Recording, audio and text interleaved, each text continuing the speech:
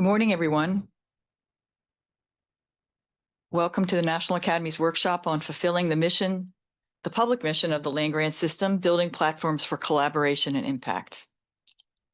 My name is Robin Shane. I'm the director of the Board on Agriculture and Natural Resources, which is the unit at the Academies that's hosting this activity. And I welcome you for a day and a half of 9 panels to look at the questions around the public mission of the land-grant system and the role of collaboration. This workshop today is funded and supported by the USDA National Institute of Food and Agriculture and is based on a congressional request in the 2022 Consolidated Appropriations Bill. This activity, which is a workshop-based study, is a follow-on to a study that resulted in a 2022 National Academies report that was prepared by a blue ribbon panel entitled Enhancing Coordination and Cooperation Across the Land-Grant System. That's a picture of the report on the left, and here is a code where you can use your phone to download that report or take a look at it. You can also go to the National Academies Press or www.nap.edu.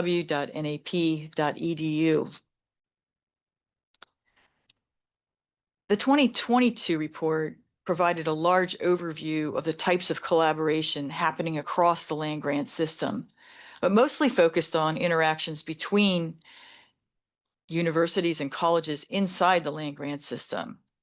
It explored which institutions were most engaged in which kinds of collaborations and which weren't, and then examined some of the barriers to collaboration as well as keys to success in collaboration.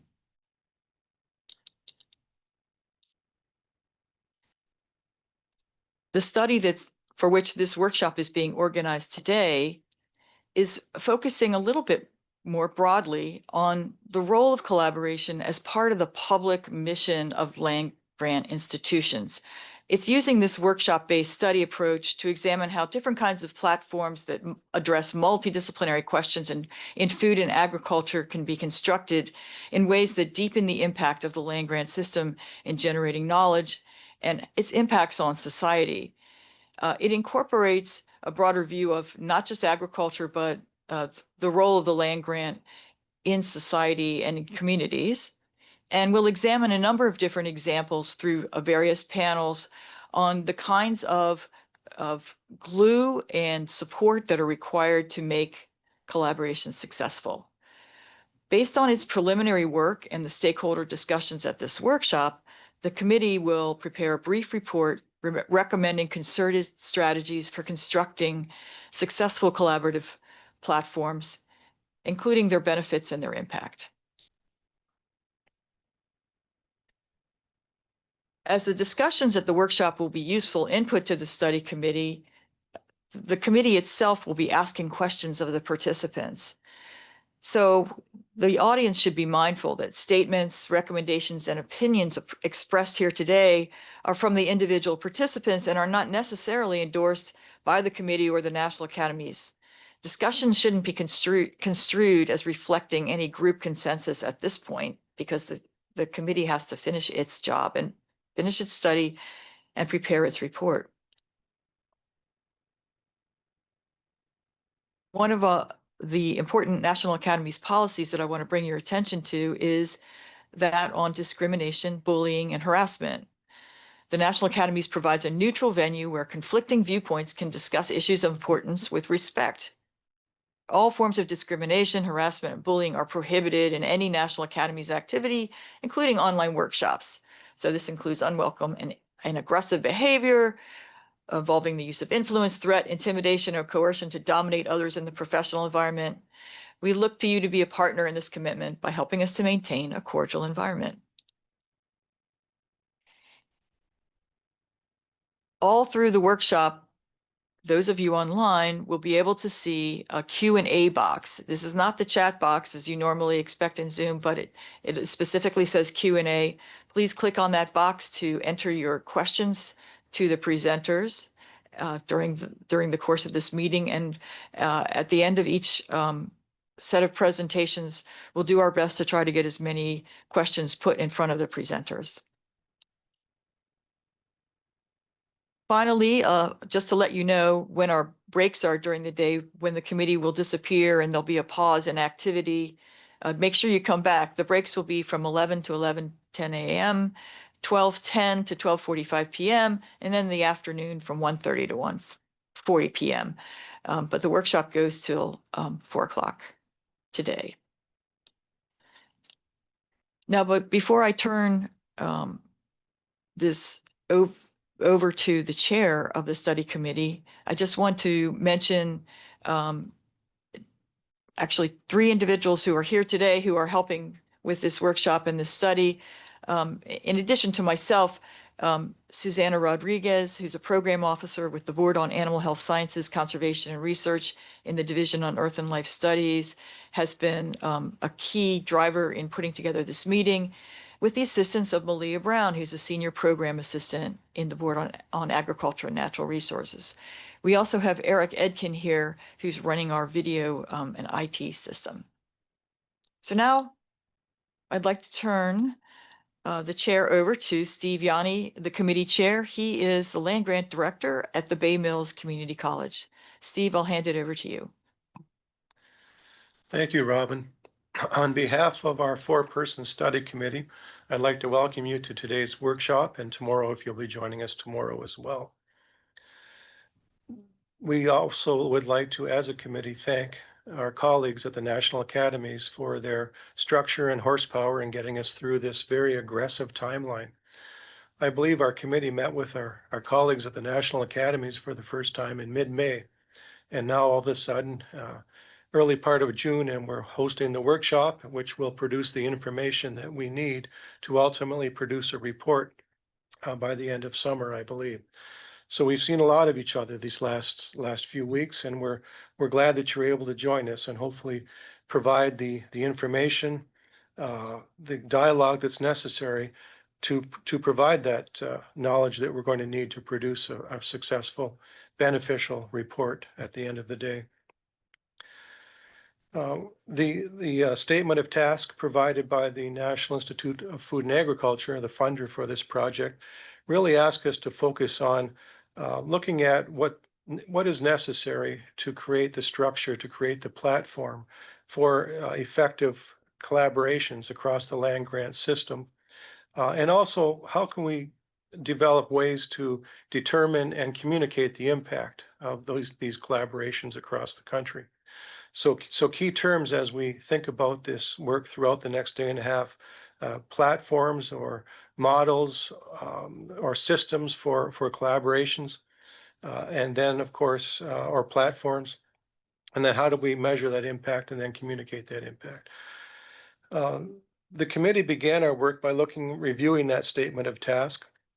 And then we held a lot of discussion talking about the words involved in that, the key words involved in that statement of task: platform, collaboration, impact. We also made sure we understood who the initial audience for this work is. The National Institute of Food and Agriculture, Congress, and then the land grant system as well.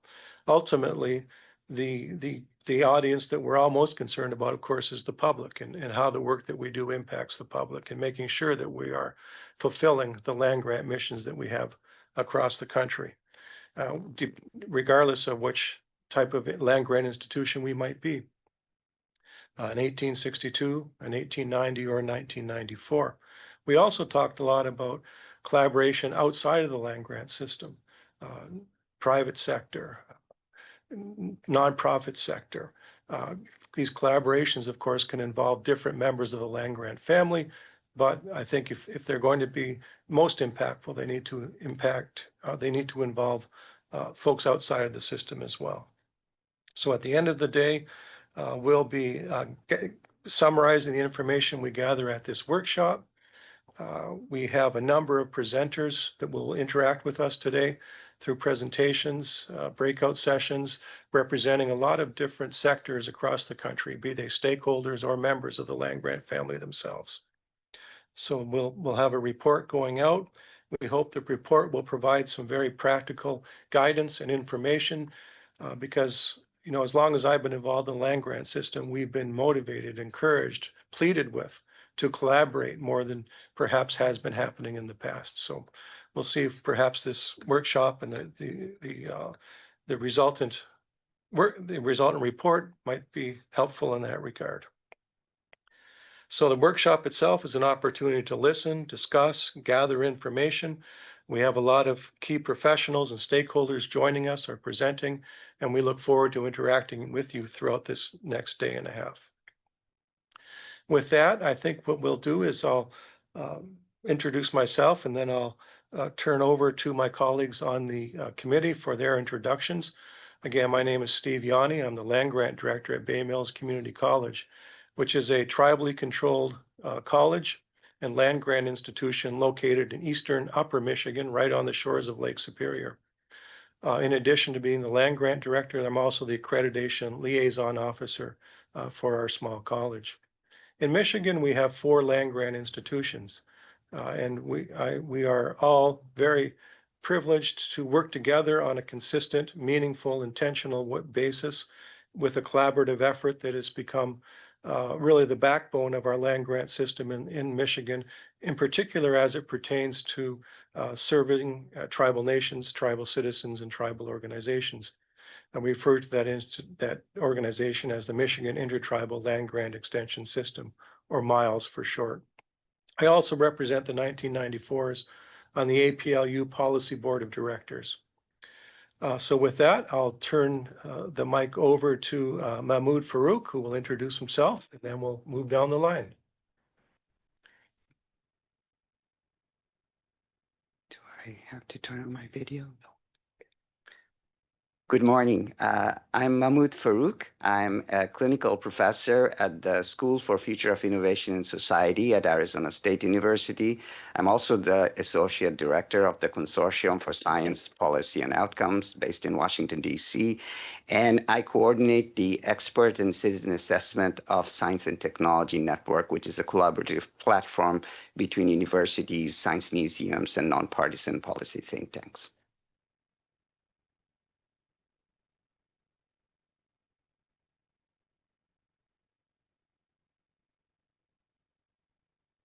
Good morning, everyone. My name is Michael Rios. I am professor in the Department of Human Ecology and the College of Agriculture and Environmental Sciences at UC Davis. I am also on the steering committee of a self-organized collaborative platform called the UC Community Engagement Network.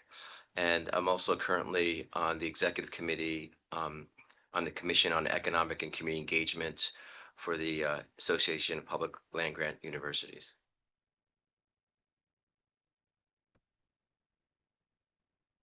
Good morning, everybody. My name is Tony Boconfuso. I'm president and CEO of a large trade association called UIDP, which focuses on increasing the impact from collaborations between the academic and corporate sector, sometimes in collaboration with private funders, as well as government agencies at the federal, state, and local level. Thank you and welcome. Thank you to fellow committee members. We hope that all of you can hear us well. And again, please feel free to interact with us as indicated earlier throughout this next day and a half. And shortly here, we'll be jumping into our first session. As you know, we have a number of sessions scheduled throughout the day. The people presenting are individuals who our committee members have identified, staff from the National Academies have identified as being folks who might have something important to say regarding the land grant system in general, or collaborations in general, or collaborations within the land grant system, or stakeholders who perhaps work with the land grant system, but are not housed within one of the institutions. So we have a lot of folks who agreed on short notice to be available to us and to all of you here today and tomorrow. So we're grateful to all of those who perhaps had to readjust their schedules a little bit to be able to accommodate our fairly aggressive timeline here with regard to this work that we're doing. So we have folks from all over the country joining us. And we, once again, thank you for joining us as a presenter or as a member of our audience. That being said, I think we're ready to move on to our first presentation, and I'll do the introduction. The first presentation, Session 1, Past Foundations, Future Horizons, Tracing the History of Collaboration in the Public Mission of Land-Grant Universities. Our presenter for the first session is Scott Peters. Scott is the professor in the Department of Global Development at Cornell University and is a noted expert in the historical perspectives of the land-grant system. So if we're ready to roll, we'll turn the workshop over to Scott at this point in time. And Scott, thank you for joining with us this morning, and we look forward to your presentation. Thank you very much for the opportunity to contribute to your work. I appreciate that opportunity, and I admire very much the project that you're engaged in. I happen to be writing 2 books at the moment simultaneously that directly relate to the work of this panel. And what I'm going to be presenting today, I'm drawing from the research that I have been doing for both of those books. I'm going to go a lot faster than I would like to go, and I'm going to leave out a lot of things that I would normally not leave out to try to make it within the time frame. So I'm aiming to leave the full amount of time for discussion if we have time for that. So I want to begin with this slide. It's an indigenous writer who wrote an important book called Memory Serves, and I'm not going to read what the words are on the screen, but this is to signify that the work of history is important because it is basically the work of memory, and it is an attempt for us to use memory in a way that can be helpful for the situation that we are in today. Memory and history deal with stories. History deals with stories. So when we think about the topic that you've asked me to talk about, which is the kind of history of the land grant system and how the public mission and purposes have been understood and pursued, really the primary question is, what's the story? As I go through the slides in my presentation here, I'm going to put a lot of things on the table. But I want to say at the beginning what the single one thing is that I'm really wanting to share with you so that that's not lost and you can kind of trace that throughout everything I say.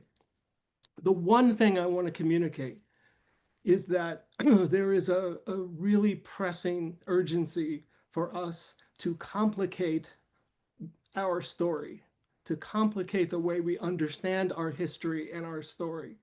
There's great potential value in doing that. And the most important element of the complication is to humanize our story and our history. So I'll just say that at the beginning. So most of us here are familiar with the land grant system. We're familiar with the acts that brought it into being. So I just am listing those here. So those are the years, those are the acts, the federal acts that were the major acts that developed this system. Of course, the first act was passed on July 2nd. It only had one paragraph that said anything about mission or purpose. That paragraph ends with this phrase about providing the liberal and practical education of the industrial classes in the several pursuits and professions of life. That's the only thing in the national legislation that speaks to the question of purpose and mission. And so one fundamental truth about the land grant system is that there really isn't any answer to the question of what is the land grant mission? What is our public purpose? There is no federally mandated answer to that question. That question has been taken up and answered throughout the entire history of this system by the people of the country who have taken up the challenge of trying to make meaning of this system and what it should be doing. What I have learned from my historical work is that from the very beginning of this system, there have been very significant tensions, disagreements, debates.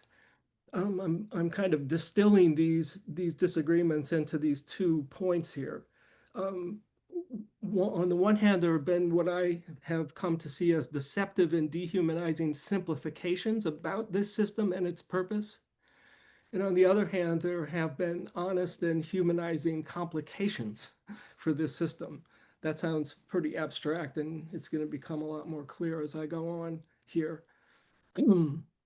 As I've studied the history, and which, by the way, I've been doing this for more than 25 years, finally writing a book on the history of how people have understood this mission. I've come to see that there are essentially three different stories that people have told and are still telling today. And we could summarize the essence of these stories by these three words. One storyline is heroic, one is tragic, and one is prophetic. So I'll quickly move through those. The first is the heroic story. This is the kind of dominant story. If we put ourselves back in the late 19th century, this painting kind of illustrates the spirit behind this heroic story. It's a story of settlement and development. It's a story of technological and scientific advancements. It's a story of progress. This story I refer to as heroic because it's typically told in a way that positions scientists and land grant faculty members as heroes who are developing new knowledge and technologies that are solving problems for farmers and for businesses and advancing the economy, advancing the economic growth. I can sound sarcastic when I'm talking about this heroic story. And if I do sound sarcastic in various ways, I'm doing that in part for effect. Because there is some truth in this story. The story does capture some of the real accomplishments in this system. This is the famous mural that's at Purdue University that was created and placed at the centennial of the Morrill Act in 1962. It's called The Spirit of the Land Grant College. And this really depicts this heroic storyline. Again, I'm moving fast here, so I'm not going to have time to sort of help you see and help us look at all the different pieces of this mural and what they demonstrate. But the heroic storyline is a storyline of triumph and progress and accomplishment. So that's not the only story that people tell when they talk about the history of the land grant system and when they think about what it's done and accomplished. There's also what I see as a tragic storyline. This tragic storyline has recently been kind of sharply risen in our consciousness by the study that was done recently that traced where the original land that was granted to the states by the federal government in 1862 came from. This study is often referred to as the land grab study. The phrase of a land grab is used to talk about what happened in our history with this land. So you can imagine and see a very different kind of storyline about this land grant system that emerges from beginning with this particular moment. And this is a tragedy in many different ways. And we can re-story the whole system in a way that aligns with truths that we see from this vantage point. I put these pictures of 3 books up on the screen because they help us just begin to see how the tragic storyline is also informed by things like Rachel Carson's Silent Spring. This was a book that actually featured an extension entomologist who was recommending the use of DDT. And then Jim Hightower's book, Hard Tomatoes, Hard Times, Wendell Berry's book, The Unsettling of America. All 3 of these books were deeply and sharply critical of the land grant system and essentially told a story of their history that is a story of destruction. It's a story of oppression. It's a story of environmental and cultural and civic destruction. So that's a dramatically different storyline here that helps us actually to see different truths than the heroic storyline helps us to see. So in my work, I have come to see that there aren't just those two storylines, which can be very oppositional, kind of a binary between two sharply different things. There's also something I refer to as a prophetic storyline. Um, and I'm going to shift for a minute here to my state of New York, because it's one of the places where I've discovered some pretty compelling articulations of this different storyline. You see this quote from Liberty Hyde Bailey, who was the dean of the College of Agriculture from 1903 to 1913 at Cornell University, chair of President Theodore Roosevelt's Commission on Country Life, very leading horticultural scientist as well. When he says something like this, we begin to see that maybe there's something in the history and the story of the land grant system that links to this really fundamentally powerful and important idea of liberty. People also use terms like freedom and democracy to talk about these things.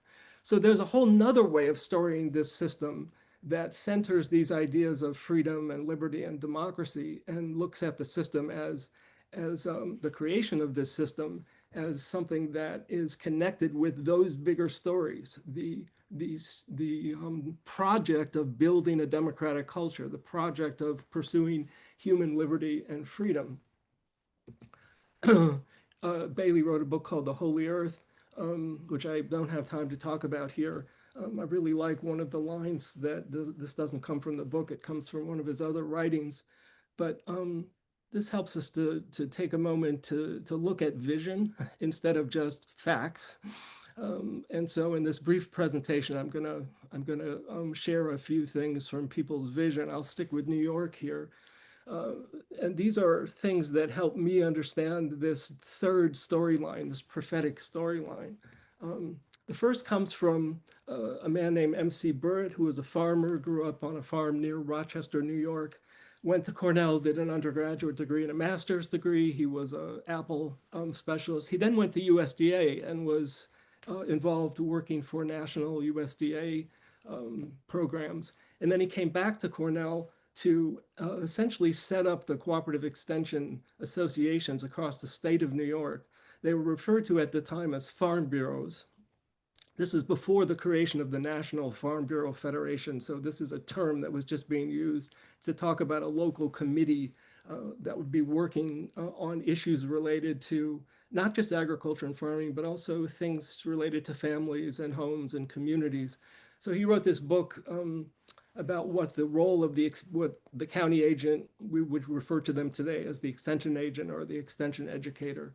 There's a passage in this book that I've come back to a lot because it really does, it helps us understand something. I'm not going to read it to you. You can take a look at it as I'm talking here. But what I see in this passage is really as kind of boring and flat as a title of a book can be, The County Agent and the Farm Bureau. When we find a passage like this, which comes from something that Burritt referred to as the Farm Bureau Creed, I pay attention because this is an articulation of an aspiration of people to have dignity, to have a say, to have a voice in being able to decide what are the problems that we're facing in our local community and how are we going to address them and what are we trying to achieve. And what I like about this passage is that it talks about the importance of making these solutions at the local level by people who are directly there at the local level, but it also mentions with the best expert advice and assistance. So this was an articulation of the kind of relationship between the experts and the scientists and the scholars of a land grant college or university, and for lack of better language, the ordinary folks in communities. And this to me speaks to a prophetic storyline because it's about the pursuit of things like liberty, freedom, democracy, which is a permanent kind of pursuit. It's never finished. It's something that we aspire to have and we aspire to make deeper and better and more real. And I think that, and by the way, we can find this passage around the country, not just in New York. One other quote from one of my New York predecessors. This is from Ruby Green Smith. She wrote the history of extension in New York State called The People's Colleges. There's two passages from that book that speak to this prophetic storyline, and to me, they also speak to the work of this panel, the exploration of the question of collaboration and partnerships and the connection between that and the mission of a land-grant university. I've always loved this quote. In the late 20th century, we started talking about civic engagement and engagement. The Kellogg Foundation did these reports on the engaged university, lots of stuff happening. Well, that idea goes way back in the history of this system. It wasn't invented in the late 20th century. And I love this passage noting vigorous reciprocity. That's a beautiful phrase. She's quoting Abraham Lincoln here, of course, of the people, by the people, and for the people. And I just love the way this passage ends with how that engagement actually isn't just about addressing issues in communities and making things better, but actually it's about making a better college. This is another passage in her book that really directly speaks to how I've come to understand this kind of prophetic storyline. People like Ruby Green Smith were making meaning of the land-grant mission. What is the land-grant mission about? What is the work about? What should it be striving to accomplish?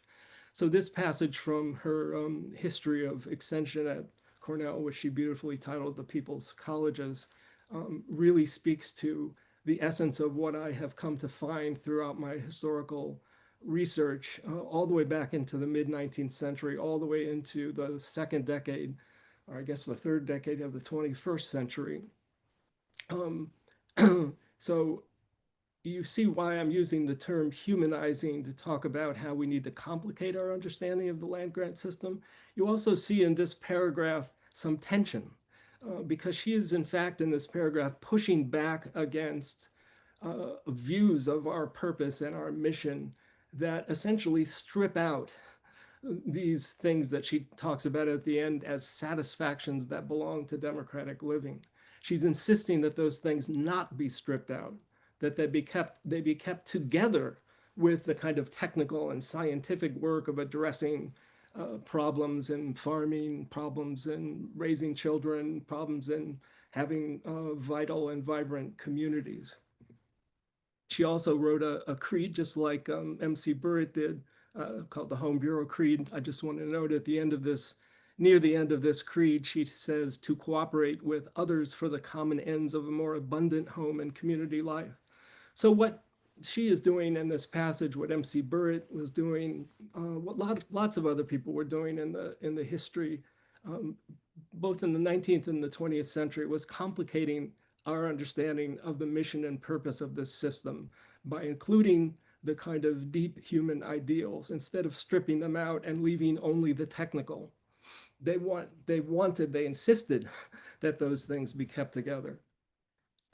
So there are a few lessons I draw from all of this that I think are relevant for the work of this panel. They're relevant for all of us who are trying to take part in making the work of colleges and universities in the land-grant system better. So I just want to say what I think the essence is.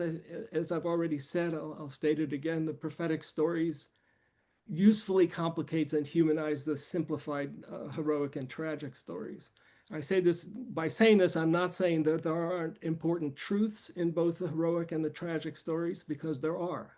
What I'm saying is that those two stories have tended to be told in ways that miss some of the truths that we dearly and badly need. And for me, the prophetic story is a story in development. It's a story in progress. It's a story of something that's never been accomplished, but could be.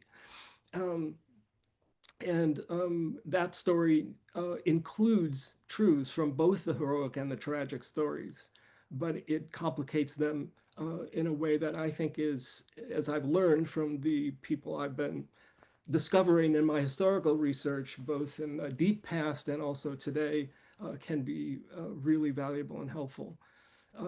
So the how piece here is what you see on the screen. And for me, it's, I just think the human pieces have been flattened or erased in our telling of our story. And what's been flattened or erased are the things that have to do with people's values, ideals, aspirations, interests, hopes, dreams. These are not things we should very wisely be flattening or erasing, in my judgment, and in the judgment of people who came before. I want to emphasize that the prophetic storyline that I'm talking about, that line of our history, which I think we need today, one of those things that we can say serves as we look back at memory, to quote Lee Markle, that this story is a both and story. It's not only technical and material, but also human. It's not just about things, but also it's not, in other words, it's not just about plants and animals and technologies. It's also about people and their values, interests, ideals, aspirations. It's not just a story of triumph and accomplishment and progress. It's also a story that has tragedy in it. It's a story that's had difficulties in it. It's not a red or blue, a local or national, or rural or urban, an expert or citizen, a jobs or the environment kind of story. It's a story that invites us to break through those kinds of distinctions of either ors. This is really, really important. It sounds very simple. It's actually dramatically difficult, of course, to pursue. So how do we pursue a both and kind of work? So I'm sharing this from my own, these are things from, I would say, are findings from my research. I think it's in essence it's through broad-based organizing that cuts across these red-blue differences, the rural-urban differences, the gender differences, whatever other kinds of differences you want to talk about. I think we pursue it through a broad-based organizing that values and builds relationships across many lines of difference.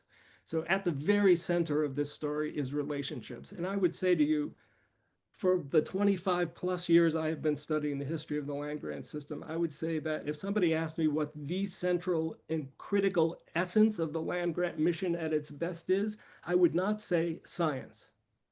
I wouldn't say that. I would say relationships. Because that's what's make these institutions different from Harvard and Yale and Princeton and all other kinds of institutions that do incredible scientific and technical work.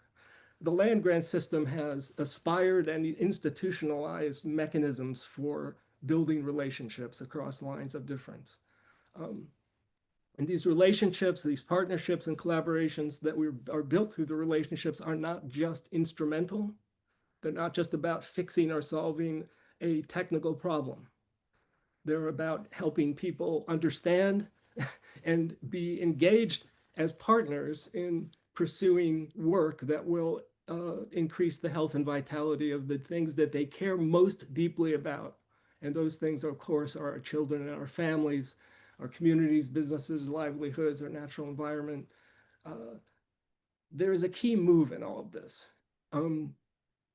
Again, I'm being very fast and moving through this and leaving out a lot of nuance. There's a key move which is going to link me to talk a bit about the second book I'm writing right now. That move is embracing the identity of citizen. And let me explain that. Also, I just threw this in here. I'm not making this stuff up, folks. I'm reporting what I learned from my research. I, of course, am doing some analysis and interpretation, which does reflect who I am as a person. But I'm reporting from research here. So this is the second book I am working on. This is not the final cover for the book, but this is a cover that is kind of illustrates what this book is about. I was invited to do this work with one of my colleagues to trace the history of a 30-plus year partnership between citizens in Minnesota and their public land grant university, the University of Minnesota. You see in the upper left a farmer who's got the who's laughing, and you see somebody who's got his arm around him. That's a university scientist. His name is Don Weiss. He's a weed scientist. Unfortunately, he just died last summer, which I'll say more about in a second. The upper right-hand corner is George Booty, who was one of the directors of a very important community organization in Minnesota called the Land Stewardship Project. The bottom right is Sister Mary Tashney, a Catholic nun who was a firebrand organizer. She's standing in front of the state capitol in Minnesota there, involved in her lobbying work. The bottom left is on the person who's got his hands out in front of him is Ken Taylor, who was a very important community organizer. This story involves all of those people and a lot more. They've been referred to as rabble rousers. And the story essentially is about how citizens built a base of community power so that they could engage their land-grant university as an equal partner. The first event we did in the research for this project, I'm writing the book right now. We've been doing the research over the past 3 years, lots of oral history interviews, lots of archival work. This is a photograph that was taken in Carmen Fernholz's garage on his farm. Carmen is the one on the right in this picture. This is Don Weiss, the scientist who's had a relationship with him for more than 30 years. We had a circle of chairs at our first meeting where I was inviting people to tell stories about how this partnership emerged and was built in the 1980s and how it has been sustained. And during one of the breaks, I said to Don, what you see here on this slide, I said, Don, one of the things I've learned here is that this is a story about citizens who engage their land-grant university, that built power to engage their land university. And I just love what Don said in response, which he said without blinking and without pause. And they found citizens inside the damn institution. That's why we were successful. So this is where I get the lesson of the move of taking on the identity of citizen is absolutely critically important. So Don Weiss was a accomplished, internationally renowned weed scientist in the Department of Agronomy and Plant Genetics, with hundreds of papers published and tons of grants and lots of students. But he also fully and joyfully embraced the identity of citizen. And that deeply shifted and changed the way that he and Carmen built their friendship and relationship over these 30 years. Now, moving towards the end here, this partnership that they created in the it was formalized in 1992 through the development of something called MISA, the Minnesota Institute for Sustainable Agriculture, a partnership between citizens and the university, still exists today. In 2012, people in Minnesota started recognizing what this satellite image shows us, which is that during most of the year, the ground in Minnesota and in the upper Midwest is bare. It's not covered with any plants. And that they have discovered all kinds of consequences from this, which have to do with the environment, deep consequences for the environment, but also economic consequences for farmers. If the land is just left barren most of the year, farmers are not having an opportunity to be generating more income. So they developed an initiative called Forever Green, which is an initiative that has involved a whole set of plant breeders, a whole set of community partners, a set of farmers, a set of even rural scientists or rural sociologists are involved in this project, because it is really out of that prophetic story I talked about earlier. It's a project that is trying to bring together the technological and scientific work and advancements with all of those things that have to do with human values and human concerns. Just recently, in fact, About 1 minute left. 2 weeks ago, there was a Forever Green forum that was held, showcasing their work. I was there. Here you see one of the directors speaking about this. There's a line of people sitting there, which includes a congressperson and state senators and farmers. This is a picture of the portfolio of crops that they have developed. They had them all lined up there. I was just going to mention that both Don and Carmen have received this very prestigious prize for recognizing their work. Don, when he died a year ago, has left a big legacy. This is an article written by 3 powerful community leaders vowing to continue the work. So finally, at the end here, I want to say, if we come back to the issue of purpose, should we understand public purposes? In my view, they're purposes that have broad value and appeal across many lines of difference. They're determined and pursued by citizens acting as citizens through collaborative public work. They're purposes that are more than merely instrumental, that advance more than measurable bottom lines. There's lots of drama and struggle in this history. This is a passage that perhaps you can read later, pushing back against the ways in which that humanizing peace has always been challenged, has been difficult to pursue in the system. And this is the last slide. This is Carmen speaking at the end of this conference, asking people if they were with us in this prophetic story of advancing not just the technologies, but the human ideals that he so passionately cares about, that has to do with the things we value, our communities, our families, our local businesses and economy. So that's it. That's the end. I'll stop here. Thank you so much, Professor Peters. It's a beautiful thing when a person's life work can have such a meaningful, direct link to the work that we're doing to advance the system and the impact that the system has on the nation. So thank you so very much. I know there are some of my colleagues back in Michigan smiling when you focus on relationship building.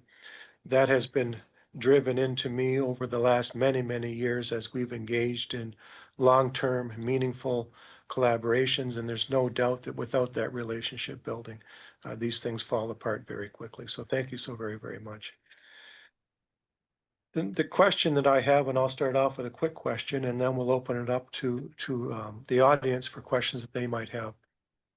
If relationship building really is at the center of successful collaboration, what are the first steps that must be undertaken as we go down that path of relationship building?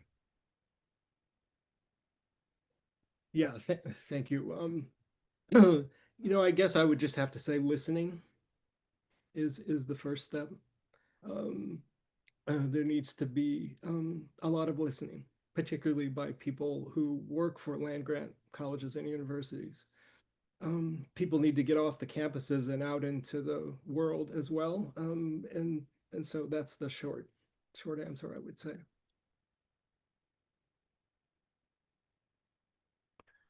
Thank you. Are we seeing any questions at this point?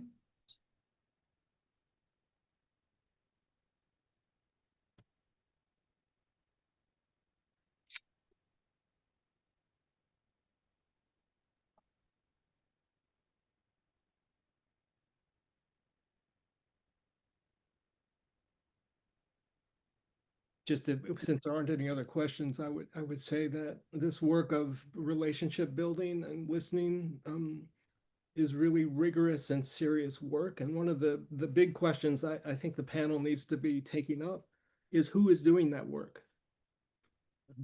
Who is doing the work of building relationships and sustaining them? Where is that work happening? How is that work being understood and supported? The story that I shared from Minnesota is useful in part for me because it helps us see that one of the people doing that work was a weed scientist it wasn't his job to do that work. And if I told you more about his story, you would kind of see where that came from. But so it's not just the extension faculty who we should answer that question with. There's ways in which lots and lots of folks have been involved in that. And listening is important here because we need to find out who's already involved in this work and what have they been doing and learning from that work of building and sustaining relationships.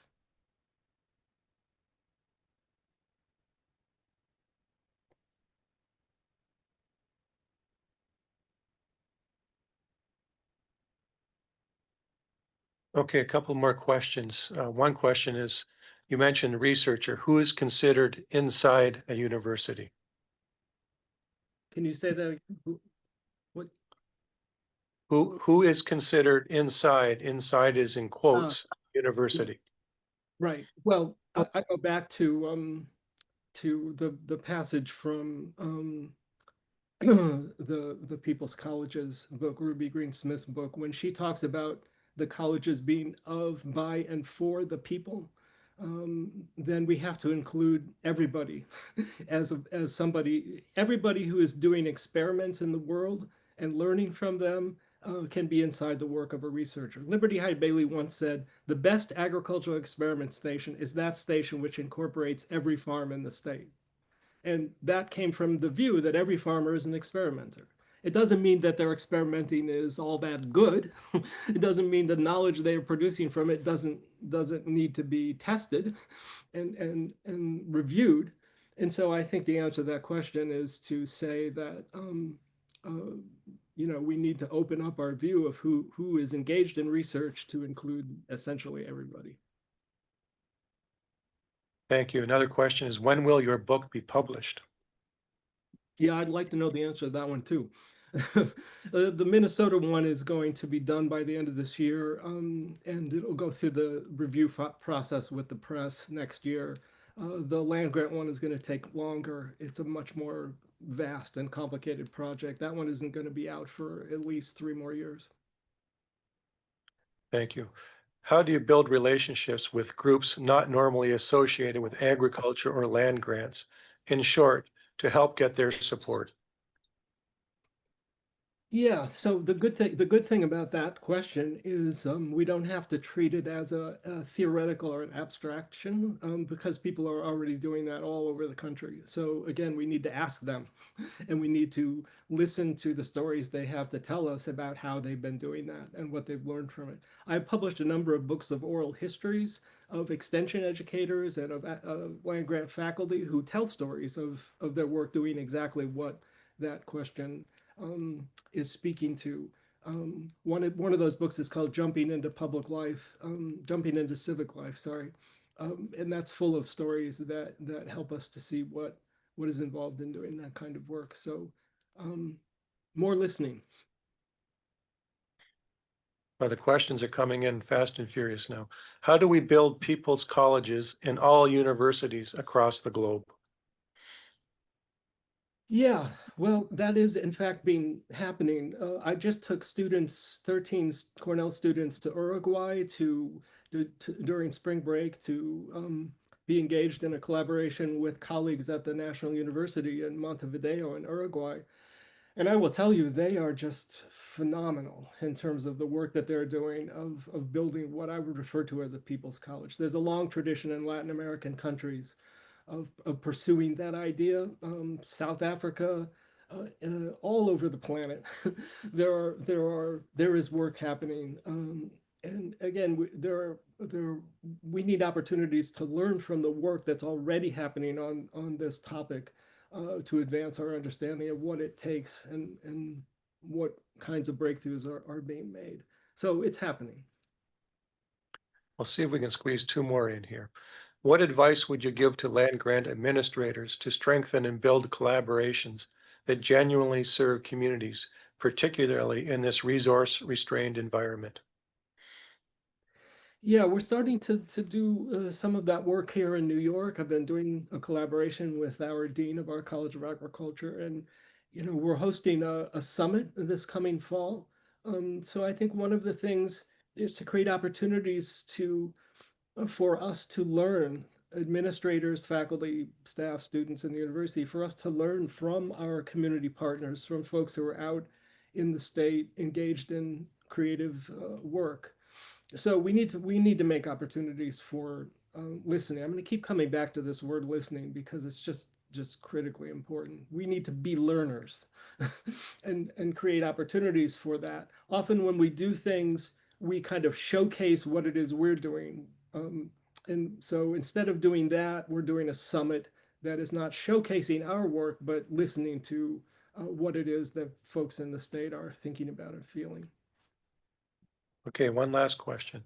How can we address the historical inequalities among land grant institutions, for example, funding? And I'm assuming they're talking about between 1890s, 1862s, and 1994s. Yeah, and I think the answer there is for folks in the 1862 institutions in particular to be looking for ways to be in partnership with other colleagues at the 1890 and 1994 institutions. And again, there are lots of really fabulous examples of people who are doing just that. We need to do more of that. Thank you. I'm told we have 5 more minutes, so we'll see if we can get some more questions. Ah, And I would agree with you. The 1862s are a critical component with their resources, their capacity in order to create sustainable collaborations within their states. What if, what models do you know of besides the dimensions of success triangle from the Interaction Institute for Social Change that directly articulate relationship and process as core dimensions of success, alongside but not superior to outcomes or results? wow, that is a very specific question.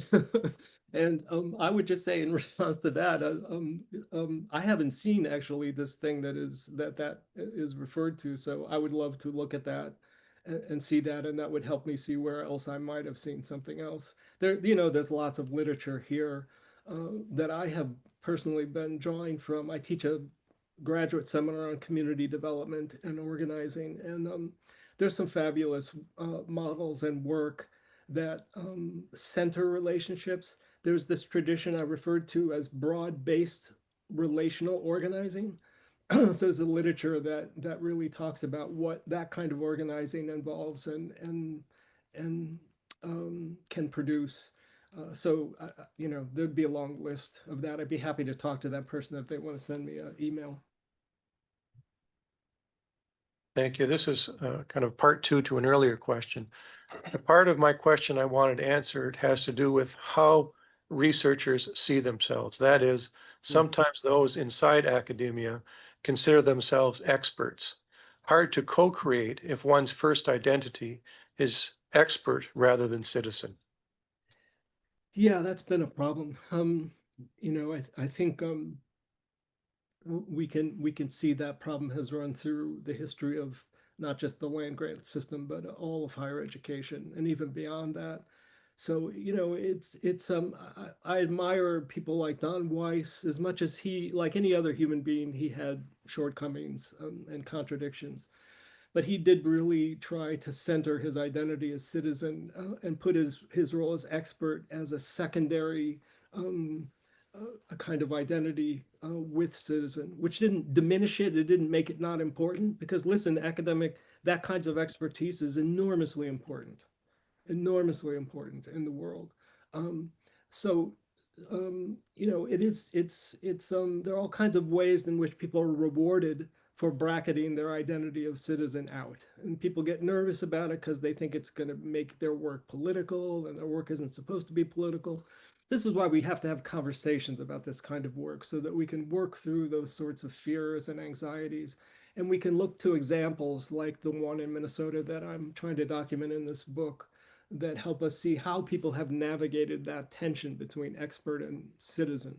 Because I do think there are ways to navigate it that are really productive, that don't do away with expertise, but put expertise in a good place.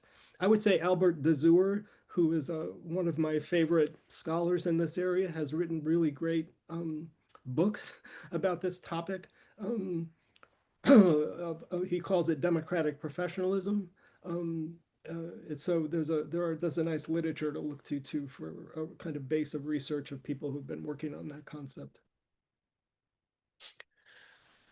Thank you for that. When you consider the limitations of budgets, how do you prioritize constituencies that may not fall among the traditional agricultural audiences? Yeah. Yep. That's that's a good question. um, I've been blessed to know people who, despite the fact that they don't have any money for something, still do it. Um, One of them is Craig Hassel, a colleague of mine from Minnesota. He's built a deep, rich partnership with several 1994 tribal land grant institutions. They developed something together called Woodlands Wisdom. Um, there are examples I admire of people who, despite the fact that they don't have any funding and don't have authority in many ways to do this kind of stuff, they still do it anyway. And they manage to produce really valuable things, both in advancing knowledge, but also in helping people understand and address problems better. So there, yes, there are things in the culture of our institutions that are in the way and that we need to be understanding and figuring out how to address. And there's also degrees of freedom that people have to still take action and still do things despite those barriers. Thank you. And that will be the last question for Professor Peters. Professor Peters, it's been a privilege to listen to you this morning and benefit from your life work. Thank you so very, very much. Thank you. It's been an honor. We'll now be transitioning into our next session. And for our next session, our moderator will be Tony down the row here. So I'll turn over to Tony for our next session. Great. Thank you so much, Steve. As I stated previously, well, let's see, maybe I'll get on screen, maybe not. There we go. Okay, great. As I stated previously, my name is Tony Boconfuso, and I'm pleased to moderate the opening panel discussion on restoring trust, understanding the public value and return on investment of collaborative engagements in higher education. This is an extremely timely topic as funders in higher education and the public are seeking greater clarity on how their investments are leading to greater impact, both within the academy, but more importantly, in society at large. We have strategically assembled an outstanding panel who possess diverse perspectives to effectively address this topic on restoring trust and effectively communicating the public value and ROI of collaborative engagements in higher education. I am pleased to introduce the panelists at this time. Justine Lindeman is an assistant professor in community development and resilience and interim director for the Center for Economic and Community Development at Penn State University. She will be followed by Sharon Painter, who's Chief Innovation and Engagement Officer, as well as Interim Chief Research Officer at East Carolina University. Nothing like having those interim titles, right, Sharon, when you have another job. And then finally, but last but not least, is my friend and colleague, Jeffrey Lancaster, who is Senior Account Manager for Higher Education and Research at NVIDIA. And Jeffrey has a young child, so I really appreciate him taking time to be with us here today. Each presenter will be allocated 10 minutes for a presentation and discussion, which will be followed by public Q&A. So please make sure to include questions as the presenters are going on. So let us begin. Justine, let's start with you.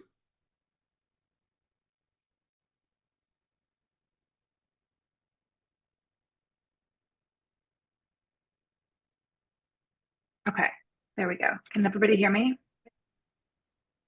Yes, we can hear you fine. Thank you so much. Thank you. So I didn't prepare any kind of formal presentation, just sort of thinking through some of the questions and, thinking through the work that I've been doing at Penn State University.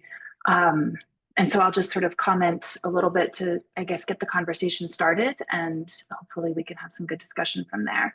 But I first want to just thank everybody who's here, who's in the audience, and to thank the National Academy of Science for inviting me to present on this panel discussion. I think these are really timely conversations, really important conversations, and conversations that I hope can actually make it into the public arena in a broader sense. Because, sitting here in a land-grant university, I'm in Pennsylvania, I'm at Penn State University, and, so often, even in these public institutions, I feel like we are far removed from the impacts that we are having, far removed from the publics that we are supposed to be serving. So, I guess I wanted to begin a little bit by saying, just sort of commenting on what Scott Peters was talking about, because it actually dovetails really nicely with some of the remarks that I wanted to make. So Scott Peters he brilliantly talked about memory and stories and sort of wove together this narrative around, how the land grant, what is the narrative of the land grant? How does the land grant present itself as an institution with its own culture, with its own kind of way of being in this world? And so I've been at Penn State now for about 6 years, and I have a position within cooperative extension, which is the non-formal education outreach part of the land grant institution. And I've given frequent talks to students, to faculty, and to cooperative extension professionals about the history of the land grant system, the history of extension, and especially the history of extension as one that has consistently underserved and even disserved many groups of people, including Black and Brown farmers, including urban communities and populations, including small-scale farmers and those who are pursuing alternative farming methods like agroecology or regenerative farming. And a main thrust of that talk, this talk that I had given, different iterations of, is to encourage people to consider that history and these largely untold stories of segregation, of dispossession, and of marginalization within the land-grant system and how that might impact our own work as students and scholars.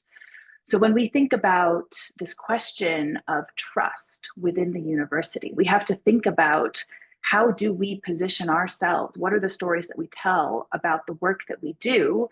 And who are those stories impacting and who are those stories representing?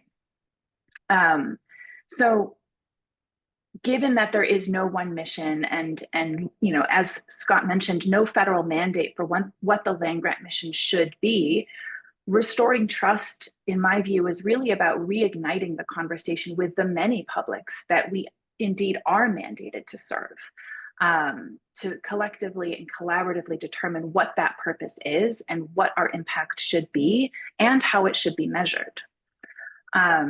So there's been a lot of talk about expertise, and I want to sort of continue down in that vein. Within the land-grant system, we have often positioned ourselves as experts who can solve the problems of the country and the problems of the world. And there's some scholarship and some ongoing research that I'm pursuing right now that kind of examines and explores how the land grant was historically and continues to be part of this sort of national state building project that positions the United States as an agricultural, military, and economic global powerhouse.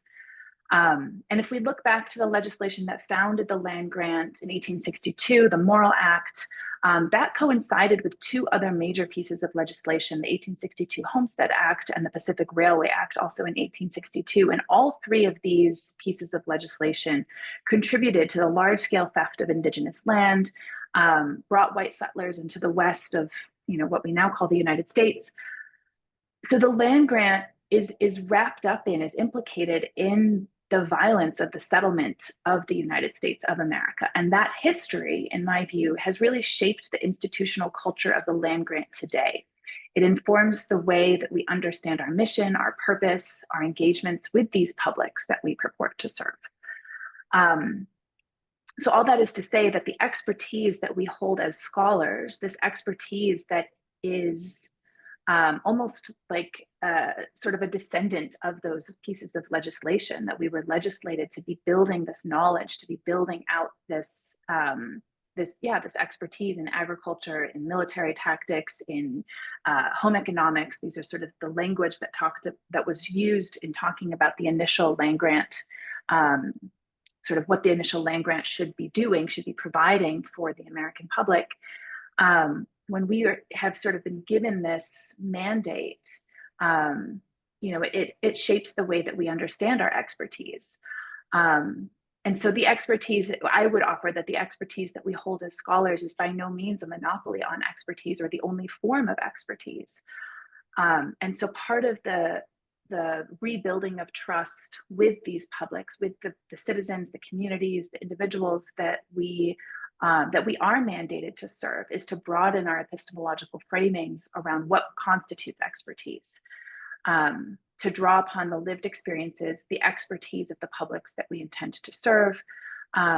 Without doing that, we will always struggle to build trust with those publics, without recognizing how various epistemologies of knowledge production have harmed communities over time, in part through exploitative and extractive research practices.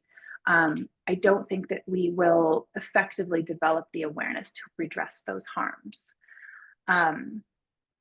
So this question of rebuilding trust between the land grant and the public, and I hope that we can continue this conversation, this question has to be examined at multiple scales.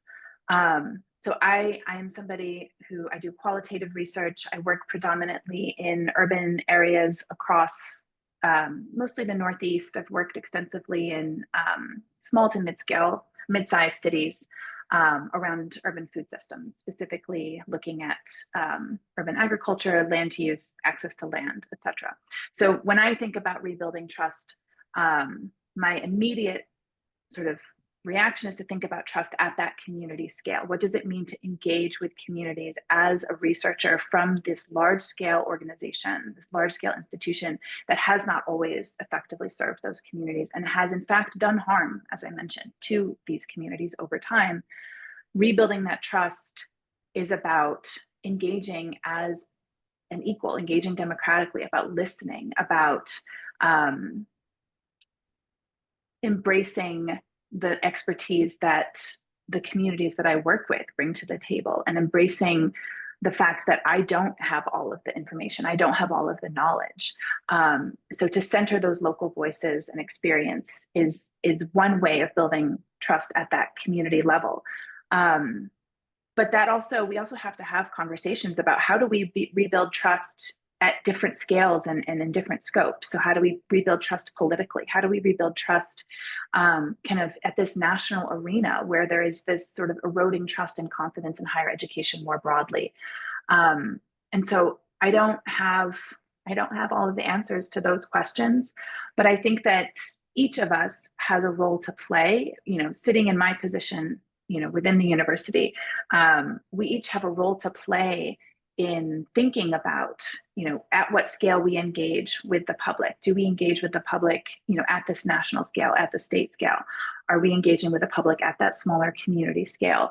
And how we might sort of consider our role as experts and engage in collaborative and co-creative conversations around what our impact should be, how we might go about our research, what it is that the public actually needs from us as scholars, as researchers, and having those conversations to begin with, rather than, you know, once we've already decided upon a research agenda, or once we've already, you know, begun to collect data, is to me the way to begin to rebuild trust. It can't be a post hoc conversation. It has to be upfront.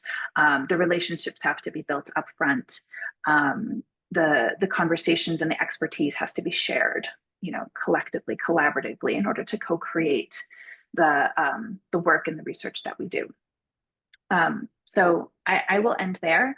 Like I said, I didn't prepare anything formal, but I really look forward to hearing what everybody else has to say. Thank you. Great. Professor Lindeman, very appreciative of your initial comments for this panel. So we'll move now on to Sharon Painter from East Carolina University. Morning. Justine, if it makes you feel better, I didn't prepare a formal presentation either. I thought we'd focus on remarks. And so I'm thrilled to be able to have an opportunity to participate in this. It's really good to hear conversation that includes how universities are engaging in relationship building to generate powerful outcomes. And so when I think about that, I think about it from the role of both leading a research enterprise at a large public research university, but also in having the opportunity to engage in conversations. I got to see my friend Michael Rios for just a second in a glimpse a second ago, but with leaders across higher education in the United States. And so one of the things that we've had a lot of conversation about over the last few years is the concepts around value, trust, and return on investment. And it will probably be not a surprise to anybody who's either listening or who's participating in this as other panelists that public confidence is very low. It's been declining. We've got, when you look at the Generation Z, 36% of the people that worry about affordability are in that group, and those are traditional college age. When you look at who thinks about affordability from a higher education perspective, and compared to millennials and Gen X, they see a college as affordable, and 2/3 of folks that fall in the baby boomer category think it's affordable. So there's this real disconnect between how people feel that they can access higher education from a just ability to pay perspective. There's also discussions, as you well know, about quality and curriculum and infrastructure. And so where we see trends nationally is that the students who actually have the opportunity to go to college have a different opinion. And they are seeing that their local university, the university that they're having the most opportunity to engage with, means that their prospects for finding a job, for being satisfied in their careers, for reaching economic security are increased. And so I want to just take a moment to highlight the work of the state of North Carolina.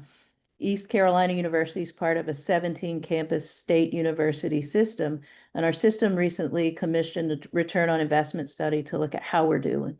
It considered students and faculty and staff ratios, cost, graduation, time to graduation, employment outcomes, what's the alignment with labor demand and talent retention in our state. And what we learned is that public universities in North Carolina are helping students to earn more over their career lifespan if they do go to one of our campus versus if they don't, at a 93% success rate. And so getting what's that mean in a real dollars perspective is getting an undergraduate degree from a campus in North Carolina's public university system means you're going to earn about $500,000 more dollars than if you didn't do that. If you have a graduate degree, that increases to more than $1 million. And so that economic mobility has a positive impact at our state and in the places where these folks are going as they're engaging in the work that their communities do. That story is similar to other states and other places across the country. I know that I have a little bit of familiarity with what's happening at Texas A&M, which has a high return on investment as well. And so in that state, what they're looking at is how do students then get quickly engaged between leaving their campus and going to work for employers. And so I think the other panelists will probably give us a better glimpse into the industry's perspective. But what our campus has looked at is that employers are looking at resiliency in the labor market. And so low unemployment numbers mean that it's hard to access talent. And that as we're looking at how do we find those folks that are going to be able to be strong contributors to our work, we need to be able to produce students and graduates, importantly, that have adaptive skills, that are able to meet the changing learning environment that we see across a career's lifespan. So projecting work, when we think about, I think one of the things that we think about a lot is what's the technology innovation impact. So how do ChatGPT and the use of OpenAI and all the other tools, how are they going to change not only the ways that we learn, but also the ways that we work? And what does that mean for how we expect to be with the other folks, either virtually or not? I mean, we're having a conversation today across thousands of miles and many individuals in lots of different places. And that's a tool that is going to help us to continue to expand the perspectives and the engagement that we've all had in adapting both what the university does and also in thinking about what industry needs. And so partnership. When Dr. Peters was talking about listening, getting out into the world and off of the campus and to really creating a collaborative conversation, that's something that I think has lots of resonance and value. And it leans into the work that the Association of Public and Land Grants Universities, and especially the Commission on Economic and Community Engagement, have undertaken and led conversations about. If I think about that work and about how those partnerships are engaged, it's really about imagining community university engagement in ways that are leveraging and highlighting mutual benefit.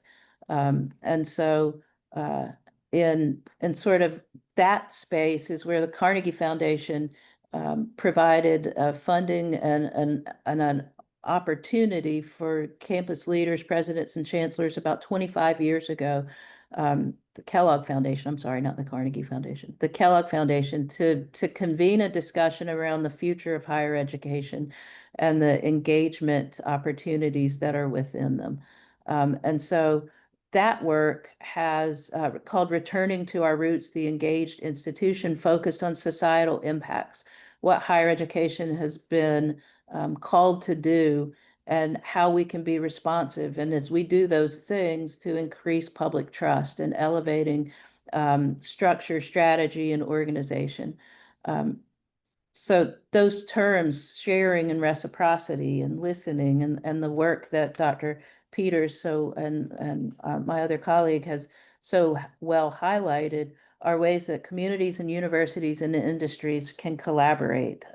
They bring ability for broad accessibility, long-term systems thinking, and accountability and measurement. Doing all those things gives us a way to organize our responses to the needs of students, to bring research and engagement into both the curriculum and into the process of knowledge discovery, and to work on real world problems. And so with that, I think I'll just pause and have the dialogue that Justine might have imagined. Thank you. Sharon, let me go ahead and ask you just a question before we move on to Jeffrey. You know, we talk about, you know, collaborations and partnerships, and there's so many players now in the innovation ecosystem. And so, you know, where you are in Greenville, North Carolina, you've got, you know, not only large companies and small companies, you have nonprofits like North Carolina Innovation that the state established to help, you know, the entire state, but in local activities. You have other players, you know, there are other organizations in Eastern North Carolina that care about East Carolina because you're the Fortune 500 company in your community and you provide all those jobs. How do you think about that innovation ecosystem development in your role now as the, you know, innovation and engagement officer, right? And I know the work you're doing with APLU. Yeah, thank you for that question. Interestingly, I'm at the North Carolina Economic Development Association annual meeting right now, and there are folks that are representing all the different sizes and complexities of communities in the state of North Carolina that are here. And so we talk about in that applied setting, how do we build a shared set of goals and value propositions early?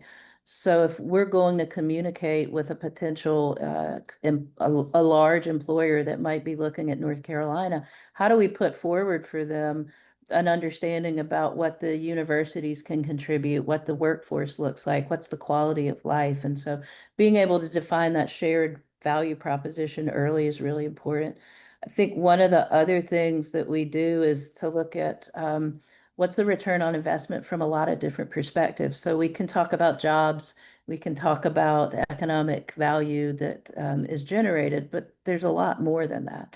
And so being able to examine the ways that we think through reputation, rankings and industry credibility, or it might be that we're looking at the value from the perspective of what's the longevity and the quality of the workforce. How is that being nurtured over time so that you can see those pathways that start to emerge from elementary school all the way through a career life force. Or it is also about, for East Carolina at least, how can we engage our partners in co-production of knowledge? So bringing them into classrooms and lab facilities and other sorts of research environments so that they're contributing that knowledge in a meaningful way that expands both the disciplinary depth, but also the team members that might be more academic in perspective, and getting them to think about what's the real world on the ground application issue when that knowledge is transferred into a community. Okay, great. Thank you so much, Sharon.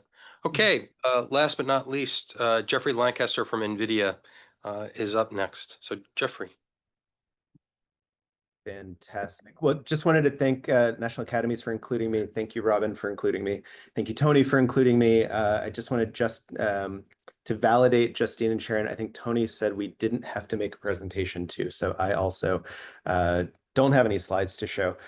I was just looking through the agenda and realizing that I think I'm one of only 2 industry presenters. And so it's a little bit daunting on the one hand to represent industry with the capital I. What I'd like to do is share a little bit of my experience with some of the institutions that I've been working with some of the various different sort of broader collaborative efforts that I've also been participating in, and share some other models that might be worth exploring as land grant institutions sort of think about both that question of higher purpose and also the question of what does collaboration and partnership actually mean. I did also want to thank Scott for validating, as I was thinking about this session and kind of thinking what is the mission of land grant institutions and thinking about the ones that I cover, to hear that it amorphous at best, right? It's a little fuzzy, and so that helped me feel a little bit more confident to speak to a topic. And what I'm about to say might be a little bit controversial, but when I think about institutions that I work with, and specifically I focus on higher education institutions, I don't use land grant status as a criteria by which I am either choosing what institutions to work with, changing the way that I work with an institution. So in my role, I lead relationships with 7 different universities around the Northeast, including MIT, Columbia, Princeton, Johns Hopkins, Penn State, Carnegie Mellon, and the University of Pittsburgh. So 2 of those are actually land grant institutions, right? So Penn State, which we've heard about, and then also MIT. And the way that I approach MIT is very different than the way that I approach Penn State. And what collaboration means at MIT is very different than what collaboration means at Penn State. There's another land grant institution that NVIDIA has done a lot of work with recently at the University of Florida. And so when I think about what does that collaboration mean and what is industry looking for in those collaborations, I think in my experience, land grant status has not been a determining factor of where I've looked to engage.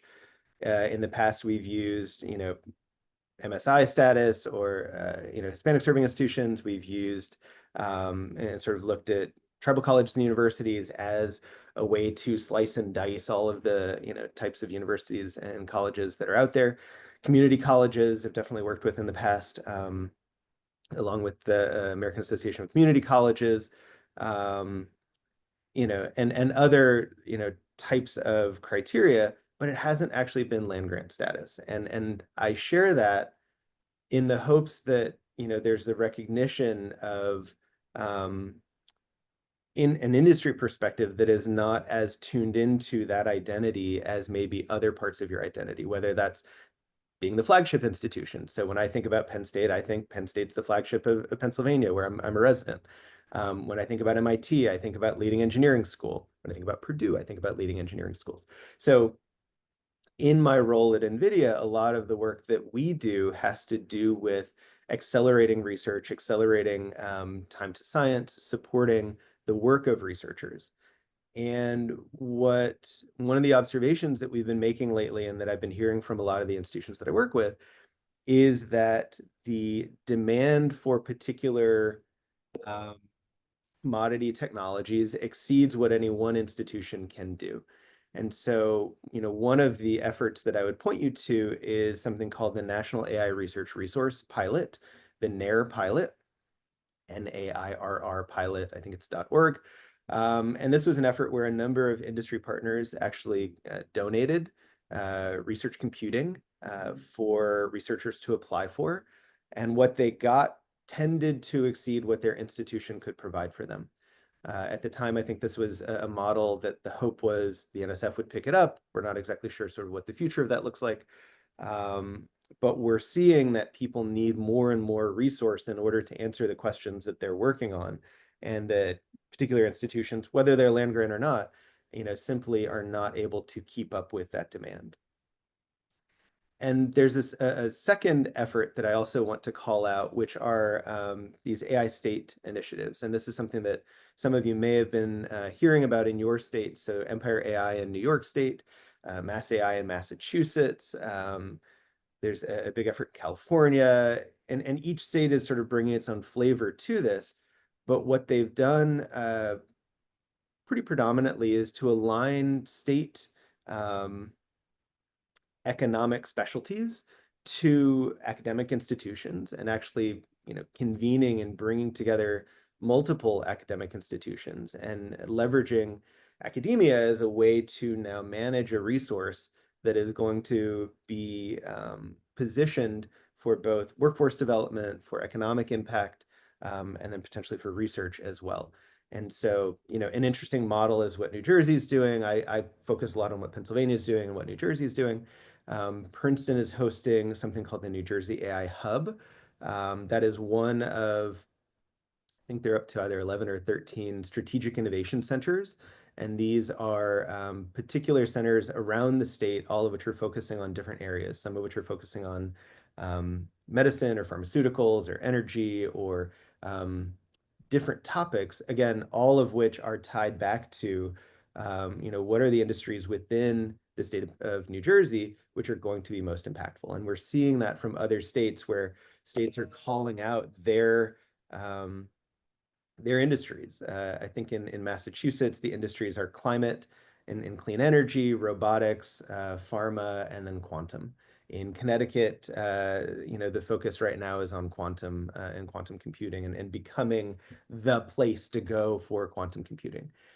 Now, all of this is happening aside from, land grant institutions predominantly. It's leveraging flagship institutions, it's leveraging the community college systems, it's leveraging both public and private. And so my hope is that by sharing that, it's possible to look outside of the land grant framework at what's working well other places. And I think this idea of bringing together academia with industry, with the state, is something that is very timely, especially in light of cuts to national funding and other things. And at the same time, in light of what's happening globally with various sovereign infrastructure. So you're seeing nation states and nations set up their own resource, which they're now treating as kind of an enabling resource. Because I'm coming from NVIDIA, a lot of that is focused around AI infrastructure, data science, machine learning, things like that.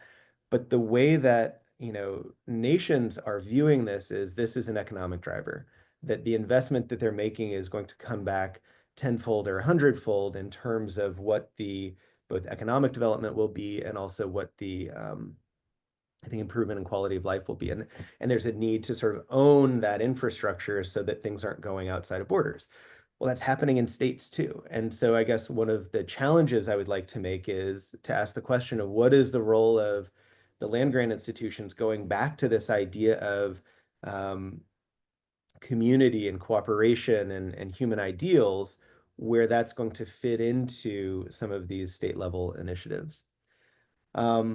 And I think that the land grant institutions have a unique convening power that right now is actually being a function performed by industry in some cases, instead of the land grant institutions. And I don't know enough to say kind of state by state whether that's the case. But we're being asked very often to perform that function of bringing together a lot of different parties from academia, from industry, from the government, so both from the state government, but also kind of various government entities. I'm thinking in New Jersey about the Princeton Plasma Physics Laboratory, some of the national lab infrastructure, which is more focused on supercomputing and high performance computing, things like that. So we're the ones that ends up sitting at the middle of that and not complaining about that at all. It's a very privileged position to be in. But I also think, to go back to some of the comments that have been made about the agreed upon function and mission of the land grant institutions, I question where do the land grant institutions fit into that?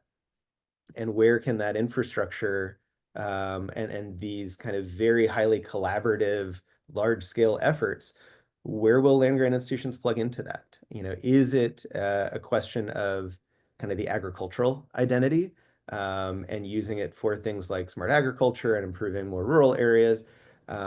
Is there something which is more aligned to state by state, what those industry verticals actually are, and actually looking at those and starting to say, okay, well, what is the function of the land grant institution in supporting those?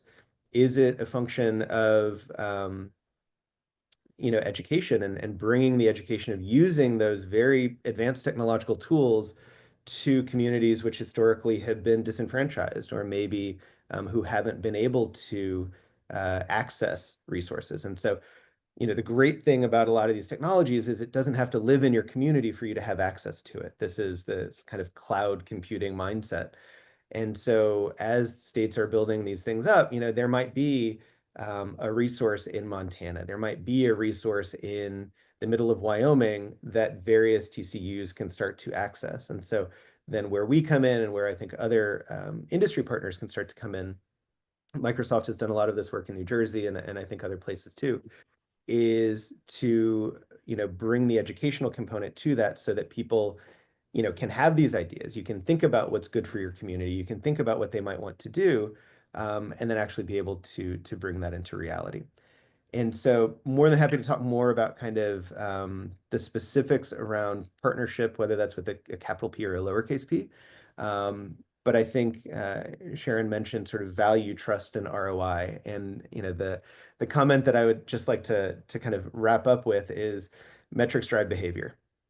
It's something we see in industry quite often. And so the ways that we measure what that value is, the way that you measure trust is ultimately going to drive the behavior from both land-grant institutions and non-land-grant institutions in order to very often, I think, meet whatever thresholds are expected of them. So pause there and looking forward to the conversation. Thanks, Tony. Great. Thank you so much. So if we could have Justine and Sharon join us on the screen here, that'd be great. So Jeffrey, maybe I'll just pick up that last point. You were talking about, ROI and how companies evaluate and measure, timeframes matter too, right? So thinking about the length of time that we evaluate impact within your company, I think for a lot of academics, they don't realize that people have a role like you advocate for university investments, whether they're financial or non-financial, within the company, and you're fighting for these investments, but you're also being asked, well, tell us how that's helping us achieve our business goals. Can you maybe give just a little bit more perspective on that, that aspect? So higher education has a very special position within NVIDIA. Higher education was the first area where these computer chips that historically had been used to run the graphics in your computer, you're all probably using one right now, where it was realized you could use those for other things. And that led to machine learning and deep learning and ChatGPT, and all of this kind of moment around AI. And so higher ed, although it is a sort of business vertical within NVIDIA, it has a very special spot, which is to be a canary in the coal mine for what's coming. What is going to impact society broadly, and what do we need to actually be ready for looking ahead? So the investments that we make in higher education have less to do with a purely philanthropic, yes, higher ed is good type of mindset, but it's really saying, where is innovation coming from? Where is the next thing that's going to transform our company coming from? What's coming out of higher education? And so we're always looking 3 to 10 years ahead at what do we need to do to future-proof NVIDIA? And so there are channels internally, both out to higher education, but also then back from the research community, so that we can say, are we on top of photonics? Okay, we feel good about how we're doing with that technology. Are we on top of quantum classical hybrid computing? Okay, we're there. But what's the next one? And the next one and the next one? And how do we then build up our capabilities to accelerate those technologies as they evolve? Okay, great, thank you. So Sharon, you talked about being at the North Carolina Economic Development Association event. You talked about the state putting out a report. I think a lot of universities create reports talking about their economic impact. That may gain traction with some individuals or some organizations, which are important to the universities. But what other modalities do you think could be utilized to generate greater awareness through different types of modalities, so that the people that live, not just in Greenville, but people who live in Dunn or Wilson or other parts of the state are aware of the incredible and vital role that land grants play, or institutions of higher education play in being economic and well-being drivers within the state. Yeah, I think the easy button is to push how many jobs have we created and how much economic impact have we generated? And so we, like most universities, put that report out on a regular basis, and it's impactful to see a number that hits in the billions with thousands of jobs, and that's what the university's footprint looks like. But the true integration, it comes in things that Jeffrey talked about, and us being able to have conversations with technical experts and leaders in industry to help to look at what's the horizon for new innovation, for new jobs, for new economic impact, and importantly, to be able to bring that back into the university in tangible ways. So I think about how many industry engaged capstone projects do we see students having the opportunity to work on in their course content? Or what's the patent portfolio look like, and how does that get oriented to the ways that we see industry and the supply chains around them build out that connect with our university's technical expertise? And so how are we pushing that commercialization front? And then some of the other things are really about how are we building network?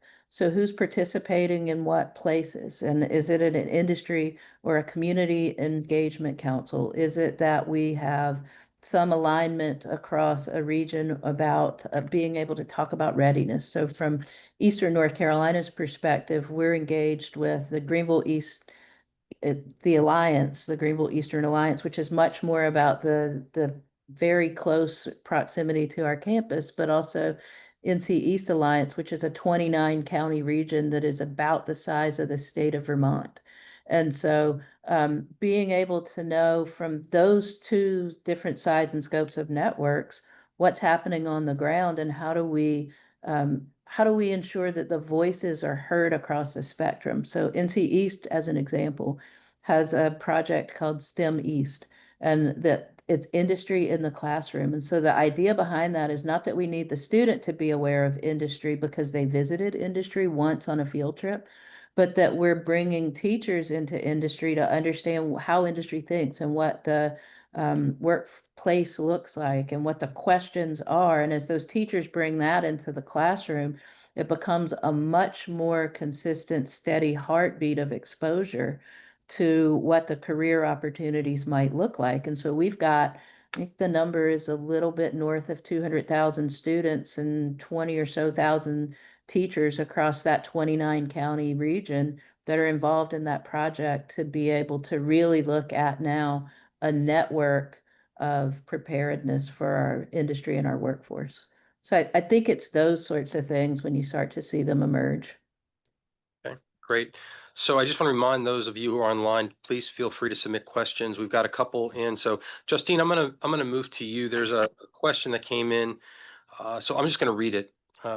Thank you for your erudite summary, Justine. I agree we need to do the things you state, but what first thing would you suggest any land-grant faculty member or college do without new funding to address these issues around knowing perhaps that a lot of these activities to rebuild trust? I just lost that. I don't know what happened. Hold on a second. I lost the last piece here. Give me 1 second. Let's see. Oh, sorry about that. Okay. To rebuild trust are happening in different states. I'm sorry. I know I stopped in the middle. Do you want me to read it to you? Yeah, that would be helpful. I apologize. The question was, the person responded by saying that they agree to the things that you stated, but what is the first thing that you would suggest any land-grant faculty member or college do without new funding to address these issues, perhaps knowing that a lot of these activities to rebuild trust are happening in different states?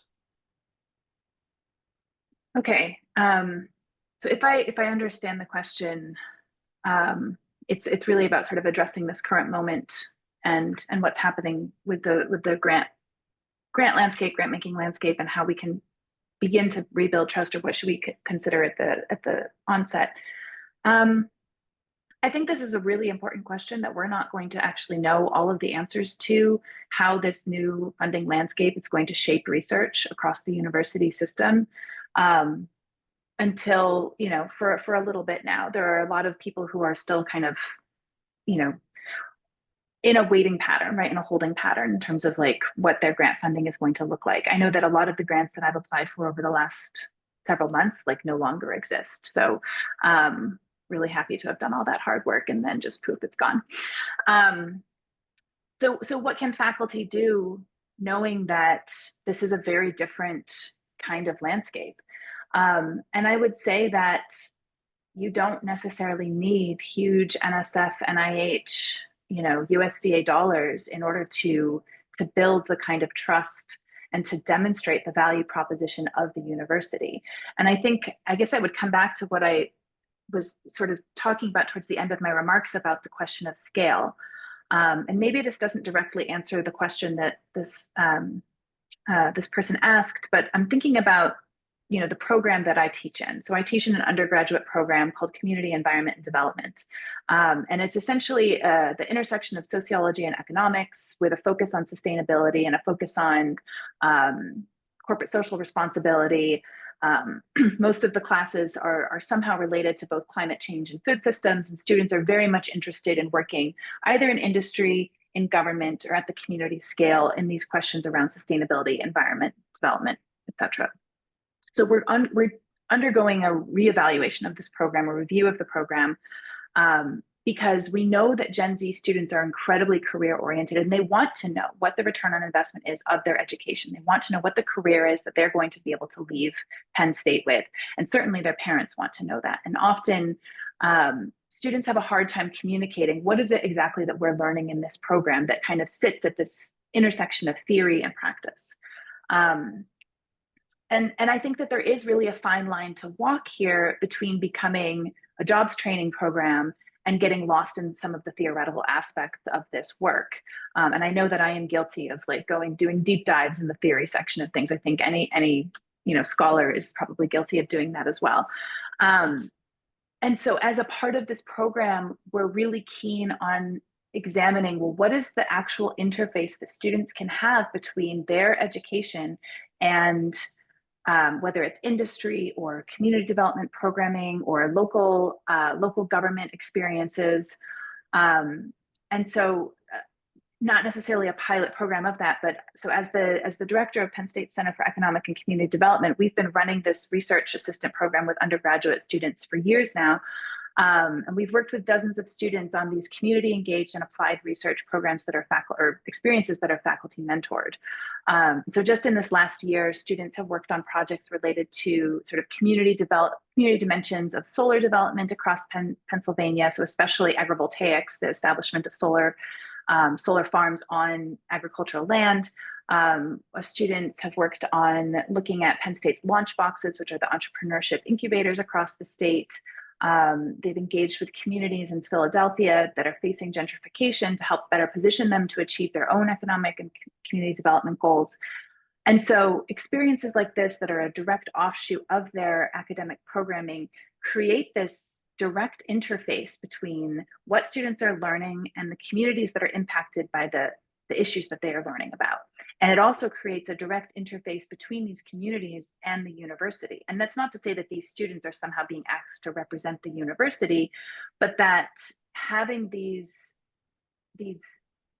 professional experiences, these research experiences, not quite internships, but really more research, community engaged and applied research experiences that are directly motivated by the questions that are important to industry, to these anchor institutions across Pennsylvania. That was part of this entrepreneurship research with the launch boxes, to communities facing like very different kinds of development through solar. 20 years ago, it was Marcellus Shale, now it's solar. So really thinking through these questions that are deeply impacting communities and deeply impacting the future of the workforce for these students, I think is a really important way to build trust that is for students in trusting that the university has their best interests at heart in terms of better positioning them to enter into this, career landscape, and with the communities that are being faced with these issues and questions that, as scholars we are examining and the students they are learning about. And kind of coming back to the question, like these kinds of experiences don't require huge amounts of money. We run this Center for Economic and Community Development on a very shoestring budget, and we don't have big grants that are funding these huge research opportunities. It's really about figuring out how can we build the relationships, how can we listen to people and help them to answer the questions that they are being faced with, and how do we kind of build upon the resources that we already have, the education that students are having, are getting, the institutes and centers that exist already in these universities, and then possibly the communities that we might be able to impact through marshaling those resources. So I hope that answered the question. Thank you. So, I think there's a couple of threads that you brought up. If we want to regain or restore public trust and do things that increase impact, which I think is a high level, item that we all agree upon, I think we also need to recognize that the land grants working collectively can do things to dramatically alter the current and existing business models, which are going to be disrupted. And so things like degree completion mean less to industry than they do to faculty members, just being very candid. The university structures in terms of how they're developed with colleges and schools, where they build layers of institutes on top to address contemporary issues. The land grants really have, I think, a great opportunity to think boldly about reconsidering what their mandate is in terms of serving communities. And states are really great at being laboratories of experimentation, much better than the federal government. So that's my commentary on this. And I want to move we have probably time for one more question that came in. What role do you see for federal agencies, and more specifically, their offering planning grants to foster closer relationships between communities and institutions of higher education, whether that's land grants or not? And have you heard of or used strategic doing as a methodology for building collaborations? Sharon, or I want to give you an opportunity, or So I'll start with, I think federal agencies have an opportunity to provide resources that set the stage for innovation that then can, if you think about it from a spectrum, right? We're moving from the high risk, we're testing the science, to it works, to now we're ready to start to commercialize and bring private investment on board to take that into a business and commercial environment. Federal agencies give us the opportunity to de-risk the investments before the private investment occurs on the other end of the spectrum. And so I think that's a really important role. The other thing it does is it lets us create new knowledge without having to have the fingerprints, the scope, the direction that can come from having a particular sponsor, especially a corporate sponsor, to drive the project. And both of those things have value, but the doing it from a public perspective gives us an opportunity to really create new knowledge for public good. The second thing is that our university had an opportunity about a little more than 10 years ago to participate in an APLU program called Innovation and Economic Prosperity Universities. And one of the things that's sort of woven in that is the idea that measure, and tell the story. You know what you're doing, you measure its impact, you tell the story. And so I have a little bit of experience with strategic doing, and there's some folks across the country who get engaged in that. Jim Waddell comes to mind as somebody who is working in that space. And so I think that's where you bring all the partners together, and it goes back to establishing that commonly shared vision and value proposition to be able to articulate what are we trying to do, why are we trying to do it, and who's bringing what expertise and resources to that conversation. and Jim's on the call, and so I'll ask him to send you a Starbucks gift card for that little plug. So I didn't know, but Jeffrey. No, Jeffrey. I wanted to pick up on your tell point, right? Which is, I think higher ed right now is kind of, I think, notoriously bad at telling about the impact of both basic research and also applied research to various communities. There are a number of clips I've seen going around from CEOs to like Pete Buttigieg talking about, using an iPhone as an explanation for why government funding, why funding needs to happen, and why basic research needs to happen. But I think we need more stories like that. And so I'm thinking specifically about whether it's disaster response. So we have this whole framework that's about downscaling weather data. Now, downscaling weather data by itself doesn't sound all that interesting until you start to say, well, this is about getting a higher resolution picture of an impending hurricane or where a drought is going to be or something that actually is going to impact people's lives. And say, well, those spaghetti diagrams that we see about which way the hurricane's going to go, we really want to be quite sure about, which way that hurricane's going to go so that people can get out of the way of it. And so being able to tell the story of what research actually led to each one of those lines, and what impact that actually had in terms of saving people's lives or, the economics of a particular state or domain. I think, broadly, higher ed can do a better job of telling the story of the impact of the research. And I that's think something you don't need a lot of money to do.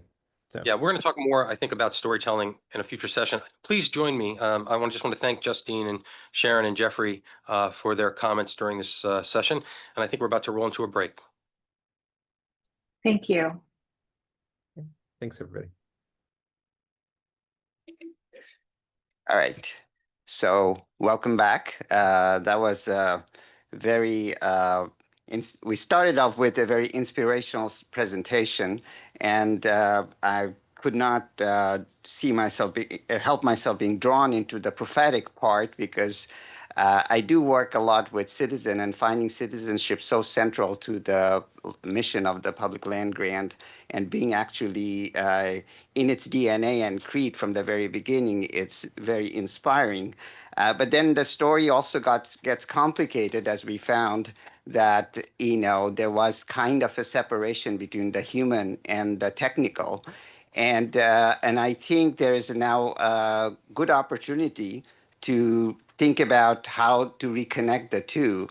One thing that, is worth mentioning is that, the land grant starts out with the assumption that education and research is a collaborative enterprise. That's the whole idea behind bringing in the community and the university together. So I'm actually very privileged to be moderating this session where we're going to look at how many different ways those collaborations come in. And I have the distinct pleasure to introduce our panel this morning. We have Byron White, the Associate Provost for Urban Research and Community Engagement at the University of North Carolina at Charlotte, with whom I had the great pleasure of working on another National Academy committee looking at engaged research. Byron, good to see you here. Then we have Colleen Fitzgerald, who is the Vice President for Research and Creative Activity and Professor of English at North Dakota State University. Welcome. Then we have Professor Maria Marshall, who is the James and Louis Ackerman Endowed Chair in Agricultural Economics and Director of North Central Regional Center for Rural Development and Director of Purdue Institute for Family Business at Purdue University. Purdue, I was prior to Arizona State, I was at Purdue, and then it's good to have a colleague from there. And finally, we have Peter Ellingson, Director of R&D Open Innovation at Procter & Gamble. So you all represent very different part of those collaboration, and I'm delighted to have you all reflect from your perspective, what does it look like? How does it look like to innovate together? So I will start with Byron. Byron, you have the floor. Thank you. Thank you. And it's good to be back in connection with a number of you whom I had the pleasure of working with on one of the previous NAS panels as well.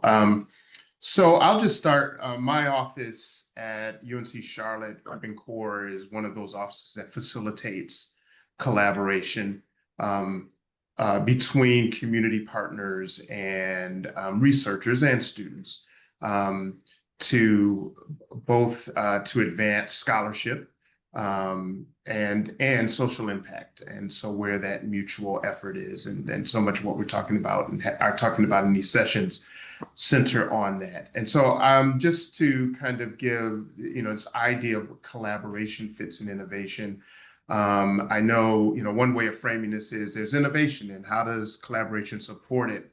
I think we think of it as, collaboration as essential and central to maximizing innovative activity through research and scholarship. And one of the challenges, of course, is that there are a number of ways that collaboration is described and used and framed in an academic setting, let alone the community setting, which is also a complex way of thinking about what is collaboration. But just in the academic setting, if you think about from a research standpoint, the terminology that we use around some level of engagement that contributes to, let's say, research, whether it's community engaged research, community-based participatory research, participatory action research, there's patient-centered research, there's citizen science, and that doesn't count sort of sponsored research, whether that's corporate sponsored or increasingly civic sponsored research, where there's some level of input, external input and drive there. On the curriculum side, the same thing, right? Just on the teaching and learning side, service learning, critical service learning, problem-based learning, experiential learning, project-based learning. We're seeing a lot on our campus entrepreneurial engagement as a way of learning that is very much tied to community connection and collaboration. And then there's gamification and a whole set of connections that technology is bringing our way.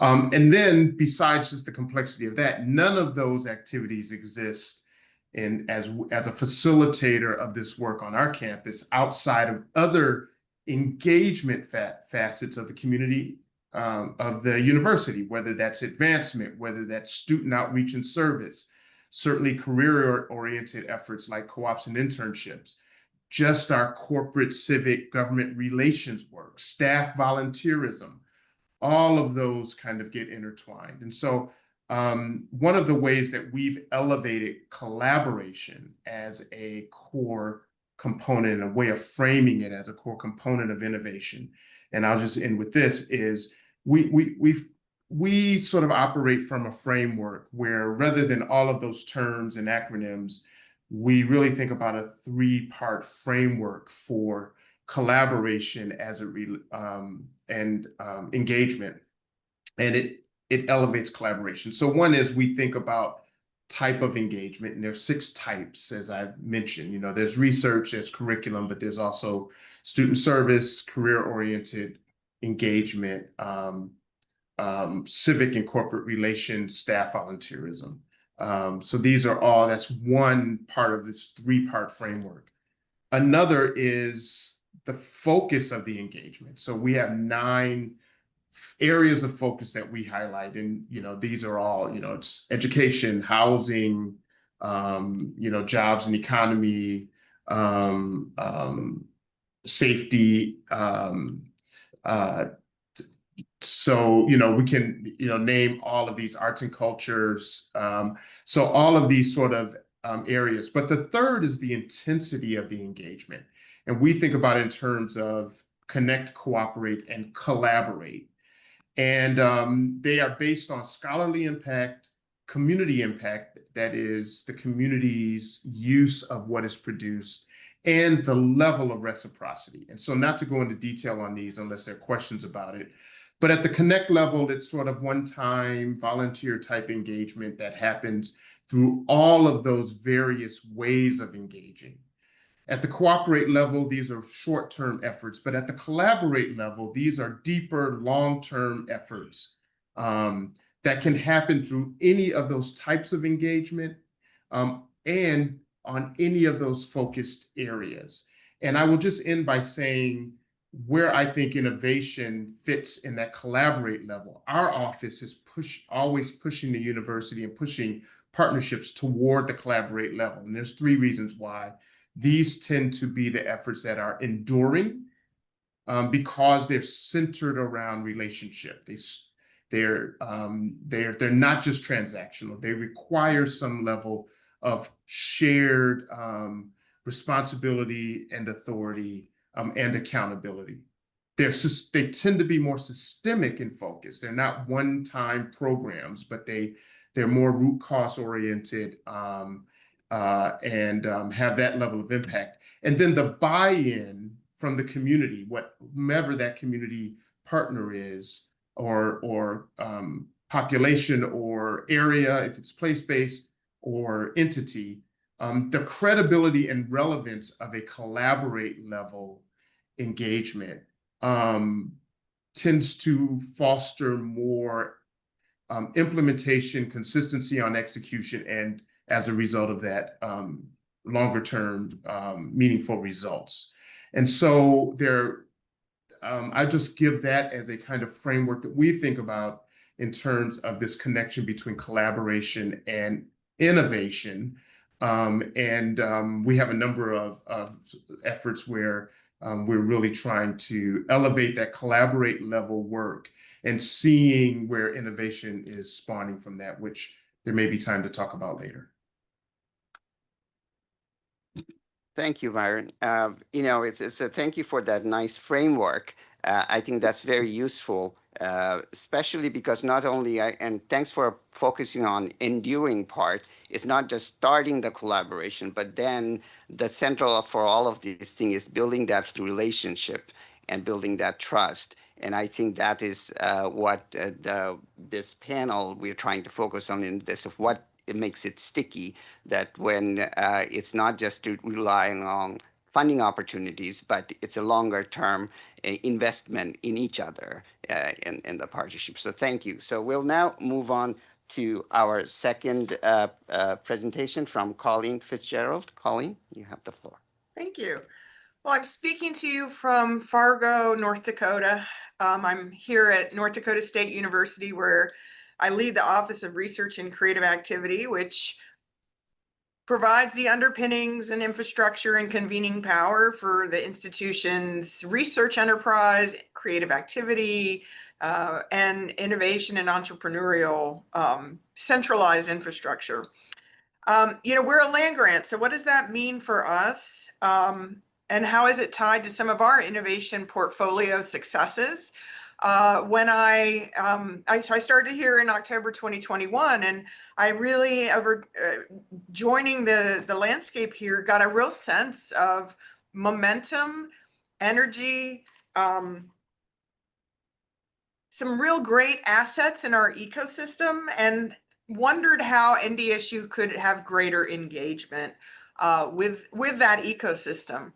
And I also kind of came in, I'm a former program officer at NSF, knew there was a lot of federal funding at that point coming from, especially in the innovation space, where there are opportunities for us to fuel and provide resources to spark the innovation and collaborations that our faculty could engage in. I also came here without a background in ag. 60% or so, anywhere from 50 to 60% of our research expenditures are coming from ag. And so you want to think of also that federal funding and investment into research as providing the spaces for much of that to be moved into commercialization. And for example, our plant scientists, the varieties that our plant breeders are developing, especially in public crops, so crops that aren't necessarily big profit margins for large industrial companies, but things like pulse crops, wheat, crops that are the development in varieties is coming out of money from higher ed, money from USDA or state government or commodities groups. So learning about the the agricultural mission here and what it means for NDSU to be a land grant and had a really great partner in our VP for Ag Affairs, Greg Lardy. And so what I came to understand is how the ag enterprise operates here. We have a presence in every one, we have an extension office in every one of North Dakota's 53 counties. We have 7 research extension centers spread throughout the state. And so if you look at North Dakota, you see a dot over by the Minnesota state line that is North Dakota State University in Fargo. But if you have a map of our reach as an institution, what you see is we have a statewide network, and that's facilities, that's staff, that's personnel, and that's stakeholder engagement. What also NDSU Ag does is, we just finished our legislative session, and part of the legislative session for Ag, once that session begins, there's a few months to kind of reboot, and they go and have lots of opportunities for stakeholders in the state to provide testimony, to do listening sessions. And they have a group called the State Board Agricultural Research and Education. So it's a committee that basically prioritizes. So right, there's a lot of input. This should be a priority. That should be a priority. And there's a lot of different stakeholders. That group exists to sift out from those concerns what are some of the through lines that we want to be able to, from legislative session to legislative session, invest in. And so what you really have for NDSU Ag is an incredibly broad and deep platform for doing stakeholder identified prioritization and having stakeholder engagement.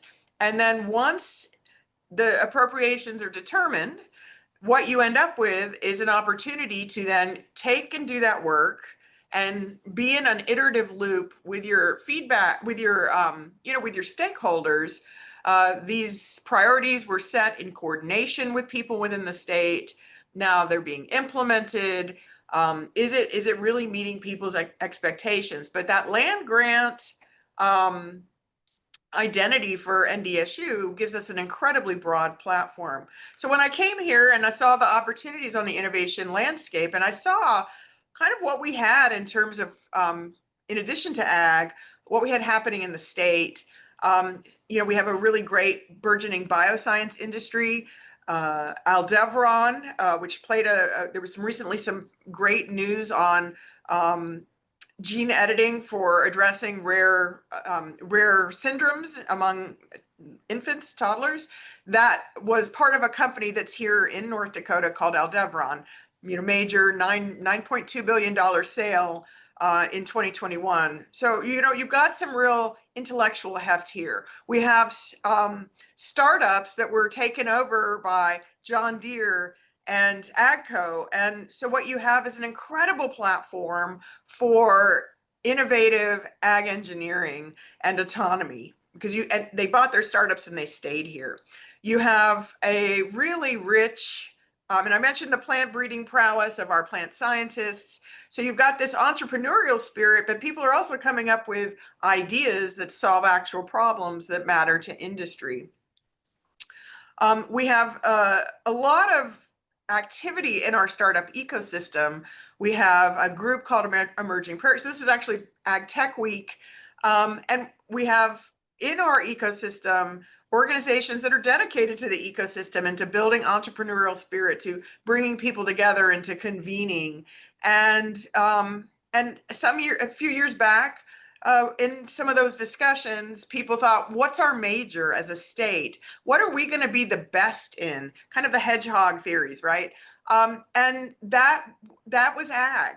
And so Grand Farm came about, which is a demonstration test site for startups, industry, to bring their technologies and test them, and to bring all sorts of people together to try and solve problems that are relevant to stakeholders. So we have a lot of entities in the state that are thinking about how to collaborate, how to solve real world problems, and how to drive innovation.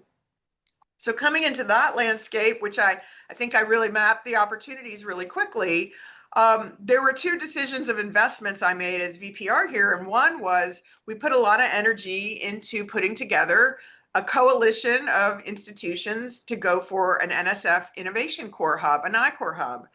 And we were successful. We got the Great Plains I-Core Hub led by NDSU. I believe currently there's 11 institutions.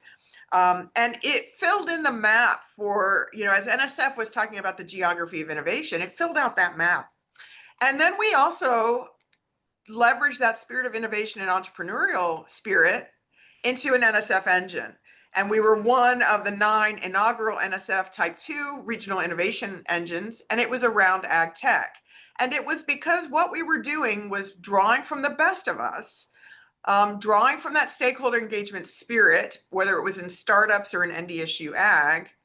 And we also were given license to fail.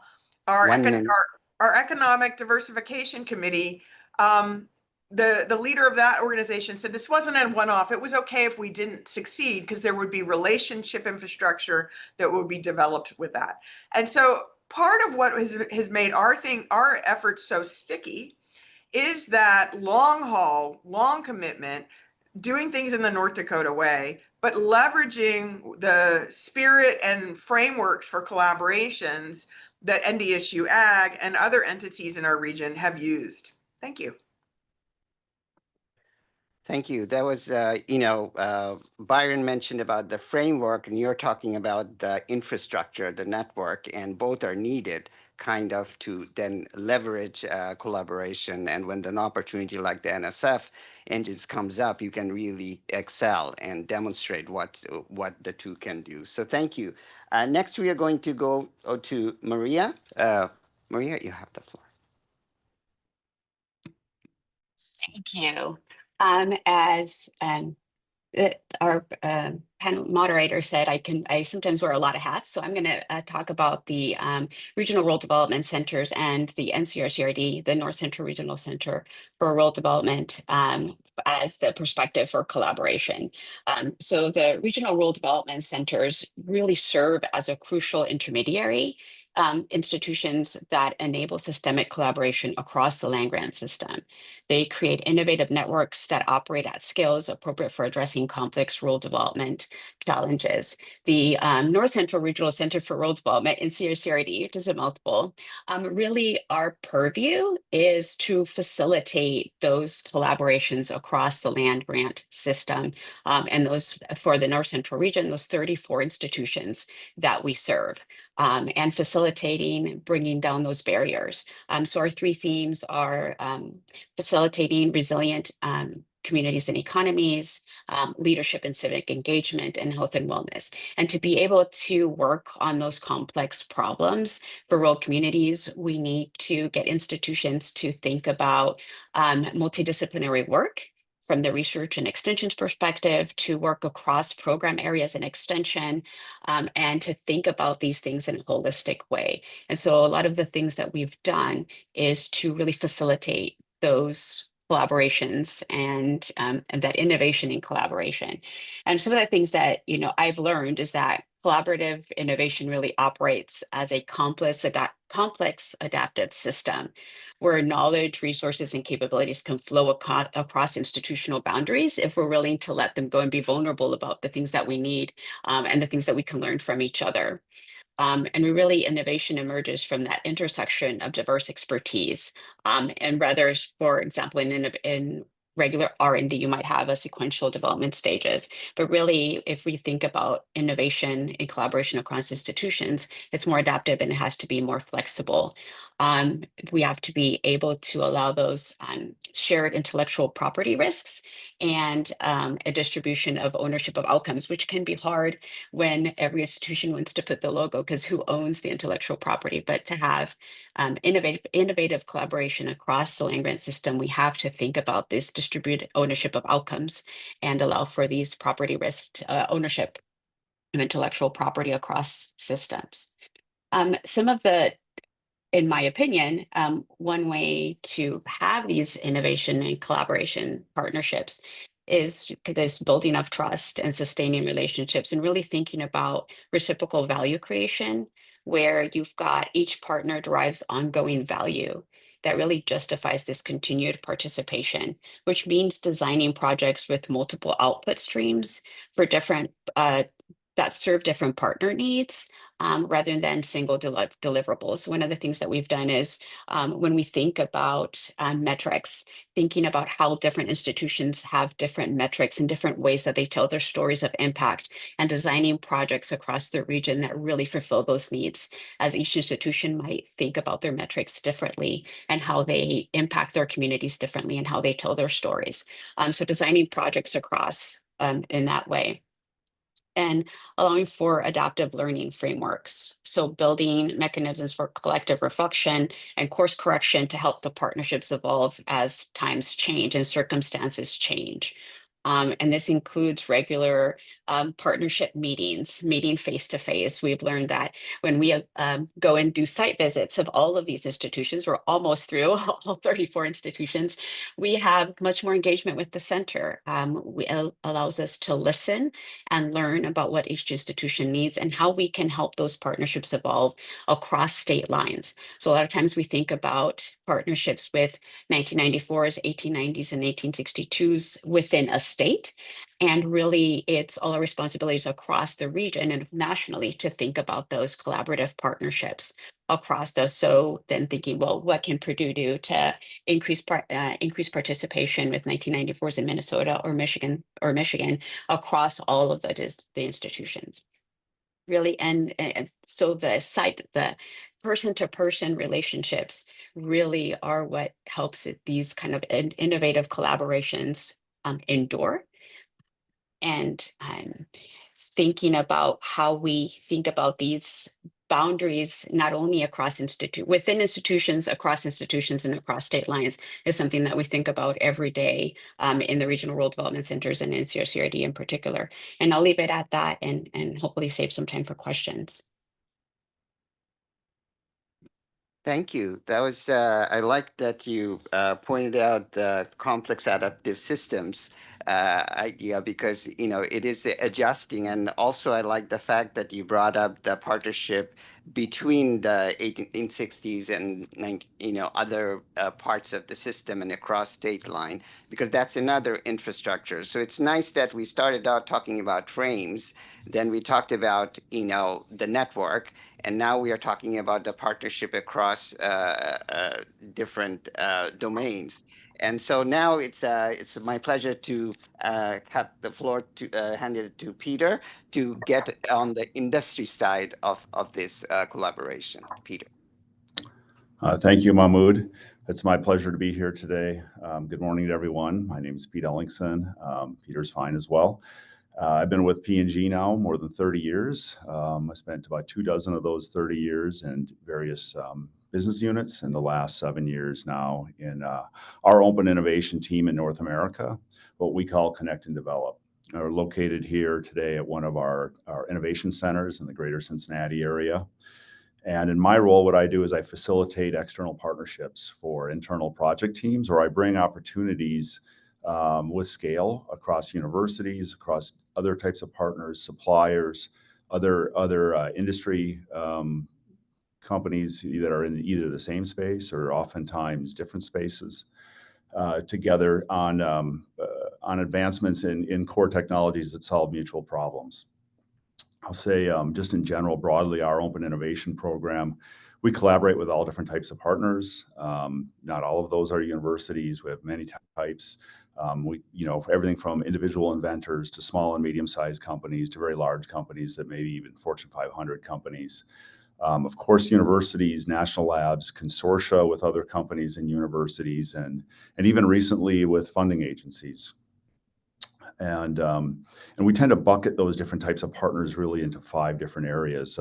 Startups are one, universities and national labs are another type, business supply chain partners are a third type, and then there's one that we call innovation service providers. Maybe they're a small contract technical company that works on something for us, or maybe they're a company that does landscaping, either market landscaping or technical landscaping. And then finally in that consortia and funding agencies bucket. Let me speak a little bit specifically to how we think about partnering with universities. And We do it in many different ways, and frankly, we're always open to new ideas in how to do this. But we have the traditional, sponsored research projects. Those are typically, a year at a time. Our budgetary headlights don't always shine so far into the future that we can do multi-year commitments. But in certain spaces we do, and we know that it's a big investment needed on a very difficult problem, one that's core to our businesses. Of course, we work with student engagement programs as well, trying to give back to our university partners in that regard in terms of what are industry's interests and how to work with us.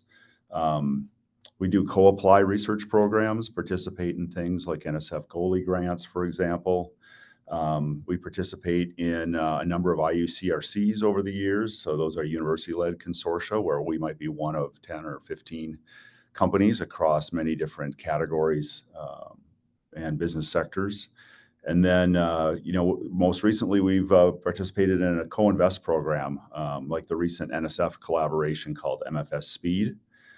And as we look at our needs, the reasons for going external and collaborating with universities in different ways is it always starts with technical solutions that we need. So whether those be material development or a method or mechanistic insights, those tend to be the primary focus, with talent acquisition and recruiting being secondary. It doesn't mean it's less, but it's not our going in proposition typically in working in a research collaboration with the university. Of course, we love it when we identify great students out of it that could become P&G employees. With universities, in North America, it varies a little bit year to year, but roughly, we may have projects spanning 20, 30 different universities. A lot of those are one-offs. We have 4 or 5 that we have strategic partnerships with, where we tend to do many projects with those universities. We have long-term partnership agreements in place with those universities, and how those always begin is with a focus in one area. We grow that focus. We start there. A relationship between a big company like us and a university is not trying to be all things to us, but to really focus in an area where that university has excellence and has the type of research that fits our needs, and then build it from there. First with more depth in that domain, and then oftentimes it begins expanding in terms of breadth and partnerships into other colleges, other departments. And that's where it begins to make sense to get a master alliance agreement framework type in place. So, and those are the ones where we see enduring value, multiple projects across multiple colleges. So hopefully that provides a little bit of perspective on how industry, at least, the company I work for, P&G, sees our collaborations externally, particularly in universities, but more broadly in other partners too, other companies and other and those that might be suppliers to us, but also, other industry sector companies that we don't compete with, and even sometimes those that we do. Thank you. Thank you. So we're doing great on time. So that means we can, so if you have any questions, please type in the Q&A function.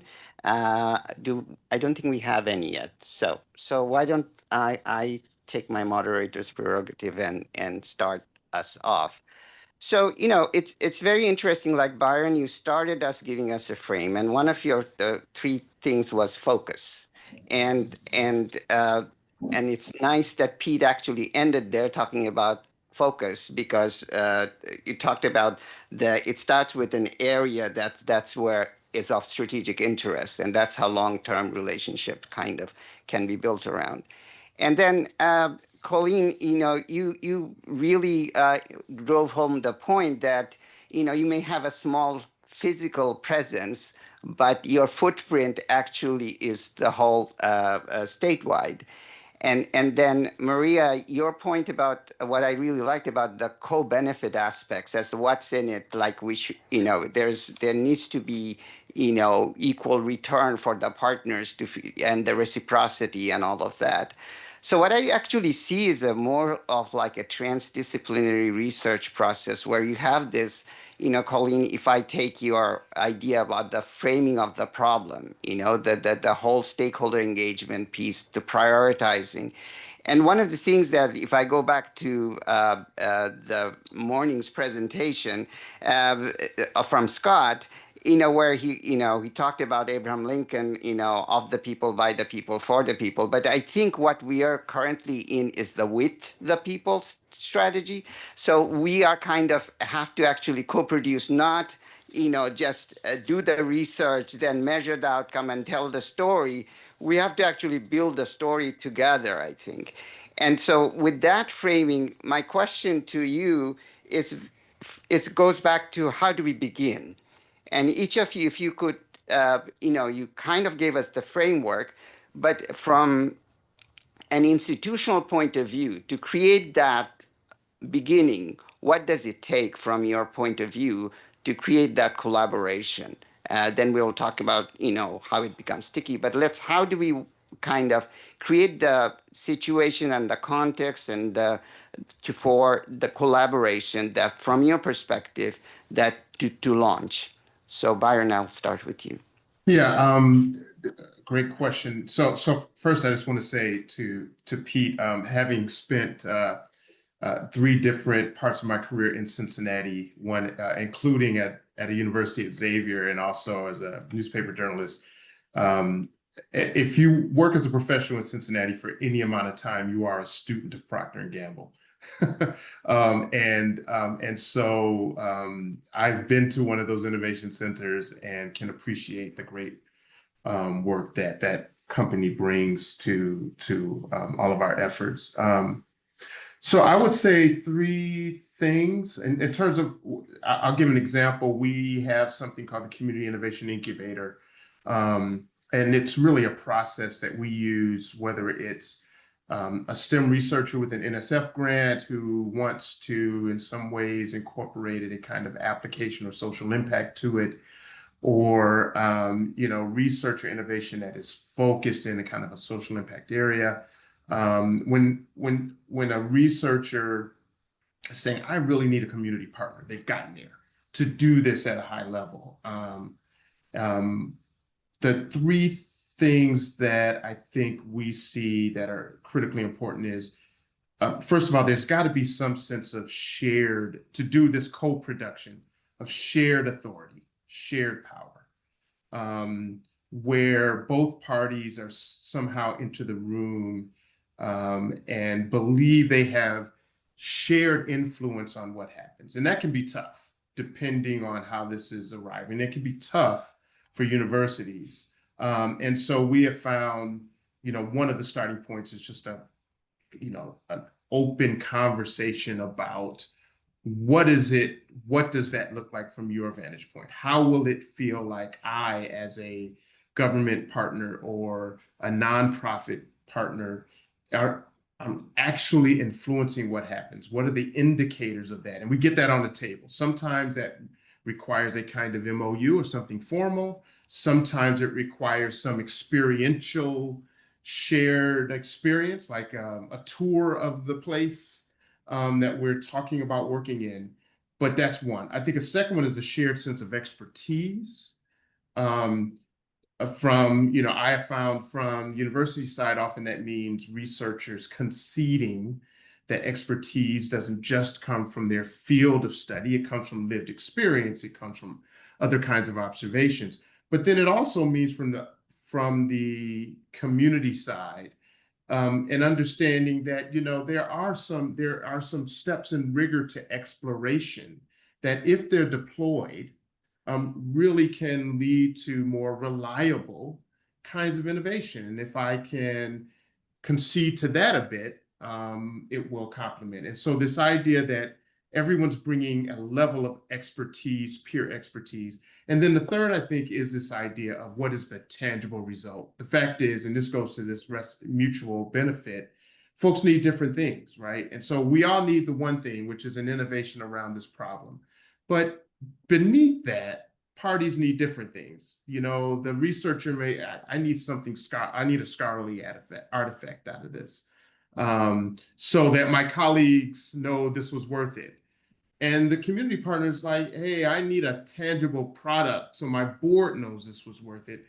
So getting those on the table as well in a transparent way, I think is a critical part of as a starting place for entering into this kind of co-productive space.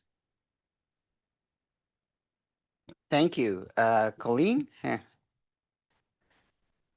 Yeah, I mean, that was a really great synthesis of the initial sections responses.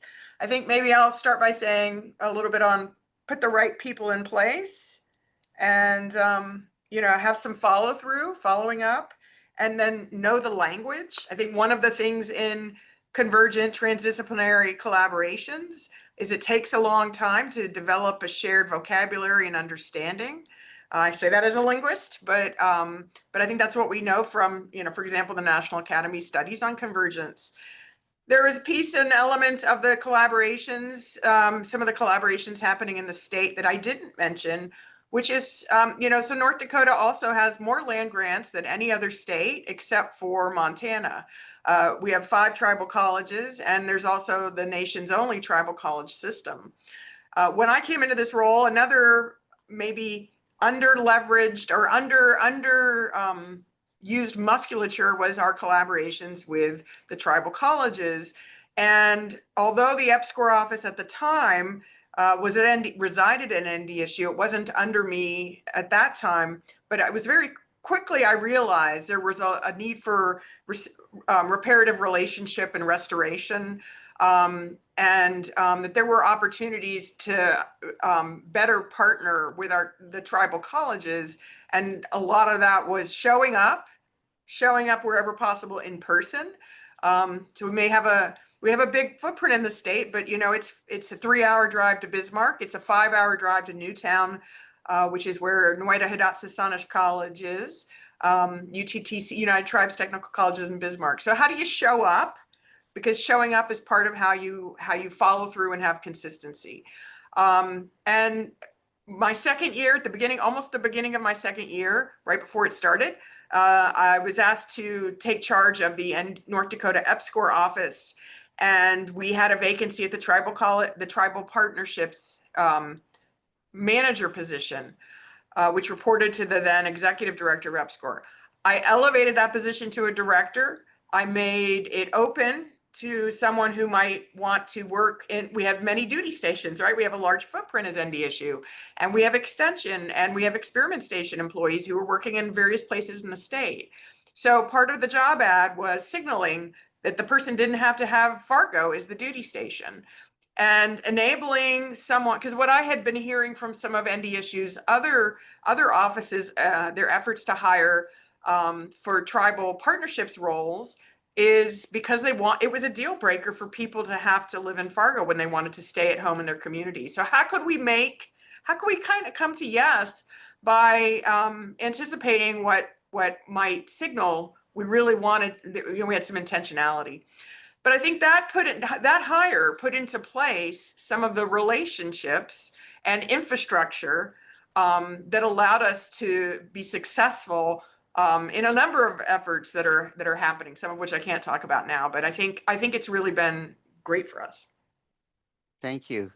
Maria? So I guess if I think about where do we start, I would say we start by leaving the university and going to the communities and listening to what the questions and the problems are, instead of saying, I have a solution and I'm looking for a problem. But looking at what are the communities or individuals or families telling us that those are the problems, listening. So then think about the solutions, and not thinking about them as a deficit mentality, but looking at it from an asset mentality of these are the assets that we can help communities or individuals bring together to solve to bring about a solution. And I think that gets to the shared power, the understanding what the solutions are. And I think that's some of the type that the first speaker was talking about, is listening. So I think I've learned that as from the community perspective. I work with families a lot, and maybe that's also why. And from looking at trying to get institutions to work together, that it's listening to what they have, their assets, and then bringing all of their assets together to kind of try to get to a solution. Great. Pete? Yeah, thanks. First, Byron, thanks for the kind words about P&G. And Maria, I really like your comments and echo them in terms of getting the university folks engaged out in the community, including to potential industry partners. What I thought I would do is talk a little bit about how I talk with my colleagues about engaging with university. If they come to me with a need, what kind of guidance I give them. And it really centers around what to partner on and then who to partner with. And then I'll talk a little bit about kind of how we typically see it starting. So on the what to partner on, I always ask them to make sure that, this is they're coming with an industrial problem or that is, relevant to their project, to their business unit.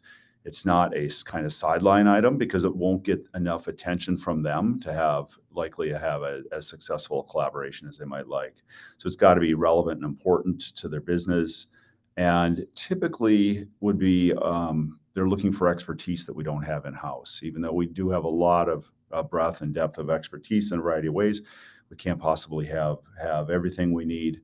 So more often than not, external partnerships with universities are capability plays, not capacity plays. So we're looking for capability to help us, not necessarily extra capacity to run studies, although that occasionally can happen.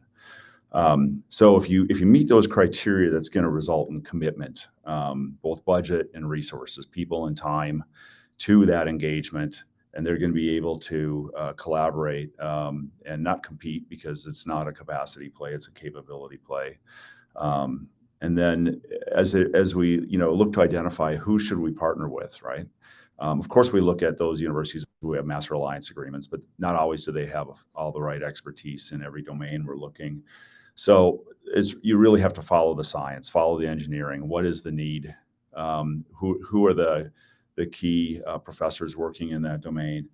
And, if with discussions with them, are they interested and do they have the available bandwidth? Some will take on projects and not always have the necessary bandwidth to have.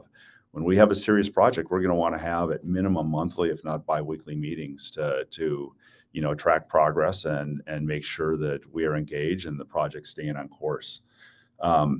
Our own folks, I have to remind them that we are working with, oftentimes graduate students, postdocs. They have publication needs. They have timing needs, project duration needs that, we have to find a way of melding that with our own, kind of project timelines to make it acceptable and valuable for both parties. And then I'll often ask, are there other needs that you might have that would be key enablers here? Is there another department? Is there a way that you might want to apply machine learning to a problem, that we can bring in additional collaborators at a university to make a project maybe even, more and higher likelihood of success. So, and of course, relationships matter a tremendous amount. Do we have a history of collaborations with that particular department, college, or university? Are they part of our kind of ongoing recruitment efforts? And then how to start. What I typically see, I've not tallied it, but I would say 80-90% of new collaborations begin with a presentation by a faculty member. Whether that be at a meeting, whether that be, often coming in to the company and doing a seminar. That's a great way for those to begin. And then it requires from our side, industrial scientists that see the possibilities, that see that capability and how that might translate into being useful for us. That begets the relationship, co-creating a learning plan. That begins the formation of a project agreement. And then when you're kicking it off, have a formal kickoff meeting on that project, right? Discuss and remind folks of what are the agreement terms around IP, what are the agreement terms around publications, And then clarity on budget needs, timing needs, and then have regular meetings to track progress and celebrate success at the end. So perhaps I moved past how to start, but into some other topics, but hopefully that gives you some perspective from the industry side. Yes, thank you, Pete. That's actually painted the whole spectrum, because Byron kind of gave us the principle, and Maria kind of gave us the broader framing. Avoid the deficit model, but start with. And then Byron also, one of his principles said, appreciate both sides, the value proposition from the rigors side and also the open community needs side. And then Colleen, your point about people, right? That's also a very important part of all of these things. So thank you. Now we're going to move on to some of the questions that we do have quite a few. I'm going to take the one, since Pete, you were the last to go, the one that's directed to you.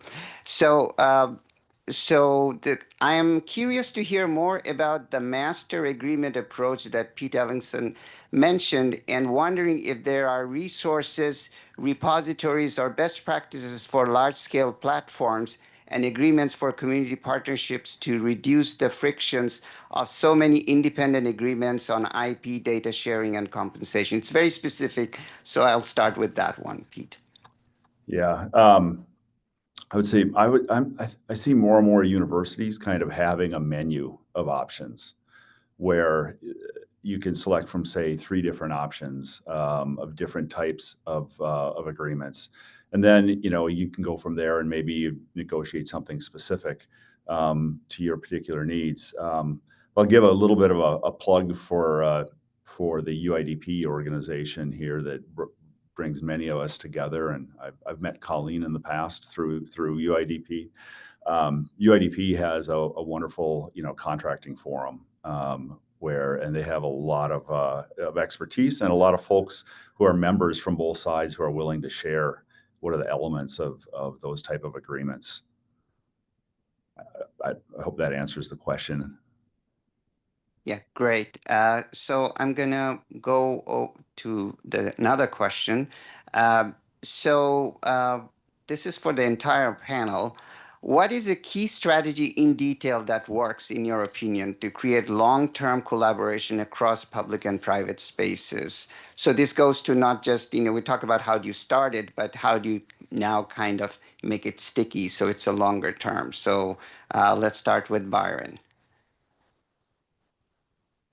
One, and this might be a little counterintuitive, but I think we're finding this is that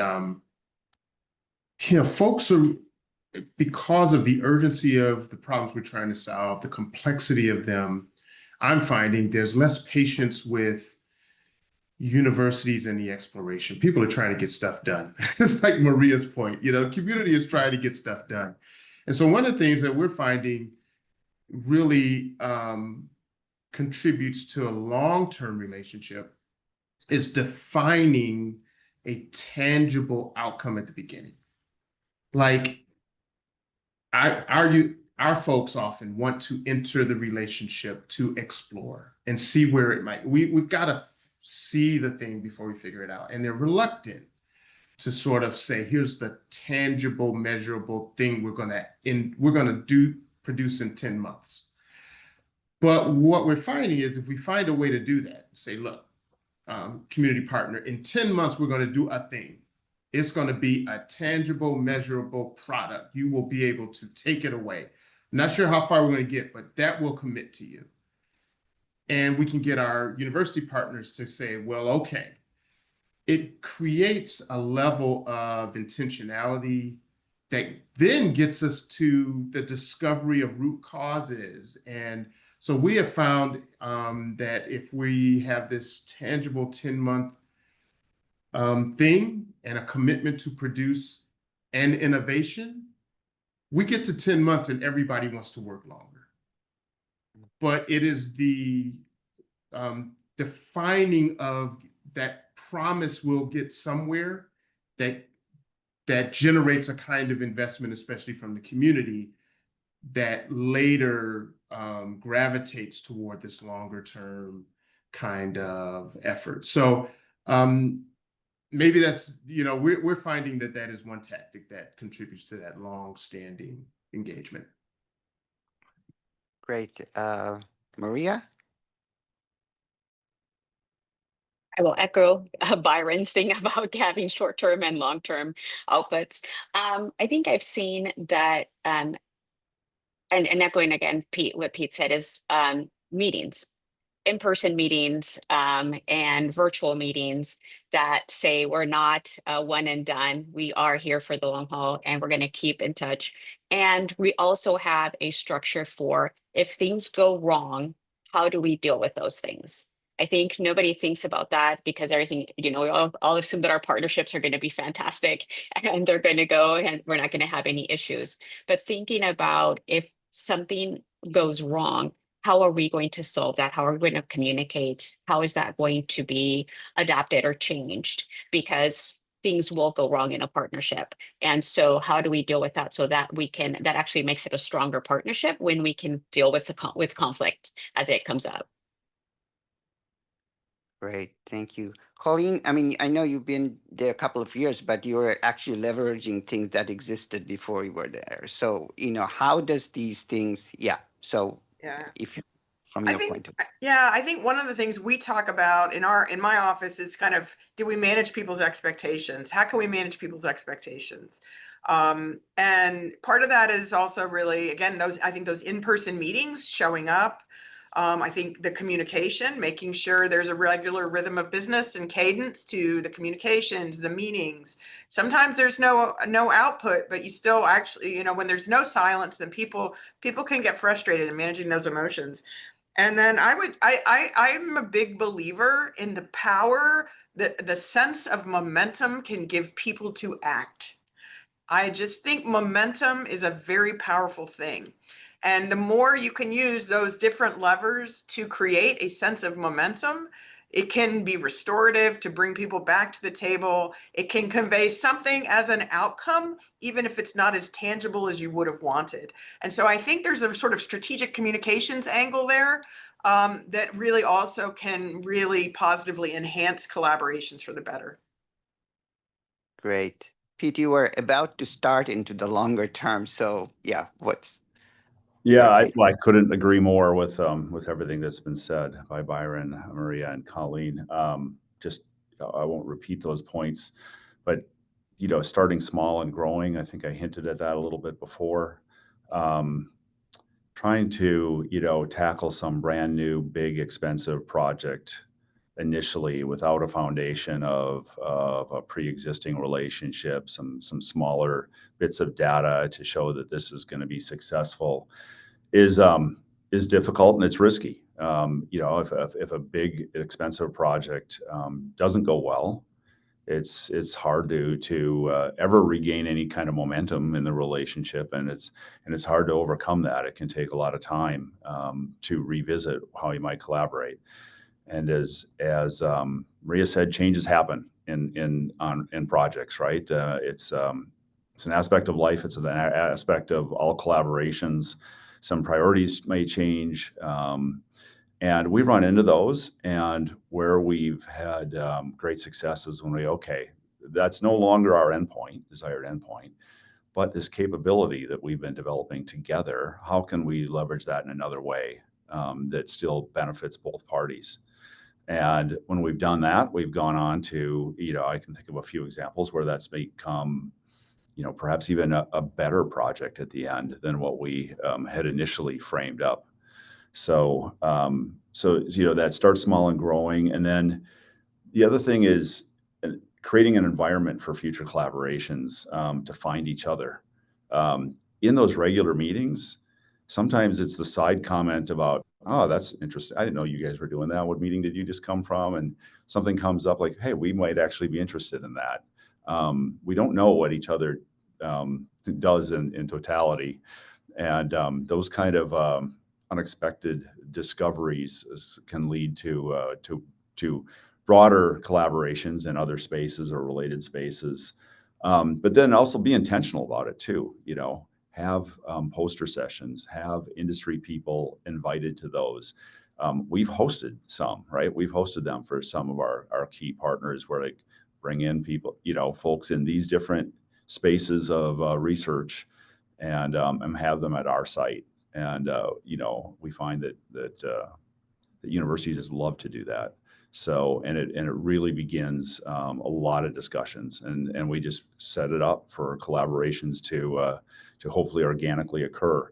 But I also say from our side, it's also incumbent on us to share our needs briefs, so that the universities can react to those, and those end up resulting in some concept paper proposals, which aren't as long as big funding agency proposals, right? Just a couple minutes. A couple pages, those type of things can lead to something new and make the relationship as a whole more enduring. Do we have time for one more, or maybe one more? All right. So this question was actually the first one, which was, do this institutional relationship build from the ground up? If not, how do you, as an administrator, identify and then build upon relationship between individual investigators and industry partners? So quickly, if you could take just 30 seconds each. So I'll start with Byron again. I don't know if I understand the question. Is it, do you do how do you kind of identify if it's not a bottom-up process, like somebody taking the initiative and doing it, as you're sitting in a role of more of like a matchmaker, right? Yeah. How do you identify, okay, this is, a good connection or good opportunity to build that partnership between university and industry or community and so forth? Well, I'm going to take a page out of something Maria said. So for a quick answer, and that is, we're finding more and more that the partners initiative, it's not just sort of the partner articulating, here's a problem, will you help me solve it? If we can tap into a problem where the partner has already mobilized effort on their end to solve it. If that's a community partner, this is already a priority in the community. They've already pulled together the community. Everyone said it's important, or an industry partner, a government partner. Not only have they articulated what's important, but they've done some groundwork. Then we're asking our folks to join in, as opposed to creating from the beginning. And then it's clearer whether they want to do it, right? It's like, that thing is moving. Do I really want to be a part of that or not? And so I think one way is to really rely on motive, momentum, that's come up a couple times, and energy that's already being produced by the external partner, and really thinking of ourselves as joining in. Great. Quickly, others, Colleen? Sure. I think what I'm going to maybe say is ground up momentum, absolutely. But there has to be an eye to the institutional, the relational and institutional need to have nurturing or have management. I think when it's an individual person at the university who's had this relationship, what you end up having is if it does go south, right? Sometimes these things go south. You don't want that to be the momentum killer for future collaboration. So I think, how do you have the infrastructure, relationship, network, relationship management that allows those collaborations that are ground up to thrive? Maria? So I feel like my job is to be the matchmaker, as they are National NCRCRD. And so we, for example, have seed funding to get universities to work together on something that they have expertise on for the benefit of communities. We convene.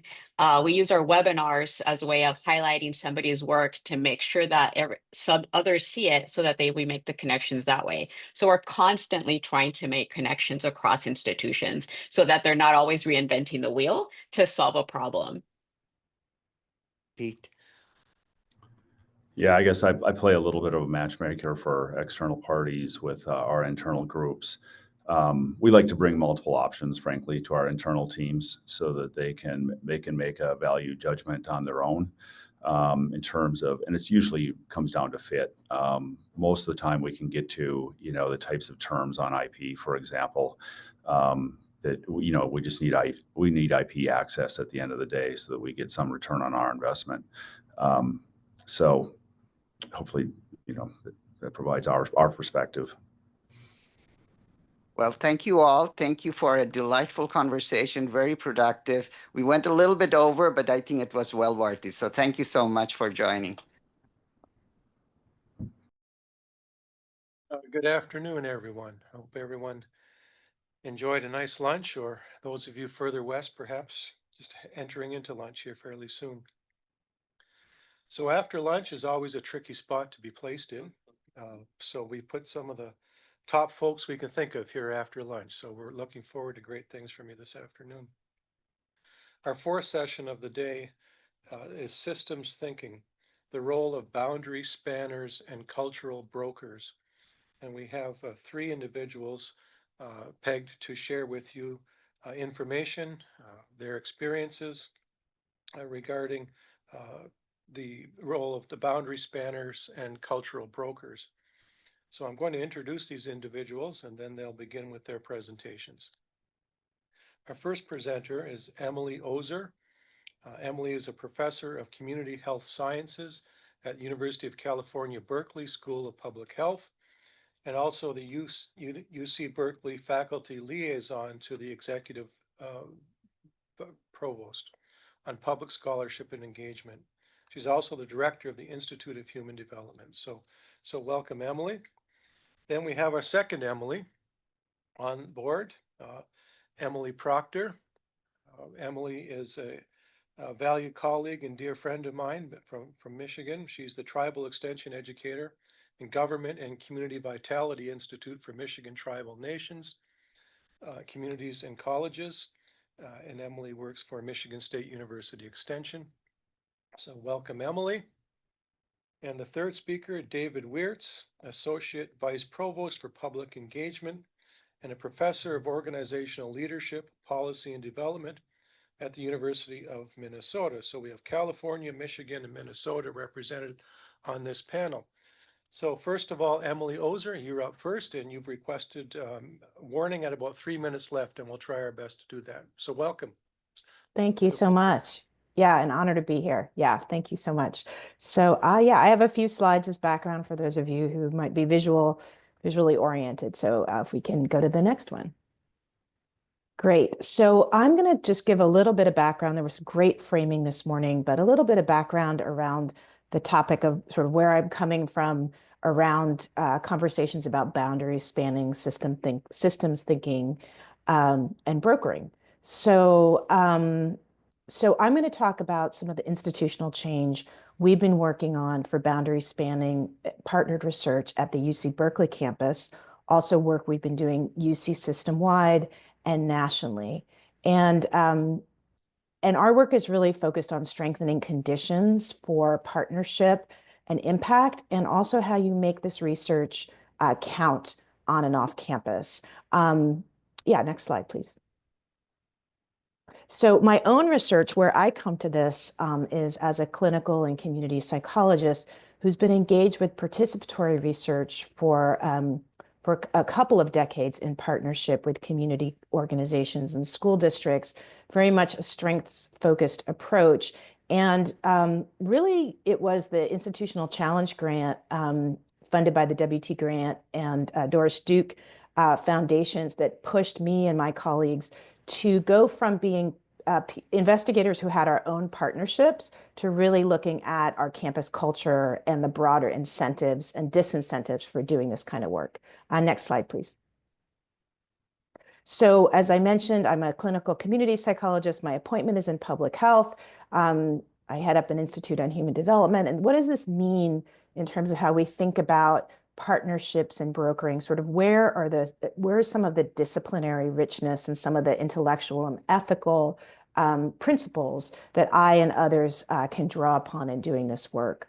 So for those of you who aren't familiar with community psychology, there's a very strong ecological frame about how do we engage as academics in community in research, in mental health promotion, strong ethical frameworks, and sort of really thinking about how do you assess the assets, the strengths, as I heard mentioned earlier, and think about how does our research, what happens after? How do the existing resources get strengthened in that ecosystem? Also really highlights the importance of cultural and contextual fit of interventions, programs, and policies, which I know cultural broking is one of the themes we'll be taking up here, but that's a place where that really is important. Next slide, please. So I think there's already been a great frame set this morning, but just to clarify that in the continuum of engaged scholarship, what we've been really focused on is more on the right side of that graphic around the collaboration and co-construction of research. All of this work is important, but that's where our focus has been on trying to shift culture and incentives. Next, please. So in one piece of that, in what I'm engaged in more of the K-12 educational space in the US, is around research practice partnerships. Next slide. As well as in community-based participatory research. So, and then there's some differences we can talk about as useful. Next. Actually, I'm going to skip through this, but just to say, for those of you who are interested in youth participatory action research, we've got a lot of great resources in a national network, and happy to chat or connect with people about that. Next.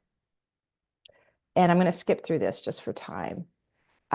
So as we think about brokering, one of the frames in the fields that I am involved in is this use of research evidence frame, and really looking at the gaps between research, practice, and policy, and what are the roles of networks, and sort of what roles do brokers play in terms of connecting knowledge across, across systems. Next.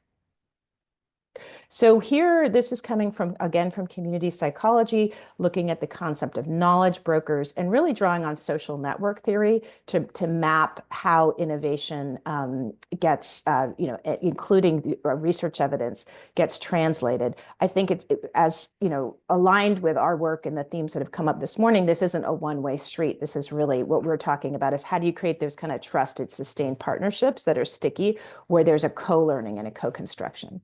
Next, please. And here's an example from our team that's not just about, I think the role as academic brokers is not just sort of even co-constructing research, but also the ways that we can help create platforms that local knowledge, in this case, this is youth-generated research in San Francisco Unified School District. How does local knowledge that's being generated in communities actually get shared, and where there's institutional memory? Next, please. So on the Berkeley campus, the work we've been doing is really about aligning our culture even more strongly with our public mission. And I don't have to say how much this matters more than ever right now in this current historical moment. Next. So we've been focused not only on folks who identify as community engaged researchers, but for people who are policy researchers, people who are doing a range of different kinds of partnerships across the boundaries of the university as a key, but not only, path to societal impact, which is our public mission. Next, please. This is really trying to network investigators and students across campus, regardless of the terminology we use, but as its essence, it's people who really, there's a co-constructed element of their research because they want it to be relevant not only to the academic literature, but to practice, policy, industry, et cetera. Next, please. So our work for the past 5 years has focused on 4 key domains. One is around faculty evaluation, and to what extent do some of the non-peer-reviewed products of community-engaged research be made visible and credited in our faculty evaluation, looking at some of the mismatches around institutional review boards as well as research administration, and what are the ways that when you do this kind of boundary-spanning work, there are mismatches and frictions that because they are systems that were designed more for investigator-initiated research. And also a lot of these mismatches and frictions cause delays, can erode trust, make these partnerships less sticky. Next slide, please. So this is an example, or this is a policy guideline from 2021 from UC Berkeley, and all of this is publicly available on a website. I'm happy to share or put in the chat later. But these are guidelines that specifically call out how how forms of community engaged research should be in the scholarship category and not in the service category, and really clarify ways of counting and making visible and incentivizing, or at least not disincentivizing, a lot of this time-intensive work that boundary spanner researchers engage in. And also, as mentioned in some of the earlier presentations, the kinds of multiple products that policy groups or community groups or governmental partners would want to see coming out of this. Next slide. 3 minutes left. Thank you. So one thing that we've been really excited about is the way that going beyond our own campus in collaboration with UC Davis and UCLA and in the entire UC system, we've created a UC Community Engagement Council and network to really look at how we can collaborate across our system on making some of these culture shifts. And so that's an exciting area of development. Next. And so, I think some of you are aware that these issues have been getting a lot more attention. This is a Chronicle of Higher Ed article from a couple of summers ago. And the next slide, please. The Impact Funders Forum is an important organization that's been, as funders, really looking at how they can contribute to working with universities and others in the research ecosystem to have our research be as publicly relevant and impactful as possible. Next. And here's a link to a national scan we did that hopefully it might be of interest to some of you. And then last slide, I think I'll share. I think next. Mahmoud already mentioned, going back to that, there was a workshop last summer that some of us planned and participated in, and hopefully that could be a useful resource for those of you with interest in this area. So with that, I'm turning it back to you. Thank you. Thank you, Emily Ozer. I greatly appreciate what you shared with us this afternoon. And next, we are going to turn the microphone over to Emily Proctor from Michigan State University Extension. Emily, welcome. The floor is yours.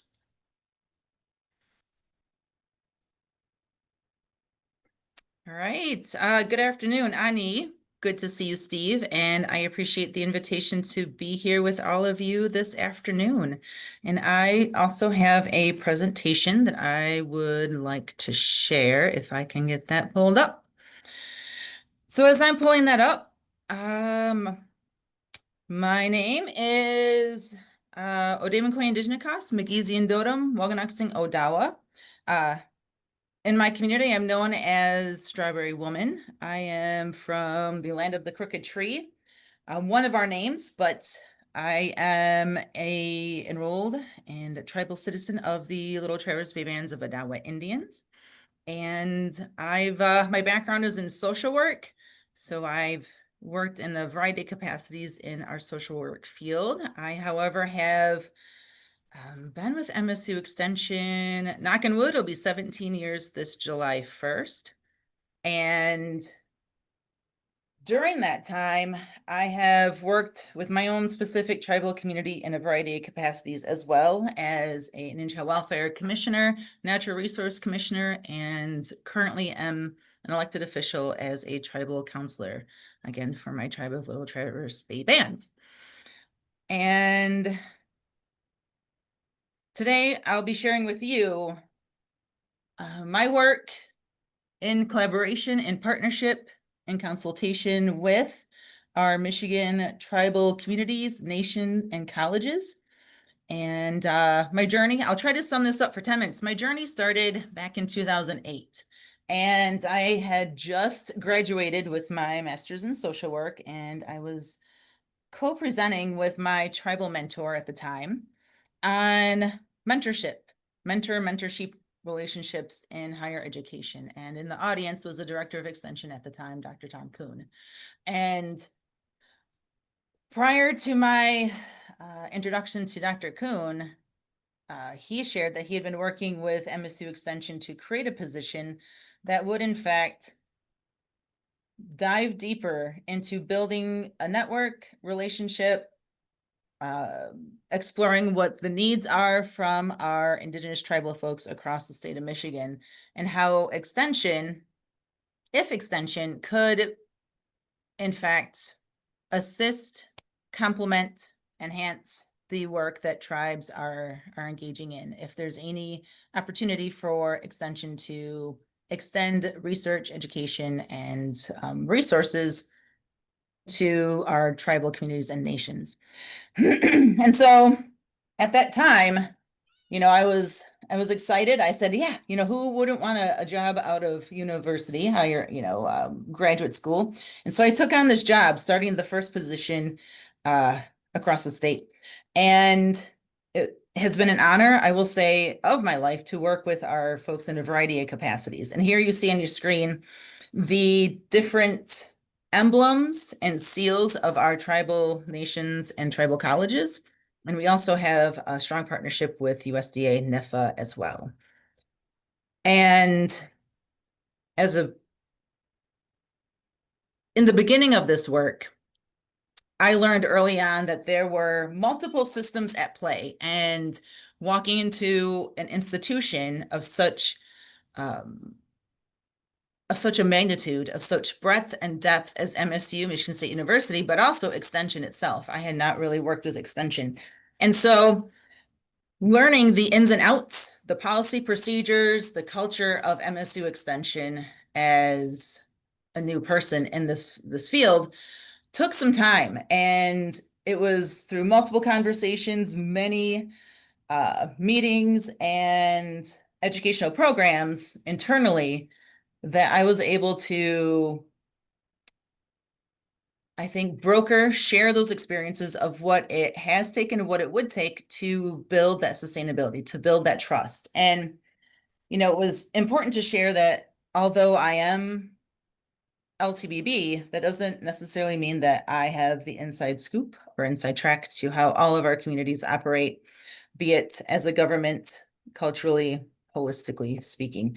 So looking at our internal system, an example I'd like to give is looking at human resources. So I found that rarely ever had our university created job descriptions, sent job descriptions out to our tribal nation communications offices. Those relationships hadn't been built.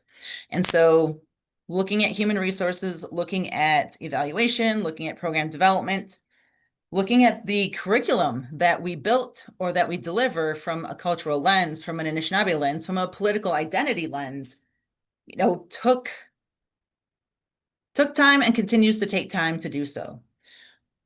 What is an important element when it comes to looking at a system is finding your point people within that internal system, right? To assist in making change, to build that relationship, to convey those different perspectives, and to be collaborators on thinking of new and innovative ways to engage in this relationship building with our tribal communities and nations and colleges. So I call it finding your people, finding your folks who are willing and able to duck and weave, to navigate the systems and hundreds of year old systems before you. So that's one end of a system and being a broker to that culture. It's also working with your community partners, and you'll see before you is a logo of our Michigan Intertribal Land Grant Extension System. Prior to Miles, as an institution, there had been relationships that had been built with Bay Mills Community College that had helped to lay some of this foundation as well, leading into where we are today. But in order to ensure that programs are developed, delivered, and evaluated in an appropriate way, it's important to build that trust with your community members. And so often we talk about that in our community work. However, what does that take? And I often say, even though there's a mandate to develop, deliver, and evaluate programs, I find there's room to lay just as much value and support to those conveners. So often you hear it's important to convene, but we also need to have those products. Well, having relationships is just as vital as having those deliverables. Having those relationships, having that trust, having that ability to know that you can walk hand in hand through difficult situations, that you can problem solve, that you'll come back the next day as the MSU representative to assist in that struggle or to celebrate those joys is just as important as being able to deliver that final product. So when we think of systems change, we talk about time being a factor. We know time often is related to resources, but we also know without that time to build that trust with communities that historically haven't had that opportunity or have been dissuaded, or in fact, policies have been created to minimize the interaction, taking that time is vital to ensure that you get to that ultimate goal of creating a healthy and well-balanced program based on the needs of communities. And so here I am, I'll say around 2000, so 2008 I was hired, 2012 or so. It took about a good 5 years or so traveling to each of our counties, all 83 counties, meeting with our local county staff, assisting in building those connections between our staff with our local Indigenous community, then figuring out where my own work and programming comes into play. And I've been able to focus through the needs identified by tribal leadership to support in tribal governance leadership, tribal youth leadership, facilitating strategic planning, but it's finding that balance as an individual and seeing where those connections lie. I think of it sort of as a mind map. You have your various partnerships, but where do they overlap and how are you able to broker those connections? And have you worked with your internal staff to also be a resource to answer any questions they may have to the best of your ability or find resources for them? And so one program that was developed was building relationships with Michigan tribal communities. And we think of this program as a introduction, right, to a historical context through contemporary times in our tribal communities. 2 So, minutes. Miigwech, Steve. And so it's building that internal knowledge. It's brokering those relationships. It's having a person who's able to duck and weave through many of these conversations, many of these sticky situations, but also able to find your point people to support that effort. At the end of the day, when you're thinking of systems change or systems in general, I think about what we have in place and how are we able to work with our tribal partners to ensure that we and they and everybody is able to work towards that common goal of having tribes at that same table. If not, having that say as a political identity as well in those conversations.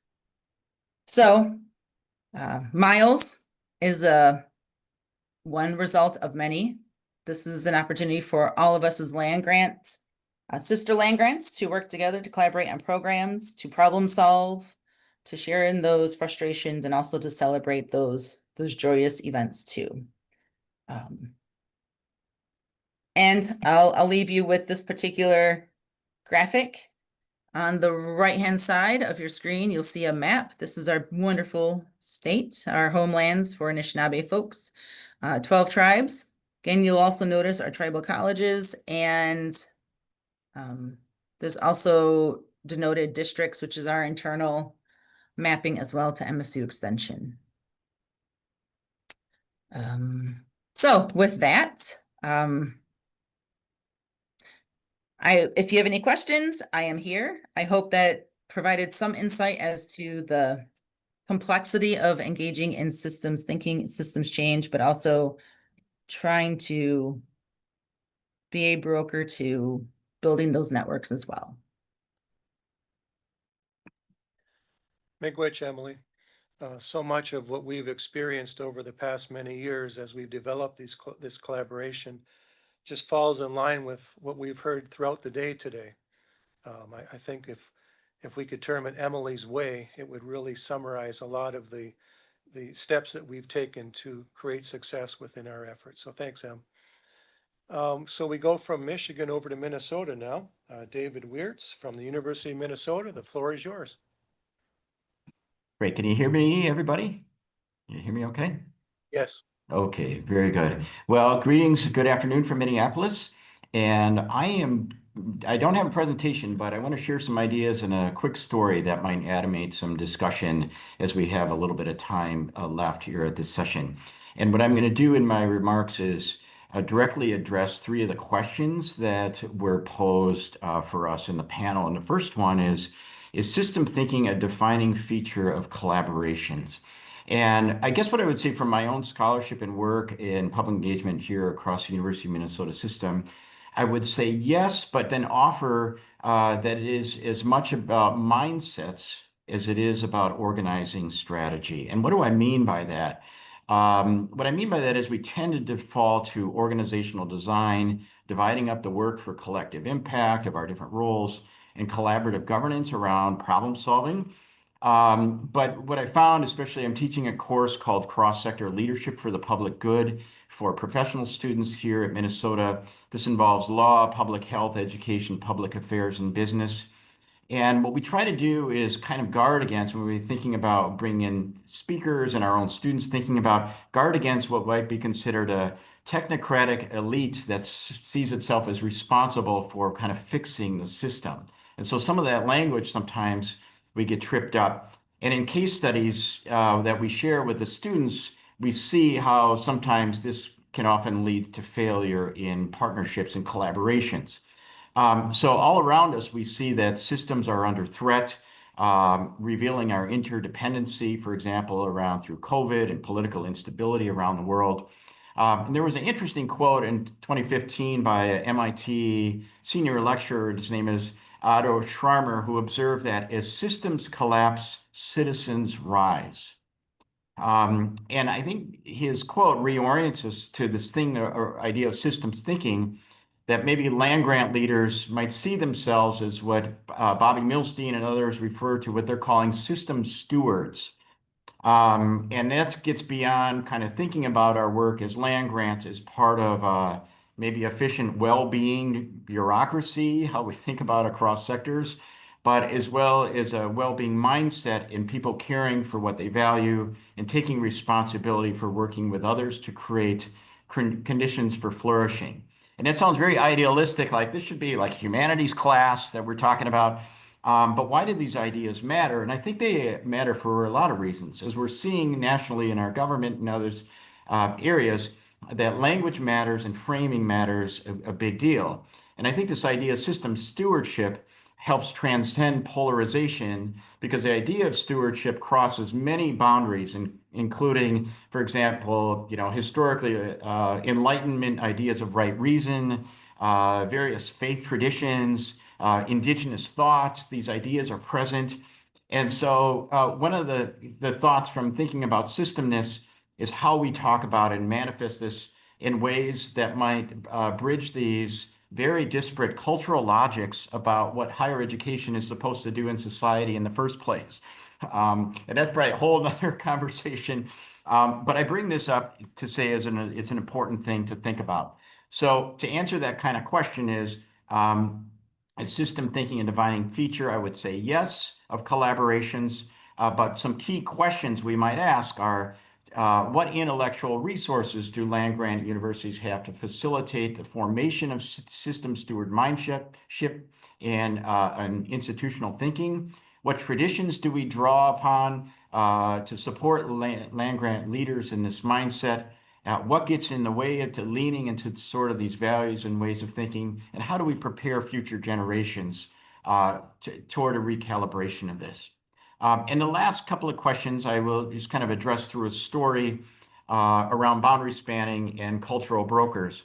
So when I was a graduate student at the University of Wisconsin-Madison in the 1990s, was learning about university community engagement for the first time. And a guest speaker told the story about some retired fishing buddies on a lake in northern Wisconsin who saw a boat speeding around their boat, seemingly looking for something. They weren't happy that they violated the no wake rule and disrupting their fishing. And sure enough, the boat had a logo on it from the University of Wisconsin-Madison, no doubt with Bucky Badger on it. And finally, the folks stopped and they talked to the fishermen, and sure enough, there were UW-Madison professors studying the fish population in northern Wisconsin. One of the fishermen asked, "What are you guys doing flying around the lake?" with a little bit of resentment. And he said, "Well, we're trying to find the spawning grounds for the bass up here on the lake." And to which one of the fishing guys replied, "Why didn't you just ask us? We've been fishing on this lake for 40 years. I like that story for two reasons. One, it's exactly what my Uncle Gary would have said, who's a northern Wisconsin fishing kind of guy. And second, it speaks to the role and challenges of boundary spanners as cultural brokers and the importance of different community of knowledge. What it acknowledges is what Bowman and Giles talk about in boundary spanning in their academic leadership book, is that these wildlife researchers live a life sandwiched among colliding norms and values, local and global domains, and internal and external expectations. Internally, they have different boundaries around academic, cultural, and expectations. No doubt, unfortunately, I was not able to get to the earlier meetings today, but I suspect there was talking about the time and need academic culture to collect data to get your grant applications, don't have time to collaborate is one thing. External expectations, though, that the public would be involved, that they would lead to better results, which we believe in. It also builds trust and goodwill. But there's colliding norms and values around this in terms of, in this case, academic productivity, presumably, and courtesy and relationality. So Bowman and Giles talk about boundary spanning. They have this great term about, or phrase about what they said they should do. And boundary spanners are to embrace the work of an informal educator and diplomat, shuttling back and forth between different worlds to mutual learning and productive agreements. Leaders who see the possibilities and bring the necessary skills to assist their institutions in developing creative partnerships. So I think about these UW faculty, could they have thought more generatively on how they work with their fishing colleagues up on the lake and think in creative win-win ways? And finally, as I close, what is the role of the cultural broker and what makes them skillful in facilitating communication and understanding and interaction? I would say that these cultural brokers would see themselves in this stewardship mindset, that it's not about their own interests, but they see themselves in the broader landscape of interdependence. And in this case, these folks probably fish themselves on these northern lakes in the wildlife faculty and think about encountering people that might think differently about what their role is on the lake and in what they're doing. So finally, what makes cultural brokers skillful? I think it's developing habits and dispositions to support this work. And there are great toolkits around, and I know people on this call, I know many of them have them. One of my favorites that we have on our website is called the Partnership Checklist, where partners can get together from university and community to look at people's own self-interest in this work, how they come to an agreement about decision-making processes, and even questions like, how do we sunset the partnership when we come to agreement that it might be over and we don't, we want to move on? So there are a variety of tools that can support skill building. And in the end, I leave this here with 9 minutes for discussion, is I think it's a broader question about institutional renewal and even political philosophy. Folks are talking more about a time of exhausted liberalism in our institutions, which is probably a whole nother discussion. But basically what it boils down is that we kind of have unrestrained performance culture in institutions and unbounded views about what constitutes knowledge. And it's a great time of confusion at land grants in a lot of places, and especially for boundary spanning kind of folks. So I leave this at this point, and it looks like we still have I think 9 minutes for discussion and questions. So thanks for the opportunity to be here. Thank you so much, Emily Ozer, Emily Proctor, and David Wirtz. We appreciate you being here with us this afternoon. The first question we have is, in what ways does the notion of cultural broker reinforce the gatekeeping role that the 1862 land grants operate as? How do we move beyond collaborations that perpetuate the inequities in resource allocation? And we'll start with you, Emily Ozer. And I'm happy to repeat if needed. Yeah, well, I'm just processing the question and processing Emily and David's outstanding presentations, like what very big picture and also very localized. Yeah, that question is provoking something I want to comment on, and we'll see if I address it.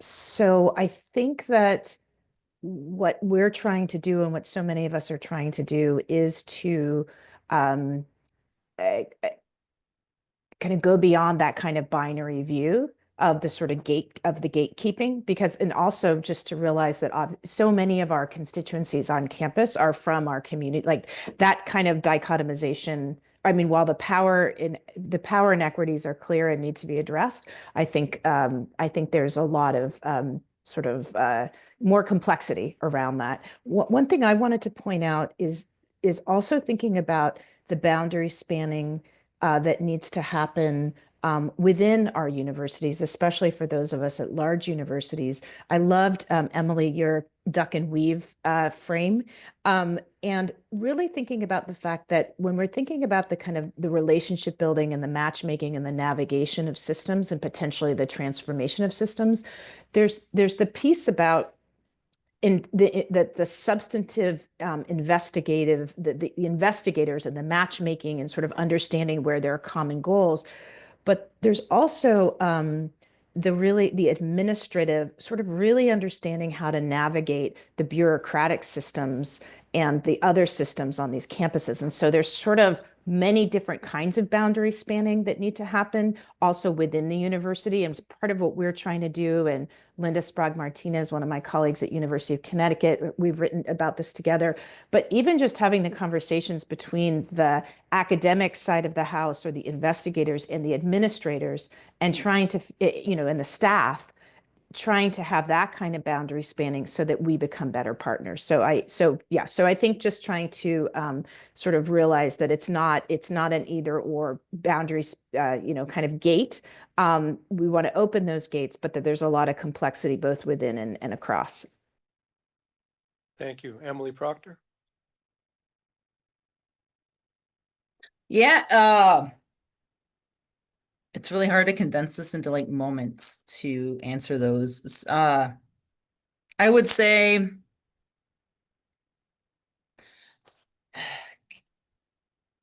we have these conversations about gatekeeping, and given that, so again, in extension, for a long while, there was a couple of us who identified and also openly identified where our tribal homelands are and the cultural lens and the lenses that we look through. When asked to do this work, and hopefully this helps give some perspective. When asked to do this work, we often talk about at what cost. We often have the theory of personal and professional relationships, social capital. And when engaging in this work with, I'll say, my home tribe and my relative tribes, right? Gatekeeping,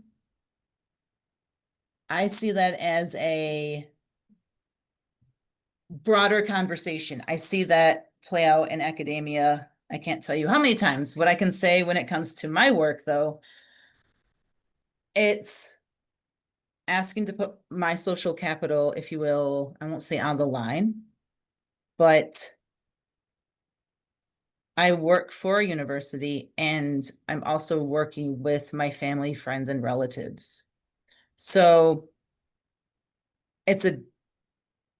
I'll say at times it's I won't say difficult, but it's an intentional walk that I engage in. And not so much as gatekeeping, however, you are entrusting, right? You're wanting to empower and support your coworkers to engage in this work with you, and at some point to build those relationships on their own, for folks to also do their own work. And it's also your social capital on the line too. So it's a both and. So I don't necessarily see that as gatekeeping. I see that as doing the best that you can to support growth, being a mentor if you're asked, while assisting an organization to do the best that they can to walk those lines as well, given the power that I have or don't have, right? Given the levels that I have access to. And so I think that's often misunderstood. I think that's often taken for granted as well with folks in these positions to which I hold, that I have a responsibility to care for and nurture for the next person after me. And so when we talk about, what was the other one? That's the cultural broker, right? Facilitating communication. That definitely is part of this work. It's also the expectation for folks to continue doing their own work as well. Trust is a very precious thing. Advocating for inclusion, educating others. And we know systems change. We know that boundary spanning. There's also, I won't say changing, but it's working within the bureaucratic system and finding those areas that have a little more flexibility than others to gain momentum and to demonstrate that change can be made and it can be a shared power. I hope that made sense. Yes. That's a tough question, Steve, but hopefully that made sense. Thanks, Sam. Certainly we've heard flexibility, we've heard momentum, we've heard shared power throughout the day. So it absolutely made sense. David, any thoughts to you? Yeah, just real quickly on that. I think what's interesting about that, even just the shared power and, question about equity and the question around cultural gatekeeping, even comes out of a certain cultural logic around how we understand the, higher ed in society. So one of the things that I'm kind of studying myself that has like social science and humanities kind of mix is around, but we're kind of seeing three rival views of higher education as a public good, which kind of looks at sort of, the equitable society, the vision, the prosperous society, and the good kind of society. And so it's acknowledging that a lot of these questions even are tradition bound, and that the other sort of groups that are looking at it the other way might think about this in a different way, but might come to it in a different, even just language. So even like good society people would think about, hospitality and ideas around how we, support views together. And it's not brokering, but it's actually bring people toward a greater wholeness together kind of stuff. So I think part of what our problem is, we're not really talking about, so we almost land in a certain tradition without critiquing how 2 counties away, for example, people in Hennepin County might think about this work completely differently than how we would. So anyway, I will just leave it at that as a way to think about it, but probably not a solution, but a thought. Thank you. And they mentioned the Hennepin County. It's important that you understand that. And the only way that you can understand that is to get out there and develop those relationships and truly understand what's happening outside of our own offices and buildings. Thank you, Emily Ozer from UC Berkeley, Emily Proctor from MSU Extension, and David Weirtz from University of Minnesota. I hope that you can stick around with us for this afternoon. We are now entering a break and we will reconvene at 1:40. Thank you so much. See you soon. Thank you. Hey, everyone, welcome back. We now proceed on to session 5, and this session is going to be moderated by Marisol Morales. So Marisol, we're turning the microphone over to you. So it's all yours, and thank you for moderating. Wonderful. Thank you so much. Hello, everyone. I can't see you, but welcome. I'm Marisol Morales, and I serve as the Executive Director of the Carnegie Elective Classifications with the American Council on Education. It's an honor to moderate this panel today, Bridging Access and Co-Learning Institutional Perspectives. As many of you may know, the Carnegie Elective Classifications are a framework for recognizing and supporting institutional commitment to key mission areas like community engagement, leadership for public purpose, and more recently, sustainability. What underpins all of our classifications is the belief that higher education institutions should be responsive to and in relationship with the communities they serve. It's a cornerstone of our work.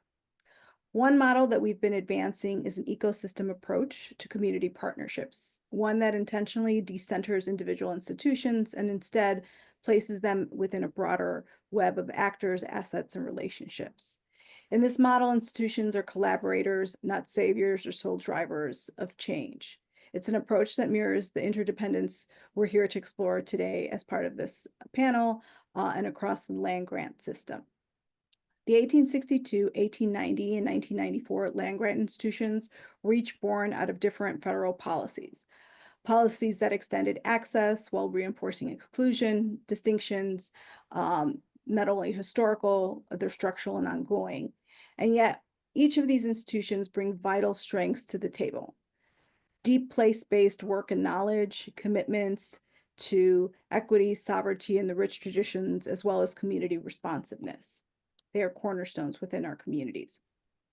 So this session asks us to consider how can these institutions collaborate, not despite their differences, but because of them. What can be learned when power and expertise are shared across institutional lines?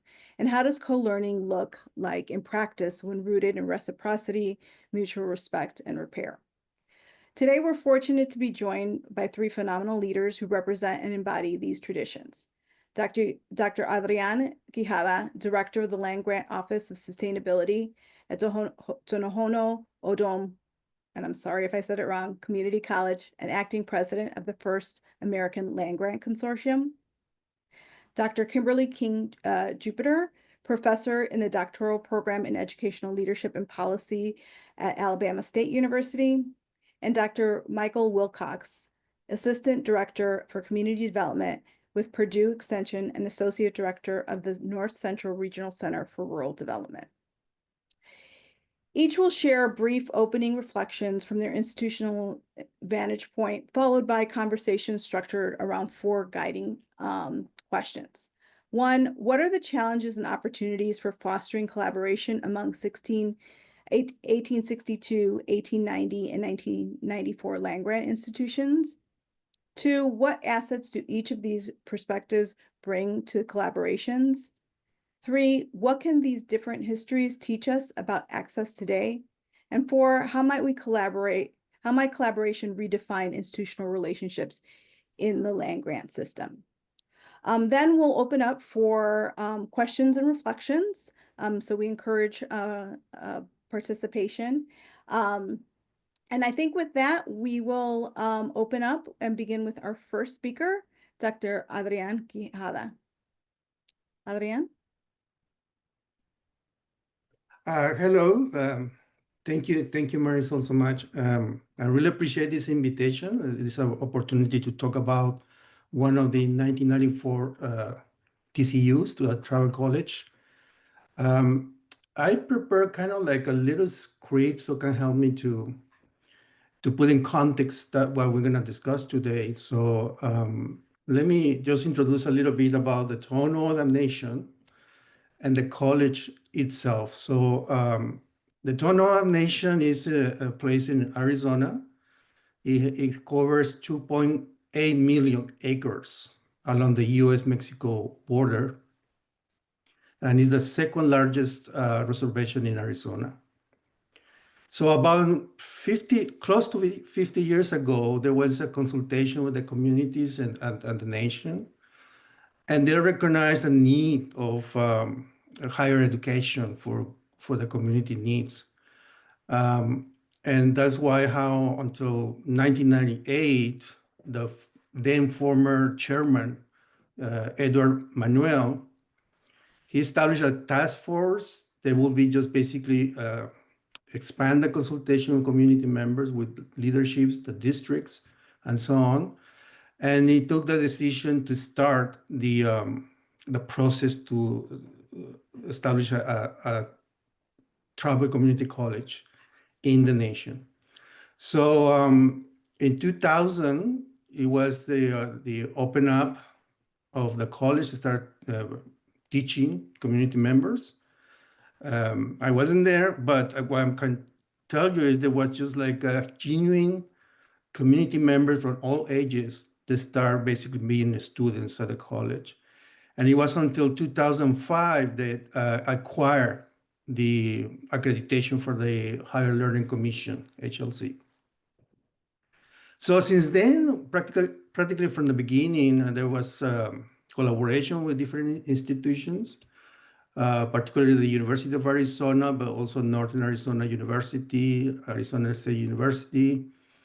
But the University of Arizona, it plays a very important role, being an 1862 institution itself. So it was like the natural partner to establish relationships. And so far, it has been, how I can put it, like opportunistic in many ways, but at least the loyalty, I mean, to be loyal institutions that see for each other has been helping a lot in the relationship. For instance, we've been developing articulation programs. They help us to basically transition the students from our associate degree to the full bachelor's degree at U of A. And for U of A, we have a few PhD Tohono O'odham graduates. We have at least, if I remember well, 3 actively right now.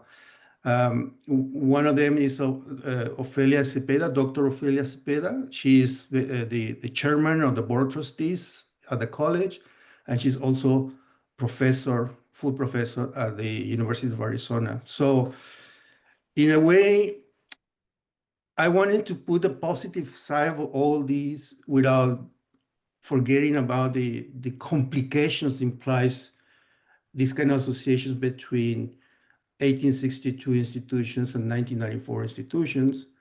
In my experience, in my personal experience, it has to do more with the operational aspects related to access to resources, funding, grants.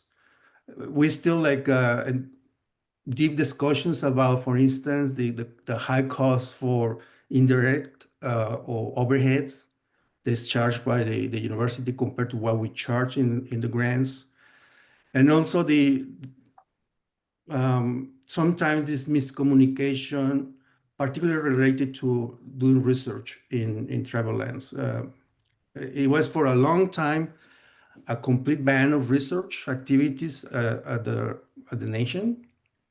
Now we start slowly to open up that. We have an IRB process, but the IRB process in the tribe, I mean the Tohono O'odham nation IRB process is quite complicated. Just to give an idea, it could take between 1 year or 3 years to have authorization to do any kind of research activity in there. And that obviously causes kind of frustration for partners like at the University of Arizona. But at the same time, we need to understand the historical context of this kind of problems. So before I close my intro, I just want to share the aspect related to my office, the land-grant office of sustainability. But before that, I want just to point out that TOCC, the Tohono O'odham Community College, is part of the 36 1994 TCUs.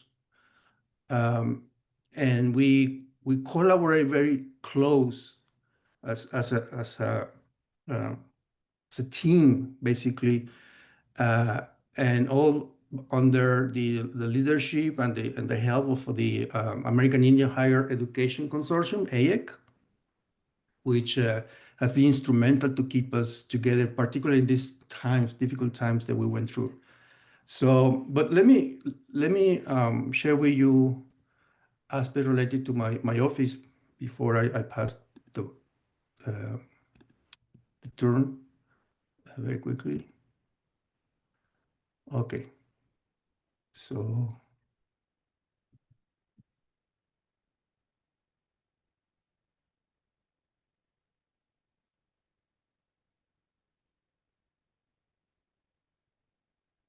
Right, perfect. So this is the traditional farm at the college, and we have three campuses: one in Phoenix, one in close to the mountains in Kitt Peak area, the National Observatory, and the other one west of Cells, the capital of the nation. And in west we have this wonderful, beautiful traditional garden. It has been supported for a long time by the USDA NIFA grants. One for extension, 4 years of extension, and 4 years for what used to be called equity. I don't want to go to the details about that, but today is called education. And one of the particular things that this garden or this farm have is they use the ancient Occam techniques of harvesting water from the monsoon season.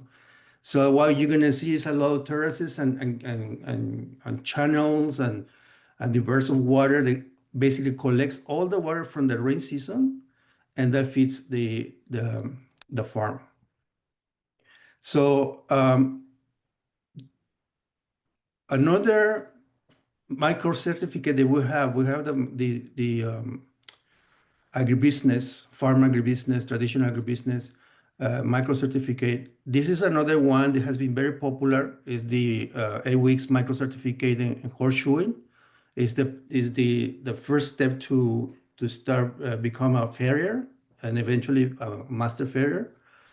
And it's very, very, very popular because horseshoeing in tribal lands are extremely expensive because you had to sometimes to bring people from outside. They charge a lot. So this was a call from the community. The community required this. Basically, the community asked us to develop this program, and here we are. And the Native American Agriculture Fund has been funding this program for the last 2-3 years. And then the Natural Resources Micro Certificate Program is very focused in two basic aspects: wildfires, how to avoid or control wildfires, and the other one is exotic species, invasive species, like a buffalo grass. And it is funded by the National Parks Grant. And just finally, if you want to know the details, the aspects about our collaborations with departments in the nation, and also external institutions like the Arizona Sonora Desert Museum, the Arizona Conservation Corps, even U of A, I encourage you to look for the International Wilderness Journal, which is open access, and you can go and read a full story related to this program. So with that, I say thank you so much, and I'm ready to respond to any question that you have.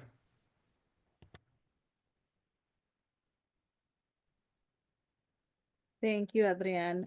Next, I'd like to invite Dr. Kimberly King Jupiter to provide her opening reflections before we move to the next presenter and then to the questions.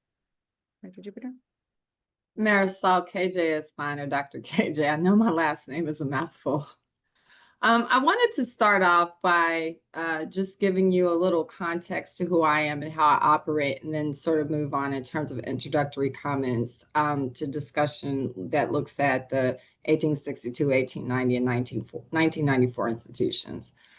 First of all, I'm currently I'm a faculty member at the Alabama State and Hornets Nation. I serve in the doctoral program in Ed Leadership, Policy, and Law. Previously, I've been an administrator, a faculty or administrator of several institutions, including Auburn University, which is in 1862, Tennessee State, which is in 1890. I've also worked as an inaugural member of the board for JASIS, which is the Journal of Community Engaged Scholarship, and facilitated when I was at Auburn the first symposium on community engaged scholarship at Auburn. In previous sessions, they've talked about the challenges of engaging in community engaged scholarship or doing the work that land-grant faculty are expected to. And so that resonated with me. As a result of my experiences, part of my research includes partnering with the Geely Project. And in that capacity, we're currently doing a national study that explores how funding disparities and institutional support gaps affect the 1890 institutions. We're specifically interested in how those conversations shape a broader research ecosystem and how intentional cross-sector collaborations can help fortify the land-grant system's collective capacity to fulfill this public mission. After almost 30 years in higher ed, I've found that what's most important for me is having a very clear theoretical framework that I use to approach my work. And so I wanted to just briefly share I've got a couple articles out. You can access them on ResearchGate, but just to summarize, I really rely on Galton's notions of structural and cultural violence that posit that there are structural arrangements in our society that reproduce patterns of privilege and marginalization, and a narrative that evolves to justify the violence heaped on various groups. Violence is reconstructed, not as in the violence where I hit you and you hit me back, but in terms of structural arrangements that minimize our capacity to enjoy and access opportunities and maximize our individual genius. In Monopolizing Whiteness, Wilson, and that's 2021, talks about the material consequences and symbolic meaning associated with creating and maintaining racially segregated spaces. It's within this theoretical discourse that much of my research and my perspective on higher education is situated.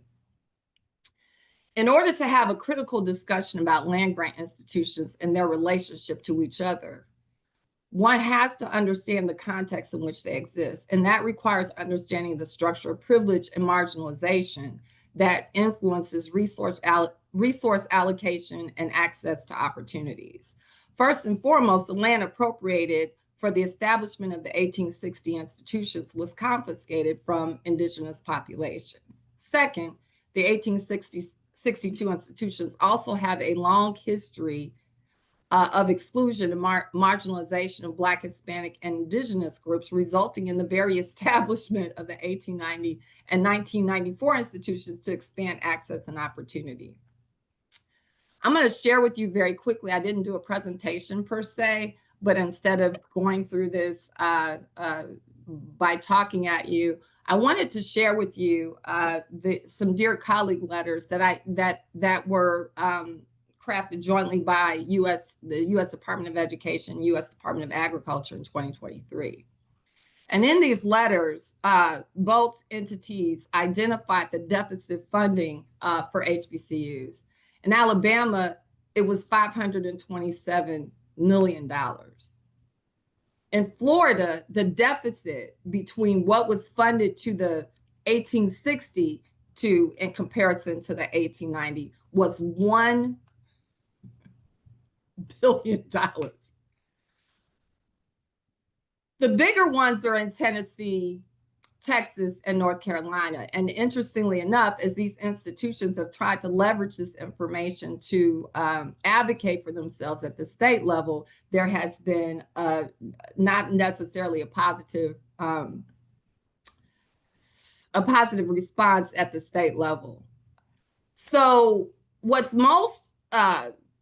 most disturbs me about the situation is the 1890 institutions and the 1994 institutions serve a higher population of students who are economically marginalized and academically underserved by K-12. More insidious, the 1862 institutions have not evolved to significantly address long-standing patterns of racial discrimination and access and opportunity for students, faculty, or administrators. They retain their identities as PWIs with climates often perceived as hostile by diverse populations.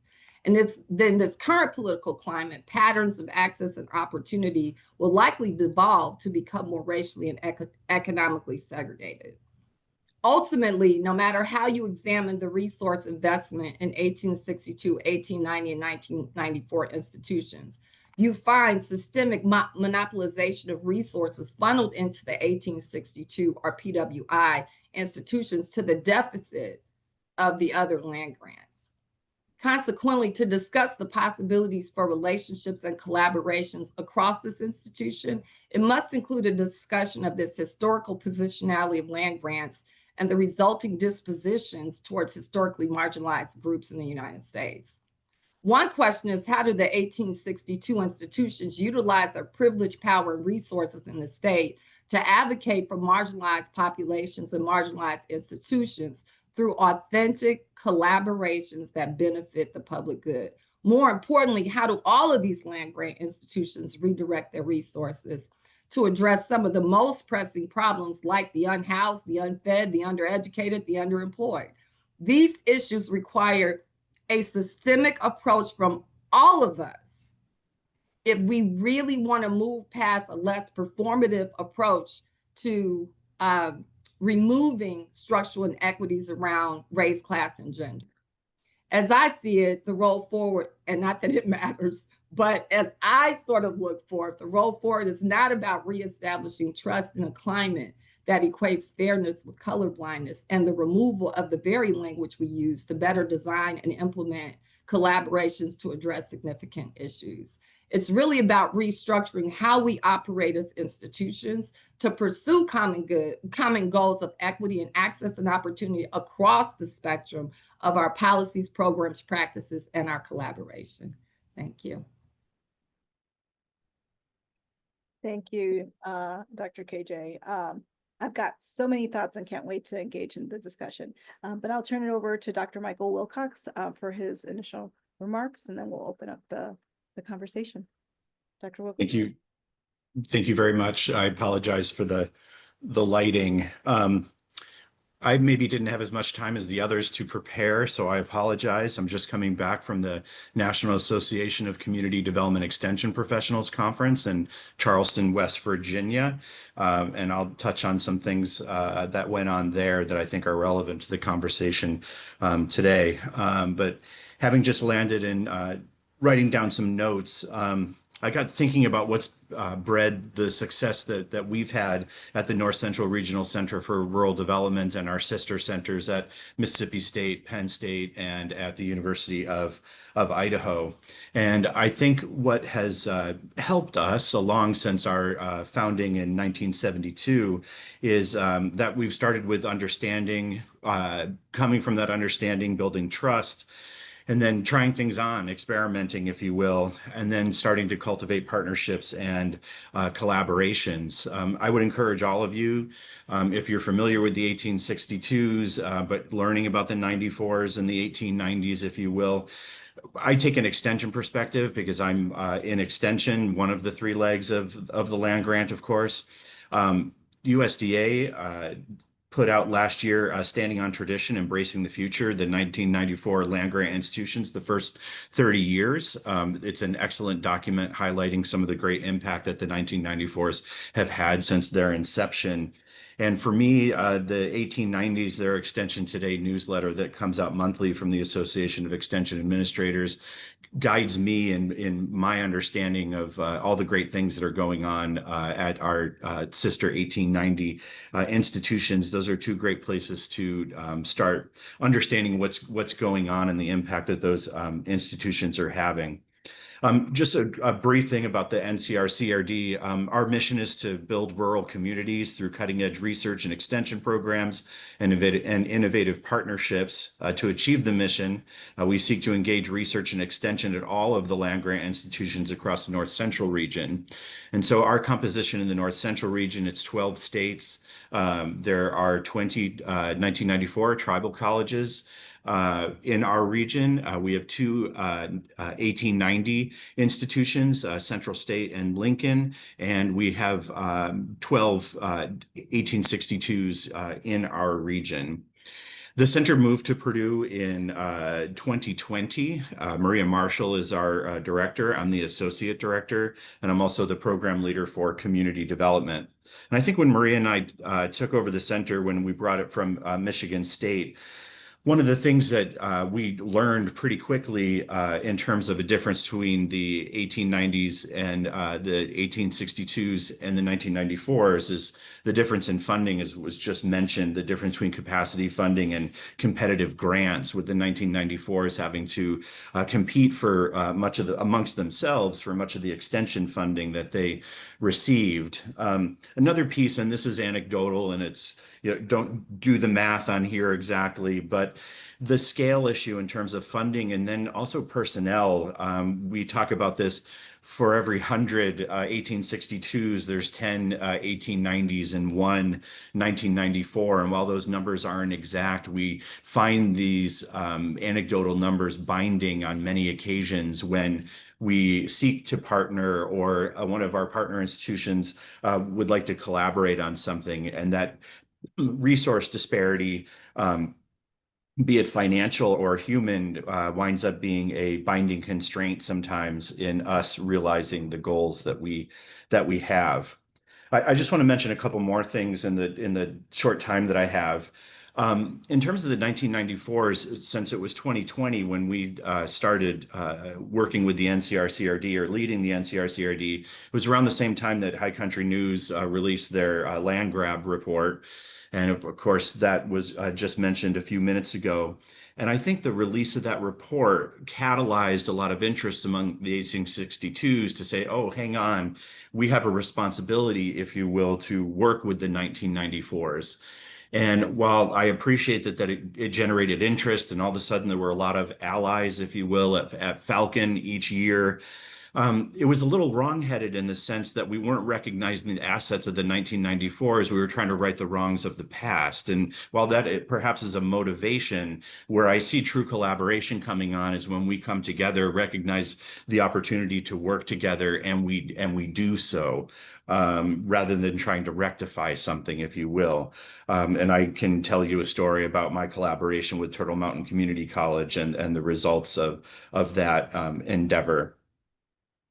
I wanted to mention that I think the 1862s, by and large, have been working off of the Golden Rule and sort of operating with the Golden Rule in mind.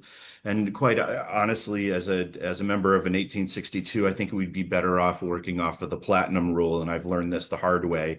We must treat people as they wish to be treated, rather than treating them like we wish to be treated. And I think that would go a long way for the 1862s to respect that. Yes, we are all land grants. Yes, we work in research, teaching, and extension. But as has been mentioned, we operationalize this in a lot of different ways. Some of that is because of resource disparities. Some of it is because of culture. There's a lot of different reasons why that has played out. I mentioned NACDEP, the National Association, the conference I was just at, and I just want to end on this. I'm sort of on a high from the conference. We were founded in 2003. Those of you that are really into extension or understand extension know that there's 4 program areas that predominate, if you will: 4-H youth development, ag and natural resources, family and consumer science, and then community development. Community development being the youngest. We were formed in 1972 in the Rural Development Act, the youngest and very much the smallest, with very few resources coming to our program area directly relative to the other program areas. But that said, we created a national association, part of the JCEP, the Joint Council of Extension Professionals, in 2003. And our founders were very intentional in ensuring that we had an 1890 representative on the board and a 1994 representative on the board. And last year, we were hosted by Prairie View A&M. And at that conference, we celebrated the trailblazers from the 1890s that helped found NACDEP.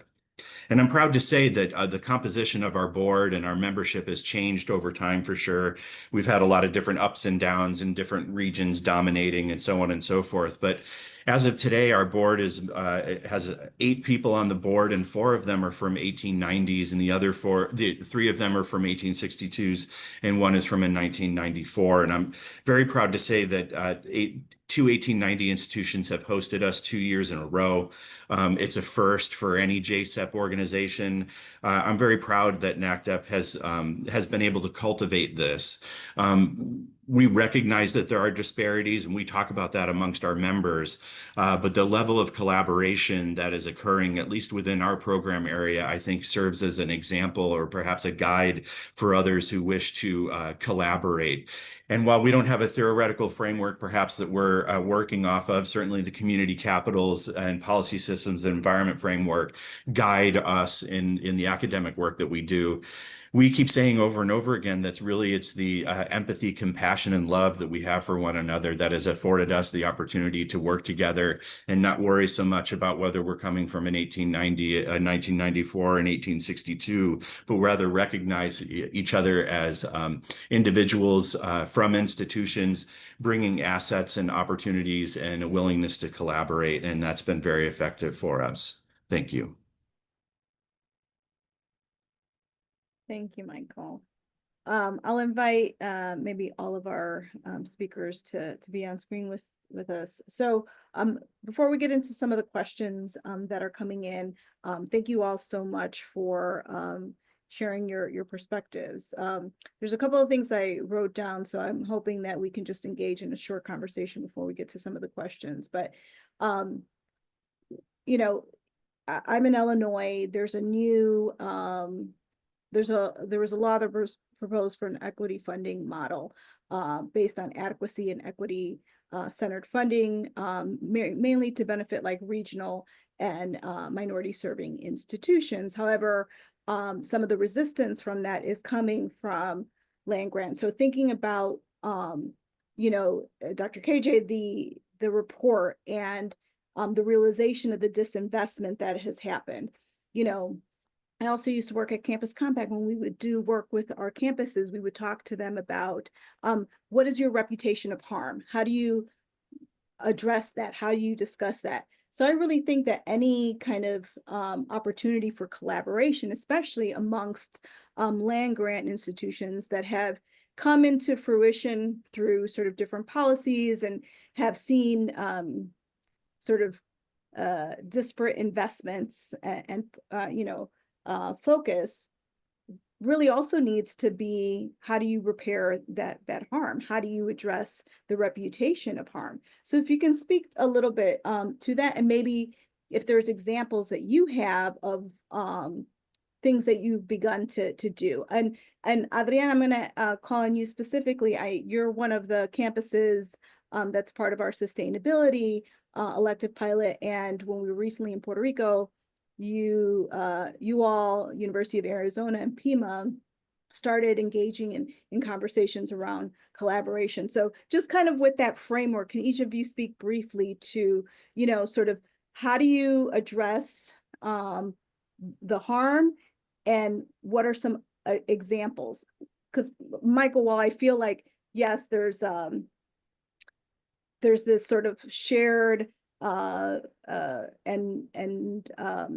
connection of assets, there are still real challenges that exist in those disparities. And so how are you all addressing those? And I'll open the floor. Dr. KJ, if you want to begin. Well, let me kind of say this. So, Michael, I'm actually a product of Purdue Upward Bound. I'm from Gary. And so the region speaks to me, and ironically, that region that you reference in Indiana is one of the most economically challenged ones, including Gary, East Chicago, all of those regions where a huge population of diversity exists. And so it's almost the glaringly obvious example of ways in which populations have not been included. With that said, one of the reasons I transitioned to working at HBCUs is because of the culture of harm that existed at PWIs. It's essentially why I left Auburn.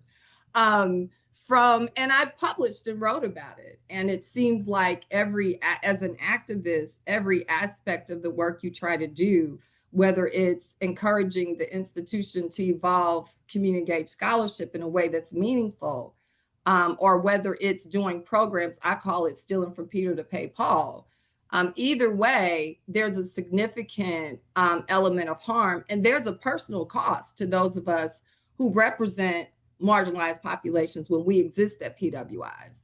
And so that's one point. I think the other point is, having been a dean at a HBCU, two HBCUs actually, a former dean, I've witnessed the way collaborations manifest and the inequities that are embedded within them, particularly when you're dealing with 1862 or PWIs in general, who have a deficit model or perspective about who we are as HBCUs.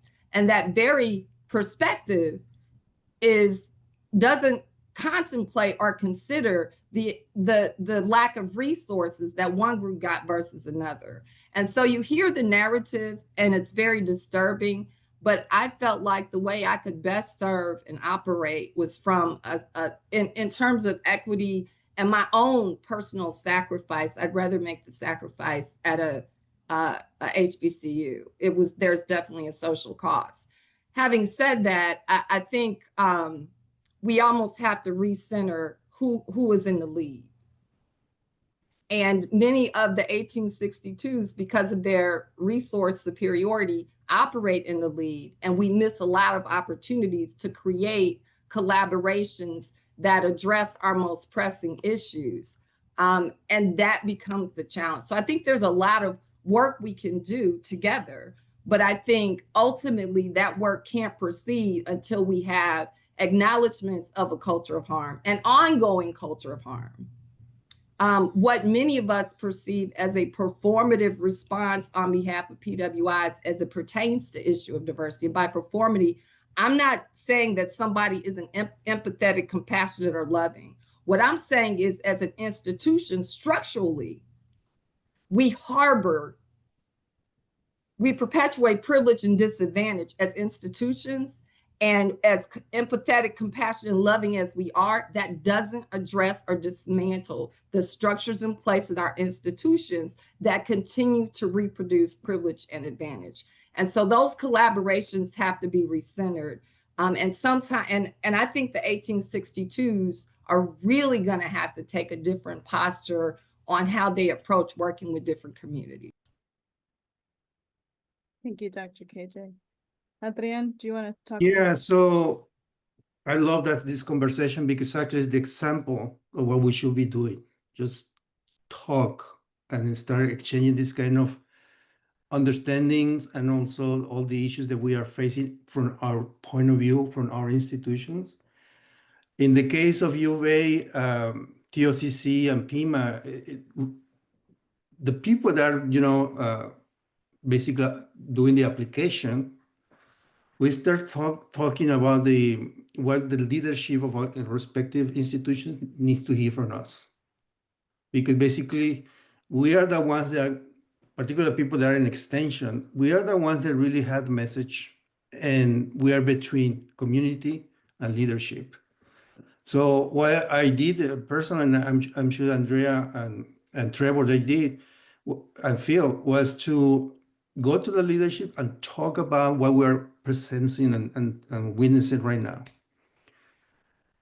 From the perspective of tribal colleges, I mean, particularly in 1994, that formula has working very well.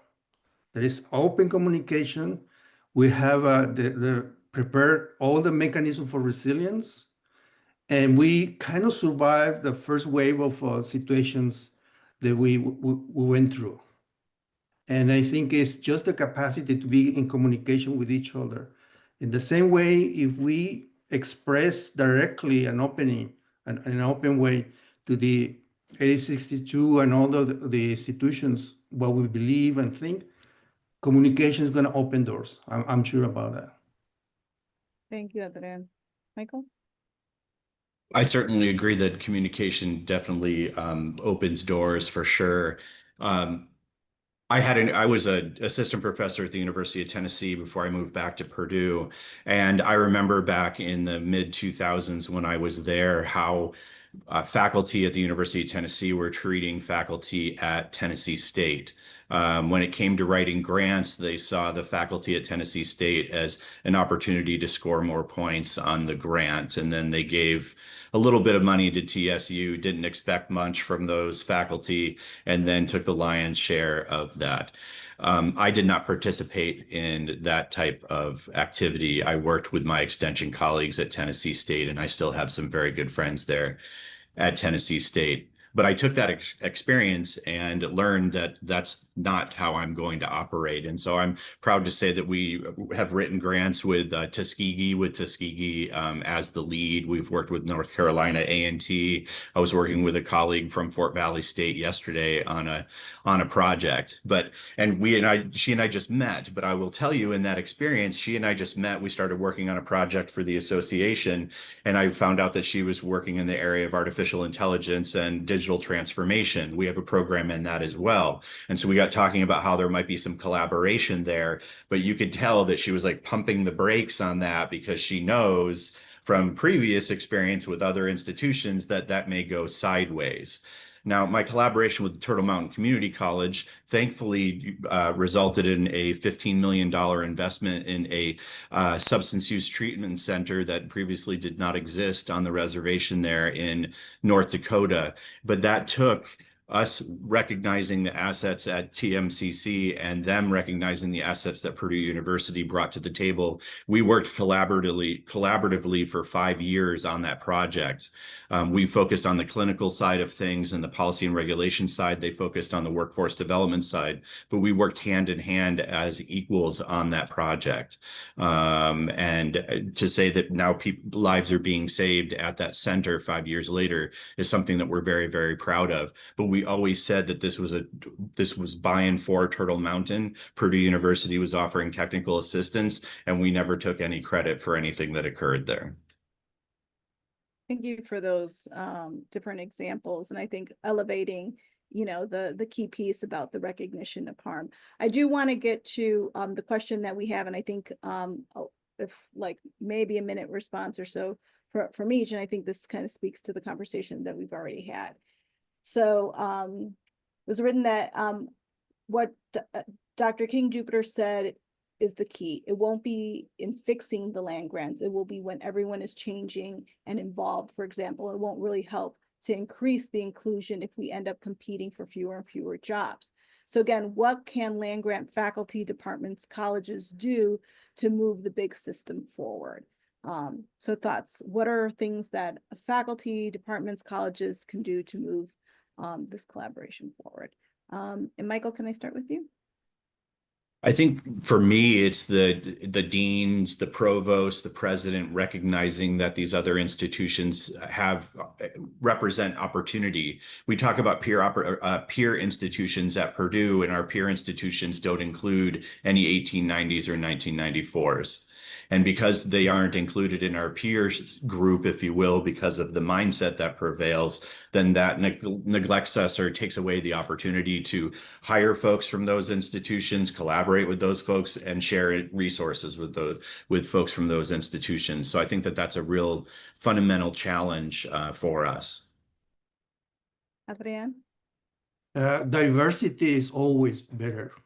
So if institutions increase that diversity with collaboration, I think that's a key. Our job, I mean, as directors, faculty members, and staff, is to persuade the leadership that this is strategic to maintain collaboration with other institutions. Faculty, they do that anyway. I mean, they have to consult with some other faculty from other institutions in a informal way. And if we deliver that message that funding, development, and social capital, it will be increased if we maintain collaboration with other institutions. Thank you. Dr. KJ? This is an interesting climate to be talking about diversity because, first of all, those mechanisms that were in place to encourage collaborations, they don't exist anymore. Right. So one of the reasons why you had a bunch of institutions wanting to partner with 1890 or 1994 was because you got the extra points on the grant and There it is. I think the way forward really is about more authentic collaborations, offering transdisciplinary programs that involve multiple institutions so that we prepare the next wave of academicians so they're not rooted in these really conservative paradigms that marginalize the cultural experiences, perspectives of diverse groups. I mean, that begins to really change your faculty when you start to move beyond what your departments can offer and what across 1862, 1890, and 1994 institutions can offer students in terms of training and socialization. In doing so, be clear, I'm not suggesting, which happens a lot, that the 1862 starts saying, we got the doctoral students. There's a lot to be offered when you have diverse students sitting in classes at an 1890, and I want to see 1994s start training doctoral students so they're in their discipline, so that they're more predisposed to understand and see the truth of the issues that plague these communities. That's one of the things I'd like to see. But in order to do that, these institutional leaders have to really be interested in diversity, not in a performative way, like we got an office here and we got this program, in a deep changing way where they want a different type of population of people to be training the future students.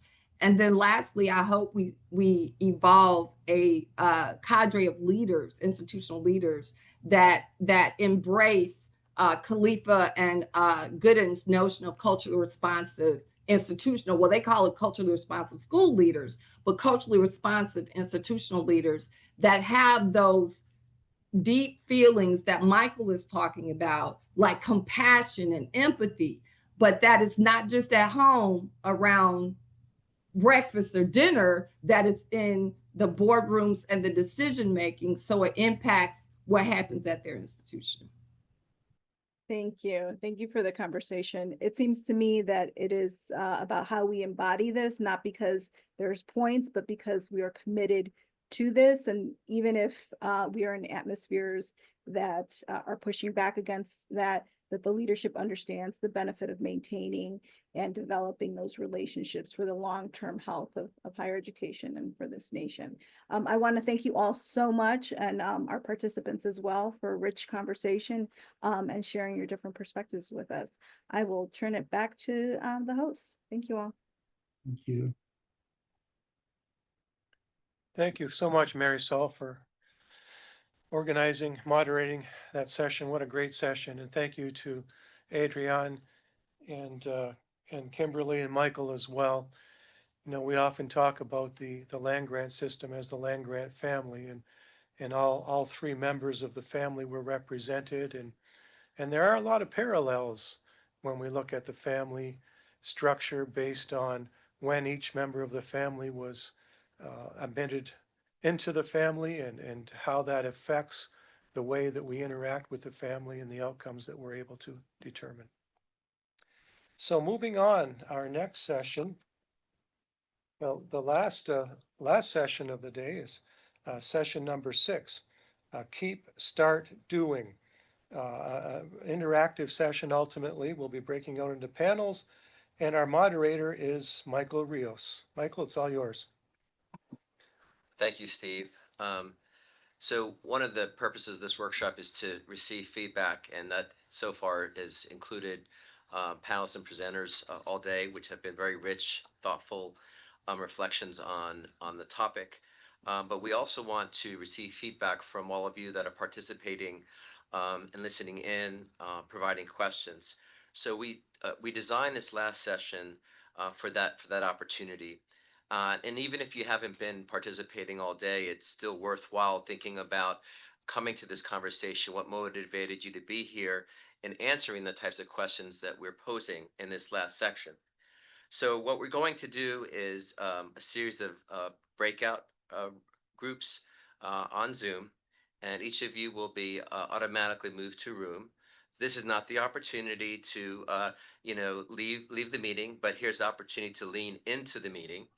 And so what we're doing, how we're organizing this part are we're focusing on three questions. One question has to do with what should university collaboration stop doing? I think making reference to some of the harm that we just heard is some of the types of things that we may want to discuss in response to that question. The second question is what should university collaborations keep doing that are working well? And then the last question is what should university collaborations start doing that we haven't thought about? And this is more about imagining possibilities beyond the present. So what we're going to do is each breakout room will have a moderator that will guide the discussion, and we will focus on the individual questions. There will be an opportunity to express your response to these questions via a whiteboard that you will see, as well as verbally. We will record the conversation, and we'll just do 3 rounds, spend 10 minutes on the first question, 10 minutes second, and 10 for the third. And then the last 10 minutes of the session in the breakout groups will be to come back and as a group reflect on some of the key takeaways. And the moderator in each of your breakout groups will write those thoughts down. And then we'll come back as an entire group. And then the last 15 minutes of the entire session will be going around the room, so to speak, to listen to some of the key themes and ideas emerging from those individual discussions. So with that, I think we are ready. So you'll automatically move to a room, and then your individual moderator will take over there. And it probably will be more art than science in terms of how we're going to run this section of today's. Welcome back, everyone. I expect that you had a fruitful discussion in the time we had allotted. I know in our group it was a really rich conversation. So at this point in the session, we're just going to go to each of the 4 moderators, and they're going to give a recap and some of the main takeaways from this group discussion. And I will begin with Steve. Thank you, Michael.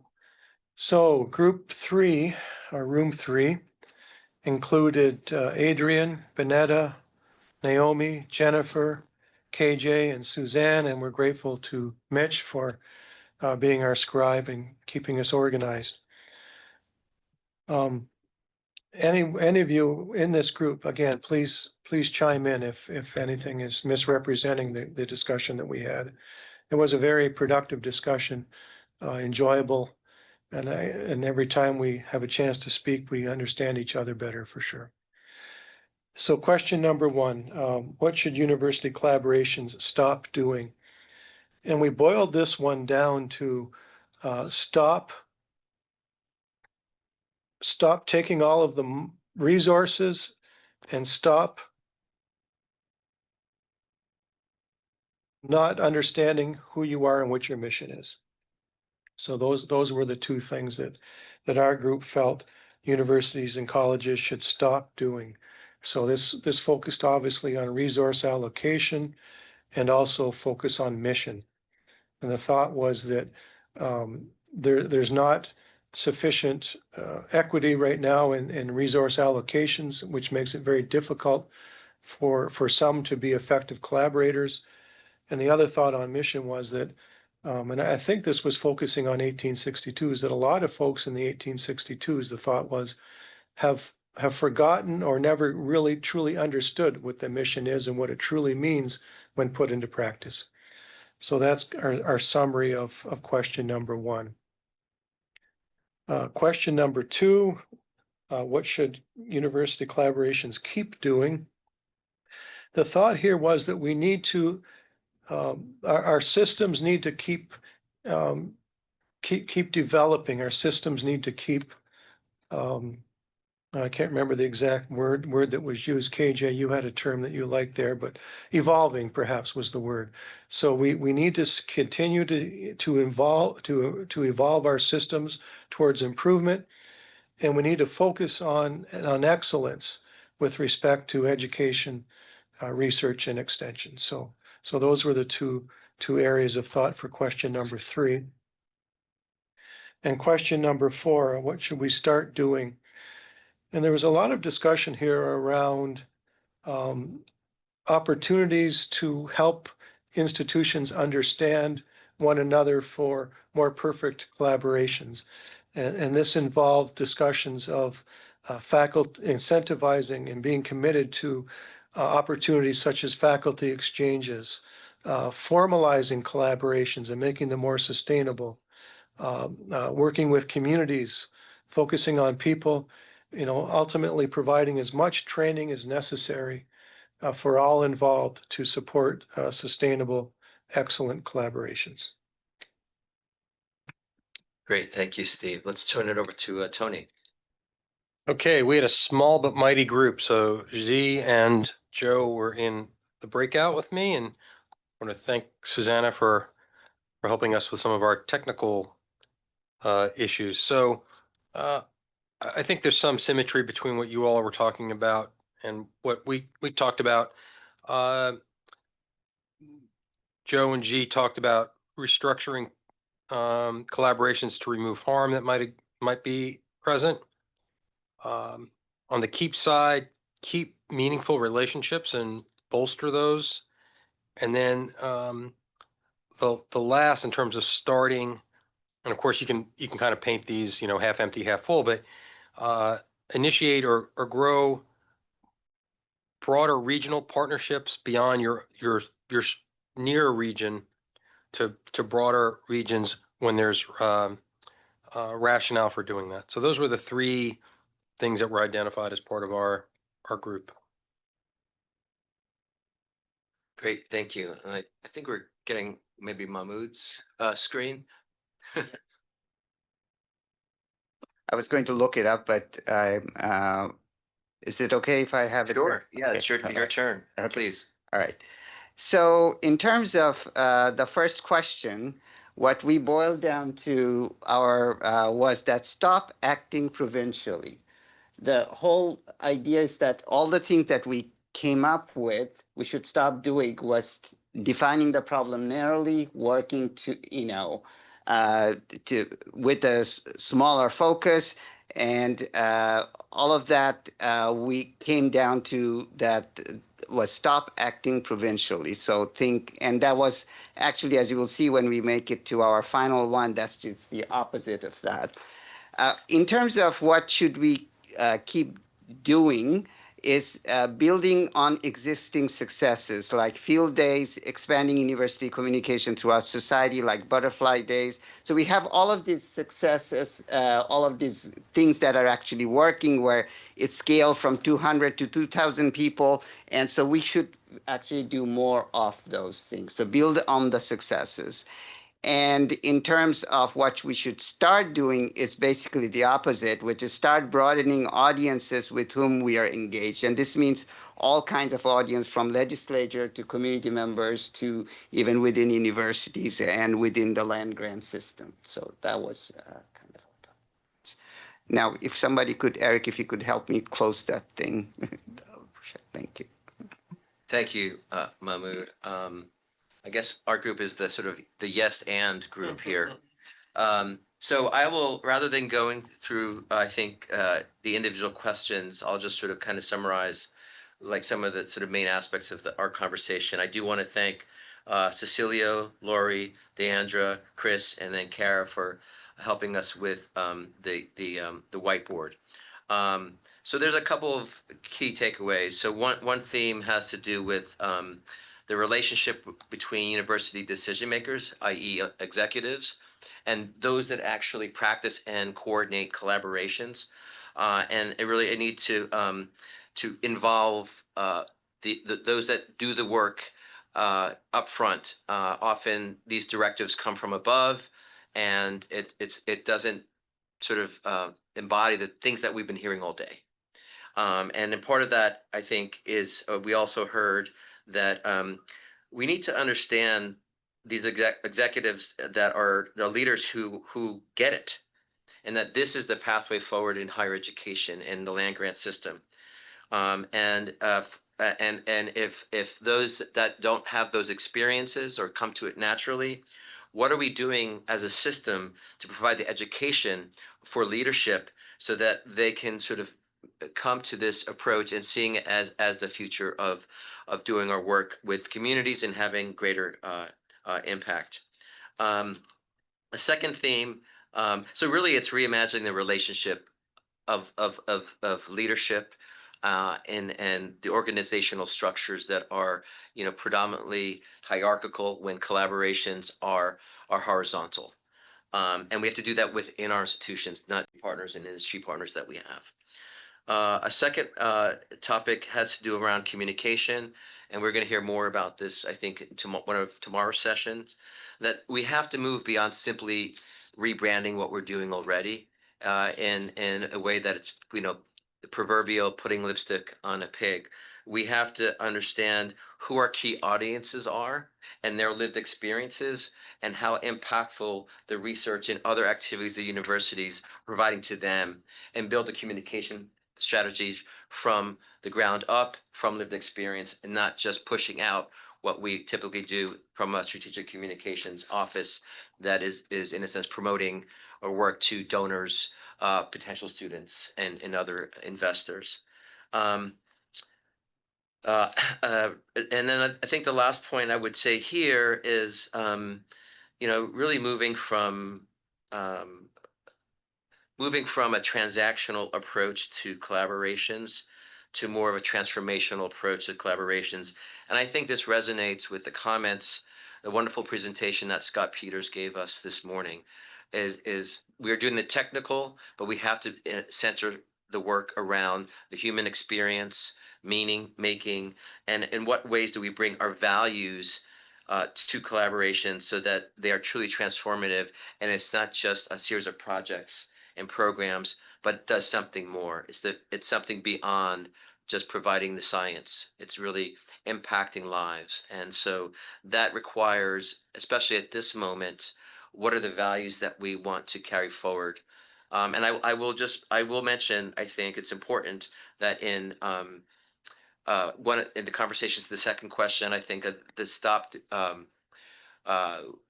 one of the things that start doing is we have to start to we have to resist a particular anti-intellectualism in the public sphere right now, and articulate a value and resist messages that are coming from places that don't really represent what universities have been, who we are now, and who we're going to be in the future. So with that, I'll turn it over to Steve for some reflections and closing comments for the day. Thank you, Michael. Just a few closing thoughts before we adjourn for the day. We would all like to thank all of our presenters and participants. You know, we witnessed a great combination today of experiential, scholarly, and cultural learning and competencies. One of the other important discussions from early this morning, our first presentation, was I think that one of the trends we're seeing throughout the day is that it's not mysterious or magical.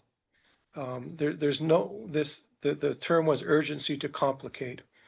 And I think we should try to resist that urgency to complicate things. It seems to me we have a pretty good sense of what it takes to move forward the role of collaborations within our system. It's just a matter of making the decisions to take the steps to make that happen. Another theme here, I think, is that there must be room for everyone around the table. And that table represents many different things in terms of types of gatherings around tables and what happens during those gatherings and who's involved in those gatherings and who perhaps is not involved or invited to those gatherings. So there must be room for everyone around the table. Obviously, the land grant system itself, all members of the family. And it's important that as all members of the family are around that table, that they all have the capability to be effective partners. They all have the ability to represent their mission with distinction and not have to rely overly on others to be able to move forward. Non-land grant colleges and universities, we've had many represented today. Obviously, they make up a huge component of the higher education system in this country and have an awful lot to contribute.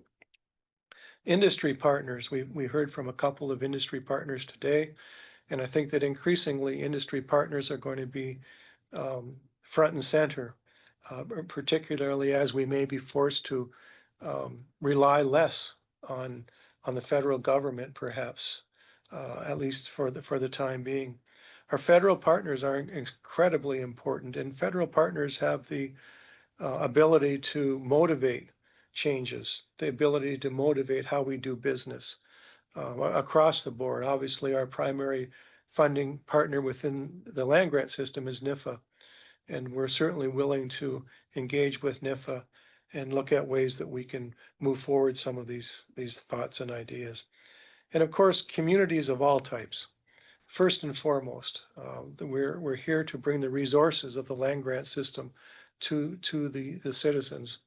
And that should really reflect what the citizens are asking for, what they need. So that's another one of the trends I think that I saw here today. It's also important to note that collaboration can be very challenging. It can be very difficult. We need to be willing to understand when changes need to be made. We need to be willing to stop when things are not working well and reevaluate and move forward in a different way, perhaps. There seems to be a consensus that we need more, better, intentional, and sustainable collaborations. This work needs to become not episodic and not self-serving, but it needs to become a fabric of the system based on the needs of those whom we're serving. We need to reimagine the land grant system. We must acknowledge and respect wrongs of the past, but we can't let those get in the way of moving forward in a way that represents a better system. We must be able to build relationships across all lines of differences, whatever those differences might be. And I think, again, referring to the first session this morning, much of this can be accomplished if we can humanize our efforts and figure out a way to formalize the humanization of our efforts. And I think that will, how do we do that? Now, that's, I guess, perhaps a task of this committee, and we'll see if we can't put some practical thoughts on paper before all is said and done. Thank you to all of our National Academies colleagues who are assisting today and prior to today. Tomorrow morning, we reconvene at 9 o'clock, I believe. So we'll get up and running again for a half a day of public engagement tomorrow.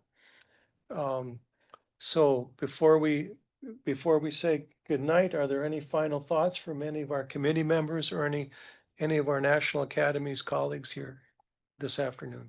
Hope you'll come back and join us tomorrow. There's 3 great panels. So with that, thank you so much. Have a great rest of your day, and we'll look forward to seeing you tomorrow. Bye for now.